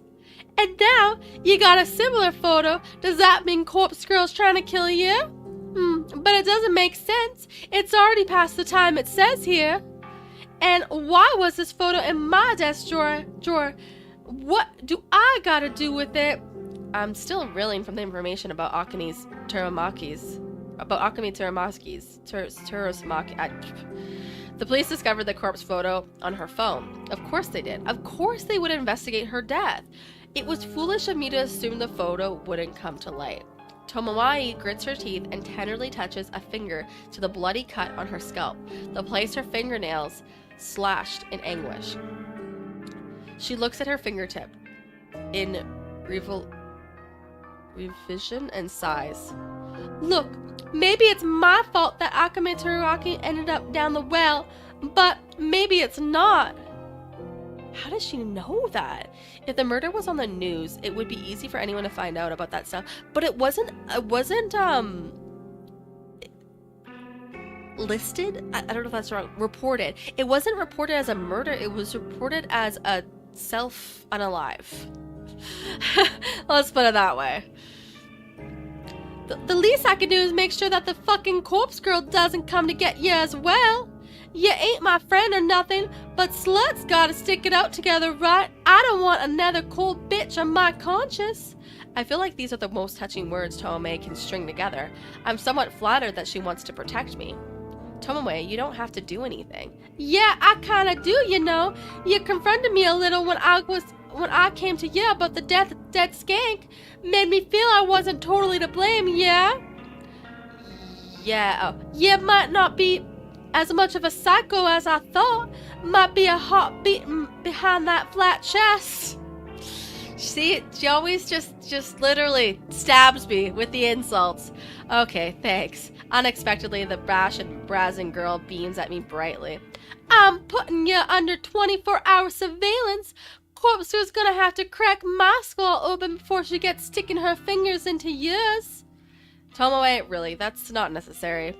I can't figure out a way to convey that I'm not actually in any danger. Well, immediate danger at any rate.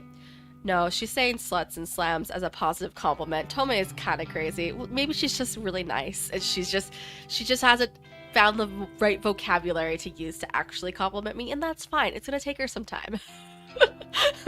It's true that there is someone out there who wants me dead badly enough to have requested it through the website. But as far as the threat of Corpse Girl coming to get me goes, I'm perfectly safe. Also, I guess that there's no power of this website, like the Death Note theory, that type of thing will happen, because I'm still alive. And I still made the photo of myself, and I'm still alive, so there can't be like a Death Note theory. I resigned myself to simply staring blank at Tomoe, the girl I hold on too much disdain for. I know I should choose my next words carefully. Tomoe is prone to violent outbursts at even the best of times. Oh my god, another decision I can make. I never realized there'd be so many decisions in this game. I don't need you to protect me, fuck off. Thanks, but I'll be fine on my own. I'll feel better with you looking after me. Aww.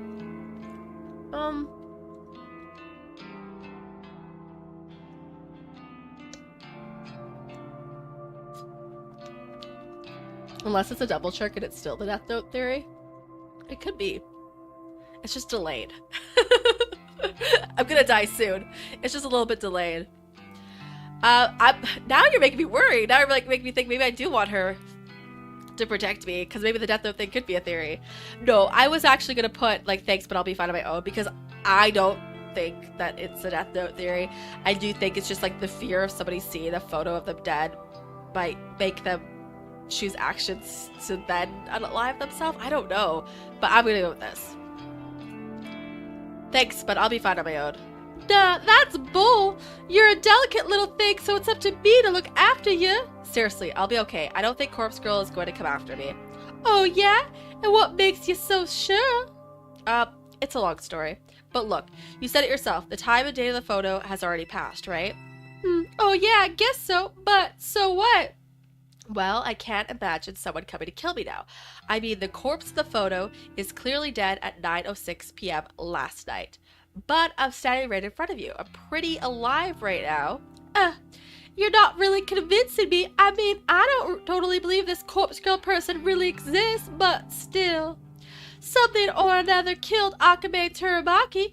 Pretty sure it wasn't suicide, with the photo and all. So, since you got one of them photos too, I think it's the best we hang, at least for a day. Let me keep you safe.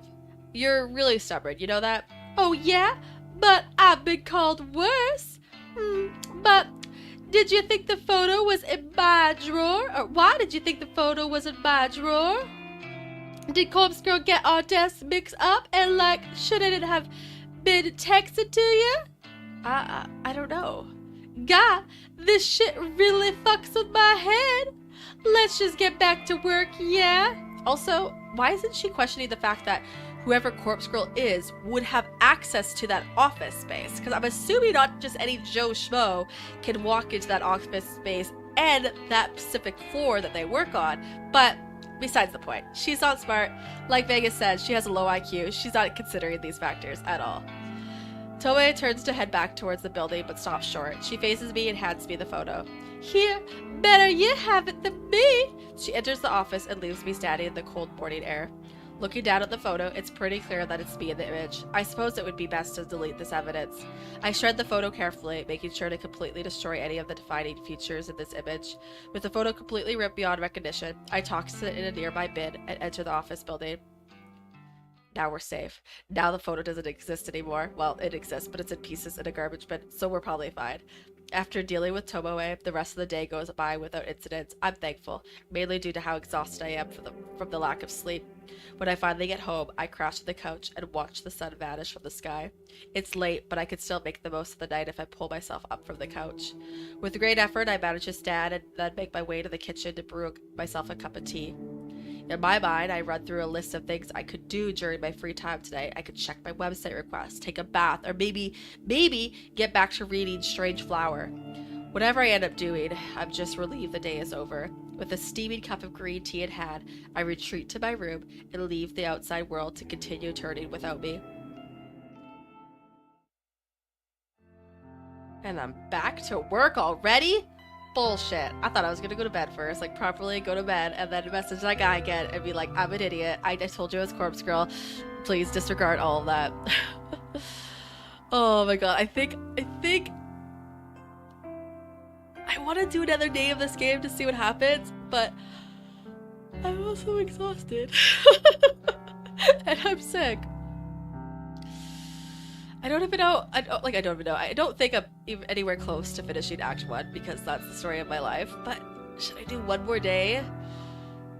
The names don't seem too long. Noriko, what you should really be doing is going outside and getting a life instead of being a corpse girl. Yeah, and maybe you wouldn't have all this drama in your life. You could just have a normal life. You could just like hate your coworker, but not like, you know, be a murderer to other people. A bystander murderer, if that is anything. I don't know. Okay, I'm gonna go through one more day of this game and then we'll call it. Another dull morning in the office, the chatter of people talking on the phone and humming of the air conditioner, the tapping of fingers against keyboards. If I didn't have music to drown out the white noise, I'll probably go mad from being exposed to it every day. I don't know how everybody else deals with it. Thanks to a good night's rest, I've been able to work diligently so far. I've completed a few tasks already, but there's still a lot more work to do. As I continue to pulverize my keyboard with thin, brittle fingers, I look out over the office floor to see who is around. She's a gaslit murderer. Sidya sits at his desk, his expression scrunched up in concentration, and he absentmindedly scratches his face with the blunt end of a pen. Turning my gaze, I observe the back of Tomoe's head as she works attentively on her computer. She hasn't said anything to me since we arrived at the office this morning. Because I now know that she's not the one who requested my death, I feel more at ease around her. And with the photo of my own corpse destroyed, I can put yesterday's unplanned events behind me. I need to be more careful in the future. Forgetting that I planted a photo like that in Tomoe's desk drawer was an oversight I can't afford to repeat. I need to be clever, calculated, cunning, not an idiot. Corpse Girl's ambitions required me to be at a peak performance at all times. I can't go messing up like that again. I'm lucky that no one else got dragged into the whole mess. Imagine if I did something so stupid when trying to kill a real victim.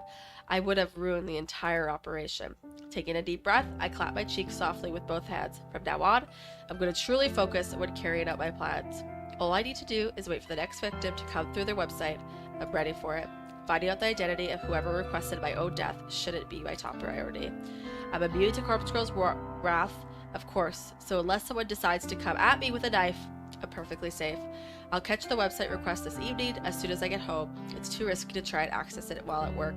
With newfound resolve, I nod to myself and look ahead to the end of the day. I still think it was Aoi. We haven't even talked to Aoi's character or like anything since prior to that, so... The flickering notification on my laptop screen prompts a wicked grin to split my face in two.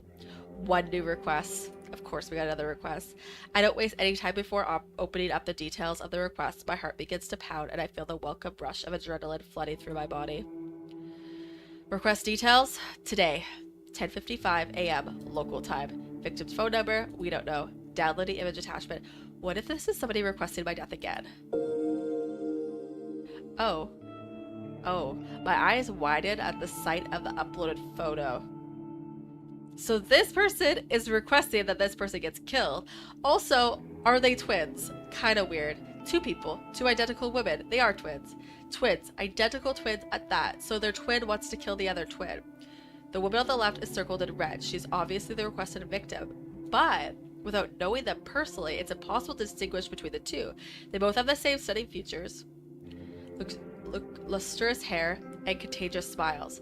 This truly is an interesting request. I immediately jump on the conclusion that one twin wants the other dead, obviously. That's not the only possibility, but I like to think it's the case. Makes it exciting. That's true. It might have not been the other twin requesting this, but it more so might have been like, oh, I should send a picture of both twins so you can see there's a difference between the two. Maybe, I don't know. Like, so the wrong twin doesn't die. But again, they basically look the same. This type of request only serves to reinforce my resolve. I can't wait to start gouging out the victim's eyes. She will leave behind a truly beautiful corpse. As I wait for the second weapon, the database of the deceased, to load up, my phone tingles beside me on the couch. It's a noise message from none other than Corsair. Hey, you there? About last time. Hi. Hey, that guy, Ichi Harada, gone today. Is that so? Where did he go? Cremated. Family didn't collect him. Limited space. You know how it is. I don't quite know why Kojiro decided to tell me this. I suppose he still thinks I requested Echi's death, so I see. More names? What? Want me to look up more names? Corpse Girl's victims? Sorry, I don't have any more names for you. Shame. Tell me if you request more deaths. Oh, and do you know her identity? Who? Corpse Girl?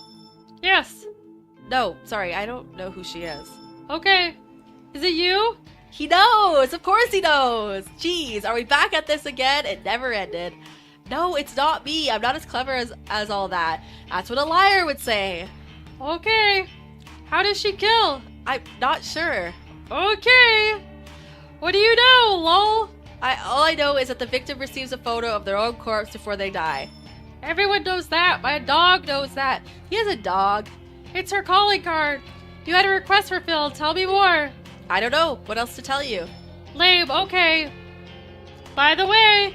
Yes, casually talking about murder, death, and cremation. This guy really knows how to riz or go. I didn't even think about that maybe he, like, wants to be with her. I don't know. I would never even notice. I saw the photo. What photo? It's she, Elichi? Oh, wait, what? I thought it was... I'm confused. Is she Hana's photo on his phone? The calling card? Huh? How did Kojiro see it? Sure, he deals with dead bodies, but surely personal possessions are removed from the deceased before they enter the morgue. I need to play it cool here, and not invite any more suspicion of myself. Are you talking about the photo that Corpse Girl supposedly sends her victims? Yes. Funny thing, was definitely that guy, but the photo didn't match cause of death. Right. I forgot what she did for his cause of death. Oh, it was like a electric line or something. I don't know. I can't remember exactly.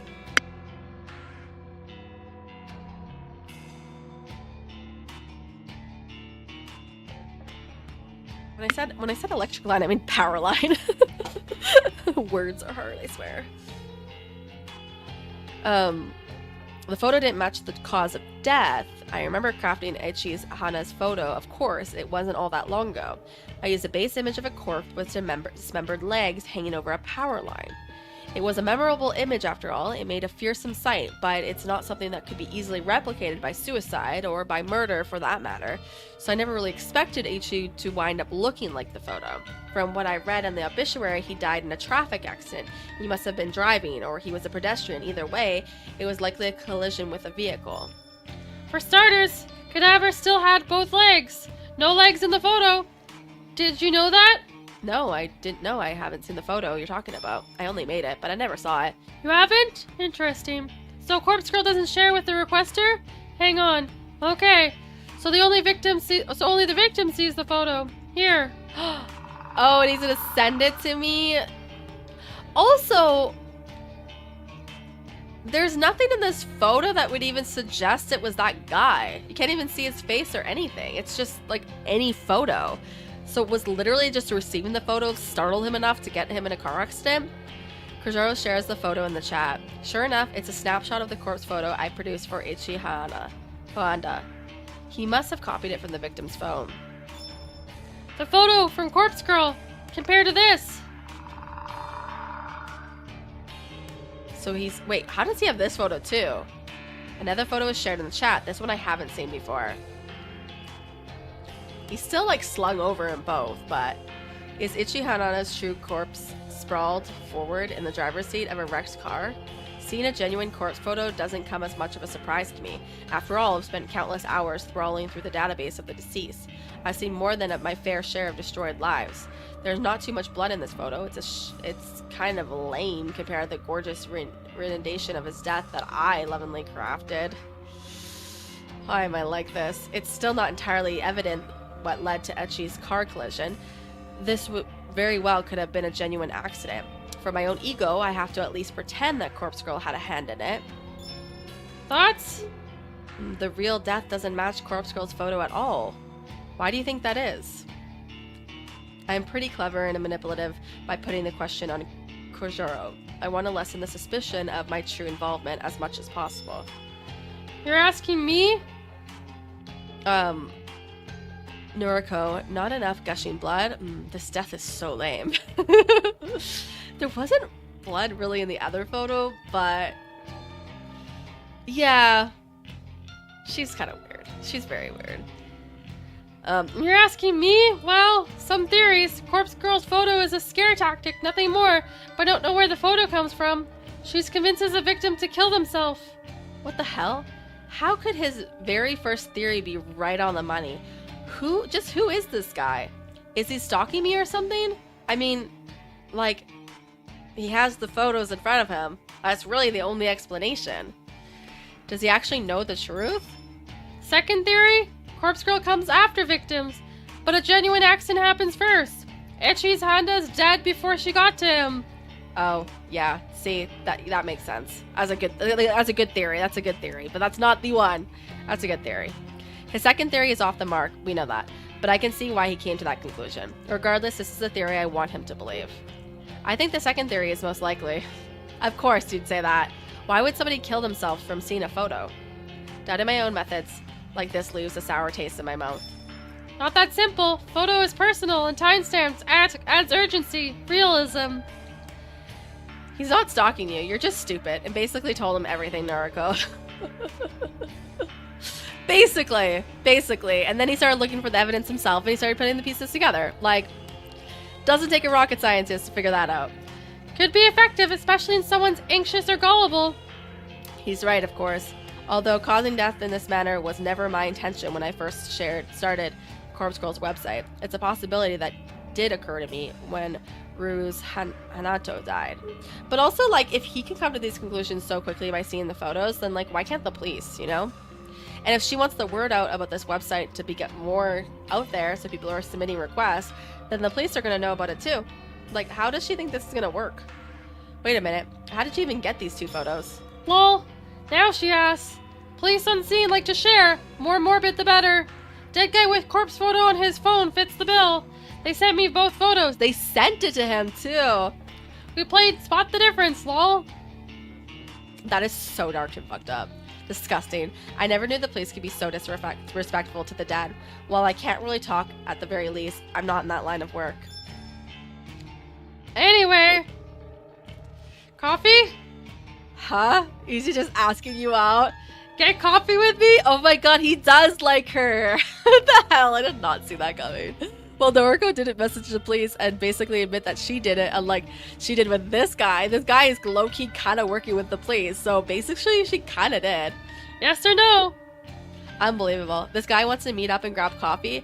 Has this conversation really given him the feeling that I'm interested in him? Does he think we've bonded over a discussion of dead bodies? I'm about to tell him no, but some part of me hesitates and halts my fingers. Kujaro has connections, the morgue, the police. It's not inconceivable that he might be a useful tool in the future. At this stage, I'm about 80% sure he doesn't know my true identity. It might be safe to meet up with him. On the other hand, I get the impression that even if he knew who I really am, he'd only be impressed. It's a gamble. It could be beneficial, or it could lead me to being caught out. I might even get arrested for my involvement in 3 deaths.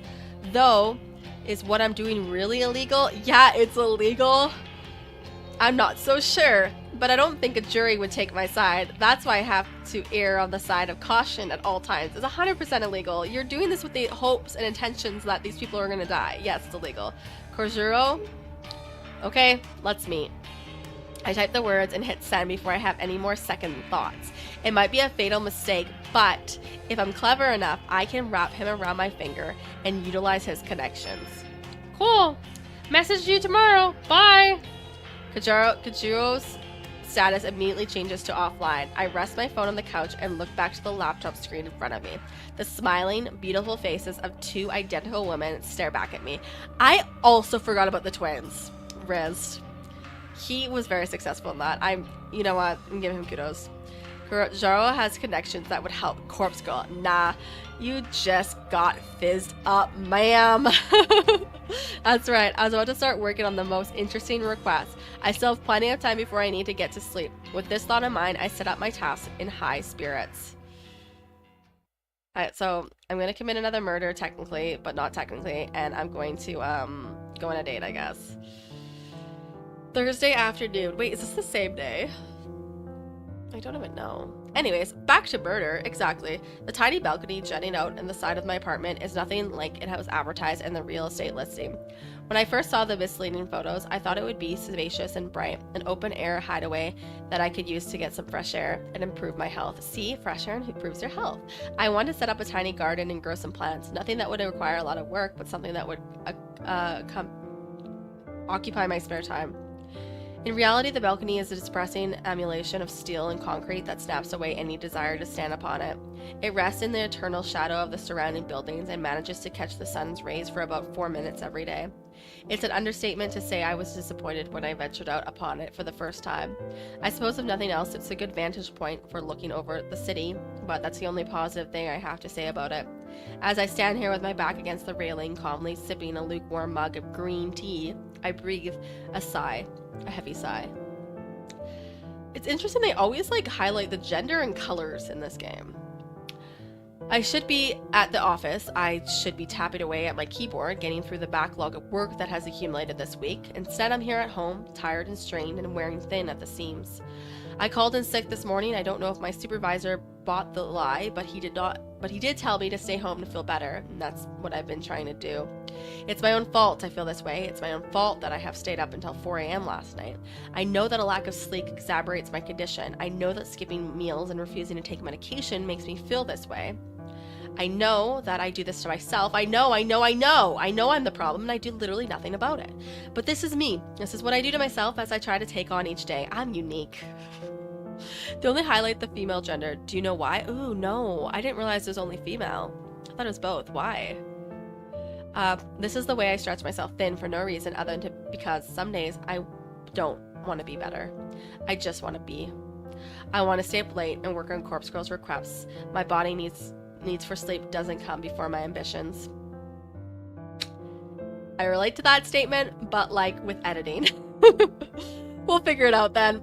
Fine. Let me figure out the hard way, Vegas. It's fine. I'll just pay like 40 more hours of this game, and then I'll be like, oh my god, it makes sense. I want to eat only when necessary, because when I'm slim, I look beautiful. I want to be beautiful, just like her. I want to skip my, like who? I want to skip my medication because taking the same pills every day is a hassle and expensive, and I question whether I really need them anymore. Wait, why does she need medication for? If I can just stay at home like this, I don't need the medication. I even came out to the balcony. That counts as being outside, so why do I need to take the pills? Outside is like medication. Welcome back, Skin Boy. The only highlight very specific types of words. It's true that when I skip a few days, I end up like this. I try to convince myself that I'm fine, that I'm fixed, like I was a broken thing, that I was magically repaired, but I end up staying inside all day with the curtains shut and my eyes locked on a screen. I feel so called out right now. I know that when I stay on top of my medication, minus the medication part, but hello, Vegas. I could go out to work at the park and the library without a second thought. I could get on the train and not worry about the strangers breathing on me or touching me. I could go to the convenience store and leisurely look around. I even went to that restaurant last week and I read a book while eating dinner, and no one even tried to cut me or abduct me. And no one tried to strangle themselves in front of me and Yuriko. Wait, what? Can I really only go out and do these normal things because of some tiny pills that a doctor said I need? Who tried to strangle themselves in front of her? Or can I do these things because I'm actually better now? Maybe I was never unwell in the first place, not irrational, just cautious, careful, concerned. I realize that my mug is empty when I bring it to my lips and taste nothing but the slight waxy and pleasant sensation of smudged lipstick. Well, I've been outside for long enough anyways, and I'll go inside since it's getting late and I'd rather be in front of my screen and getting shit done. Plus, I have the feeling that someone on the street below has been watching me and is waiting to climb up onto my balcony to murder me. Cool. Mel is just 80% Naruto. I know, it's too many percents. Uh-oh, the dark backstory is coming out. It is! Who did she watch? Okay, wait, Yuriko, she said that name Yuriko. Is that her sister? Because I never wrote down her sister's name. I just wrote down as her last name because that's what she was referred to in the prologue. But I believe that was her sister, right? So her and her sister saw someone try to strangle themselves in front. And it was try. She never said successful.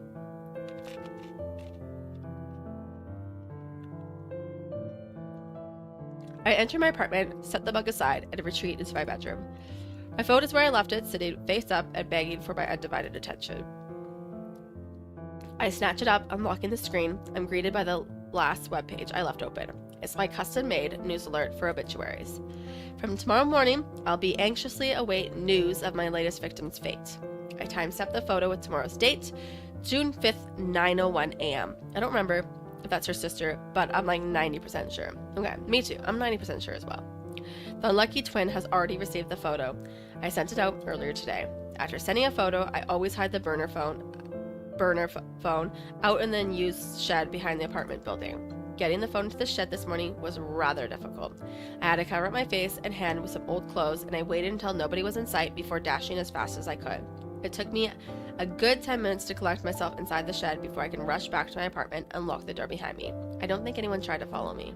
However, I know that I'm going to need to retrieve the phone again tomorrow and dispose of it. I'll check for a reply from the victim, of course, not that they ever reply. Then I'll destroy the SIM and card and phone just like I always do. It might be difficult to get out there to the shed again. On top of that, I really should go to the office, and then there's one more thing I'm supposed to do tomorrow. Kirojoy wants to meet for coffee. Oh right, I agreed to go on a date. I did forget about that. I'm not so deluded to think that I can pull all of those escapades tomorrow in my current state, especially since I haven't taken my medication. I resign myself to reaching for the bottle of medication on my dresser. Imagine a police officer opens the shed and just sees 1,000 burner phones and corpse photos. Like, my thing is, like, I understand her removing the phone from her presence because, like, if somebody was able to track it, it obviously would lead them to her apartment, but it just leads them to a shed beside her apartment. Like, I get the concept, it's just the shed beside your apartment might not really solve the problem, you know? They're gonna find it in a shed by the apartment and be like, oh, it's nobody who lives nearby, because that would be just stupid. maybe that's what I don't know. Maybe another week of taking these pills won't be so bad. They tend to increase my appetite, which is really annoying. It's a constant struggle to try and ignore the hunger that tears at my stomach. And it doesn't help that they wreak havoc on my libido. I never know what to expect. Sometimes I can look at these photos of Aoi on my phone and feel absolutely nothing. Other times I can simply be scrolling through noise while standing on the train and feel an overwhelming urge to explode. Of looking at photos of my friend. Okay. Noriko being dumb this whole time is just reverse psychology. Yeah. She's like, no. Yeah. You know what? It could be. It could be. I can't call out how stupid her tactics are. Maybe they would work because the place literally would be like, nobody would be so dumb to do this. Nobody would be so dumb to put a tracer phone next to their apartment building. No. I do my best to dismiss my doubts and fears as I swallow 2 of the tiny tablets. I follow up with a sip of water from the bottle kept next to my bed, and I fight the urge to retch. I'll take a shower to freshen up. After that, I should curl up in a bed and read. I need to conserve my energy for tomorrow, so an early night is in order. Maybe tomorrow's the day I'll finally be better. Maybe tomorrow's the day. But probably not. Okay, I'm gonna end stream here though. I said I'd do 1 more day, and I think it actually made me do 2, but that's fine. And now we can look at this for a second. We got through a lot today. These acts are long. Obviously a lot longer than I anticipated when I was first planning everything out, but that's fine. 4.5 hour stream. Yeah, so probably like 2 hours and 50 minutes of gameplay. No, I did focus on the game quite a bit today, so I am proud of myself for that. I didn't get distracted too much overall. But we did make progress, and I'm really enjoying this game. For all the channel members out there, I know Saturdays I say I will post my schedule. I'm still working on the schedule to figure all that out for next week, so I'll post that as soon as it's ready. You really said you'll do this in 1 stream. I didn't know. The reason I said that too was because the prologue I got through in just under 2 hours. So I thought like, okay, well if anything it's gonna be like, you know, double the amount of time as the prologue. So maybe it'll be like 4 hours, right? I could do that. I could just do a longer stream. But yeah, no, it's significantly longer than the prologue, and we're still in Act 1. And we'll probably be in Act 1 for like the next 10,000 years. But we'll get through it. Good luck with that schedule, right? I'll post it either today or tomorrow. Once I have it actually like finalized with times and dates and everything like that. But I think for the schedule, and maybe I'll do this in the post as well, I'll post my schedule on weekends, whether that's Saturday or Sunday, because sometimes I'm literally just trying to still figure things out. Sometimes I already know what's going on by Friday. So anyways, that's life. And I feel like weeks are going by so fast lately. Is it just me? Is it everyone? Or is it just because I'm so flippin' busy? It could just be because I'm so flippin' busy. But thank you so much for being here, Vegas. Thank you so much for being here, Jacob, Skinboy, anybody else who's still lurking and hanging out. I hope you guys all have a great rest of your Saturday, and I will see you all soon. I know you told your friend you're not okay, and tell me what's wrong and why you never said you felt that way. And guess you're trying to stay strong and fake a smile until I look away. But I've known you too long, it hurts to watch your blue eyes fade to gray as you fade away. As you fade away. Yeah, I'm about to fade away, cause every time I wake up I feel like it's Monday. Something's going wrong with all the chemicals up in my brain. All of a sudden I don't look at anything the same way. Gotta build up of my thoughts sitting in an ashtray. I'm sorry that I'm so inconvenient, okay. Just let me be me and I'll stay out of your way. I can see the way you look at me, I'm such a disgrace. I never really asked to be brought into this place. You wanna love me? Well then baby I have a taste. All the highs and the lows, no you'll never be the same. I don't really wanna hurt you but I can't control the pain. If you're sticking by my side maybe we could be okay. Okay, maybe you could be the change I need today. I promise that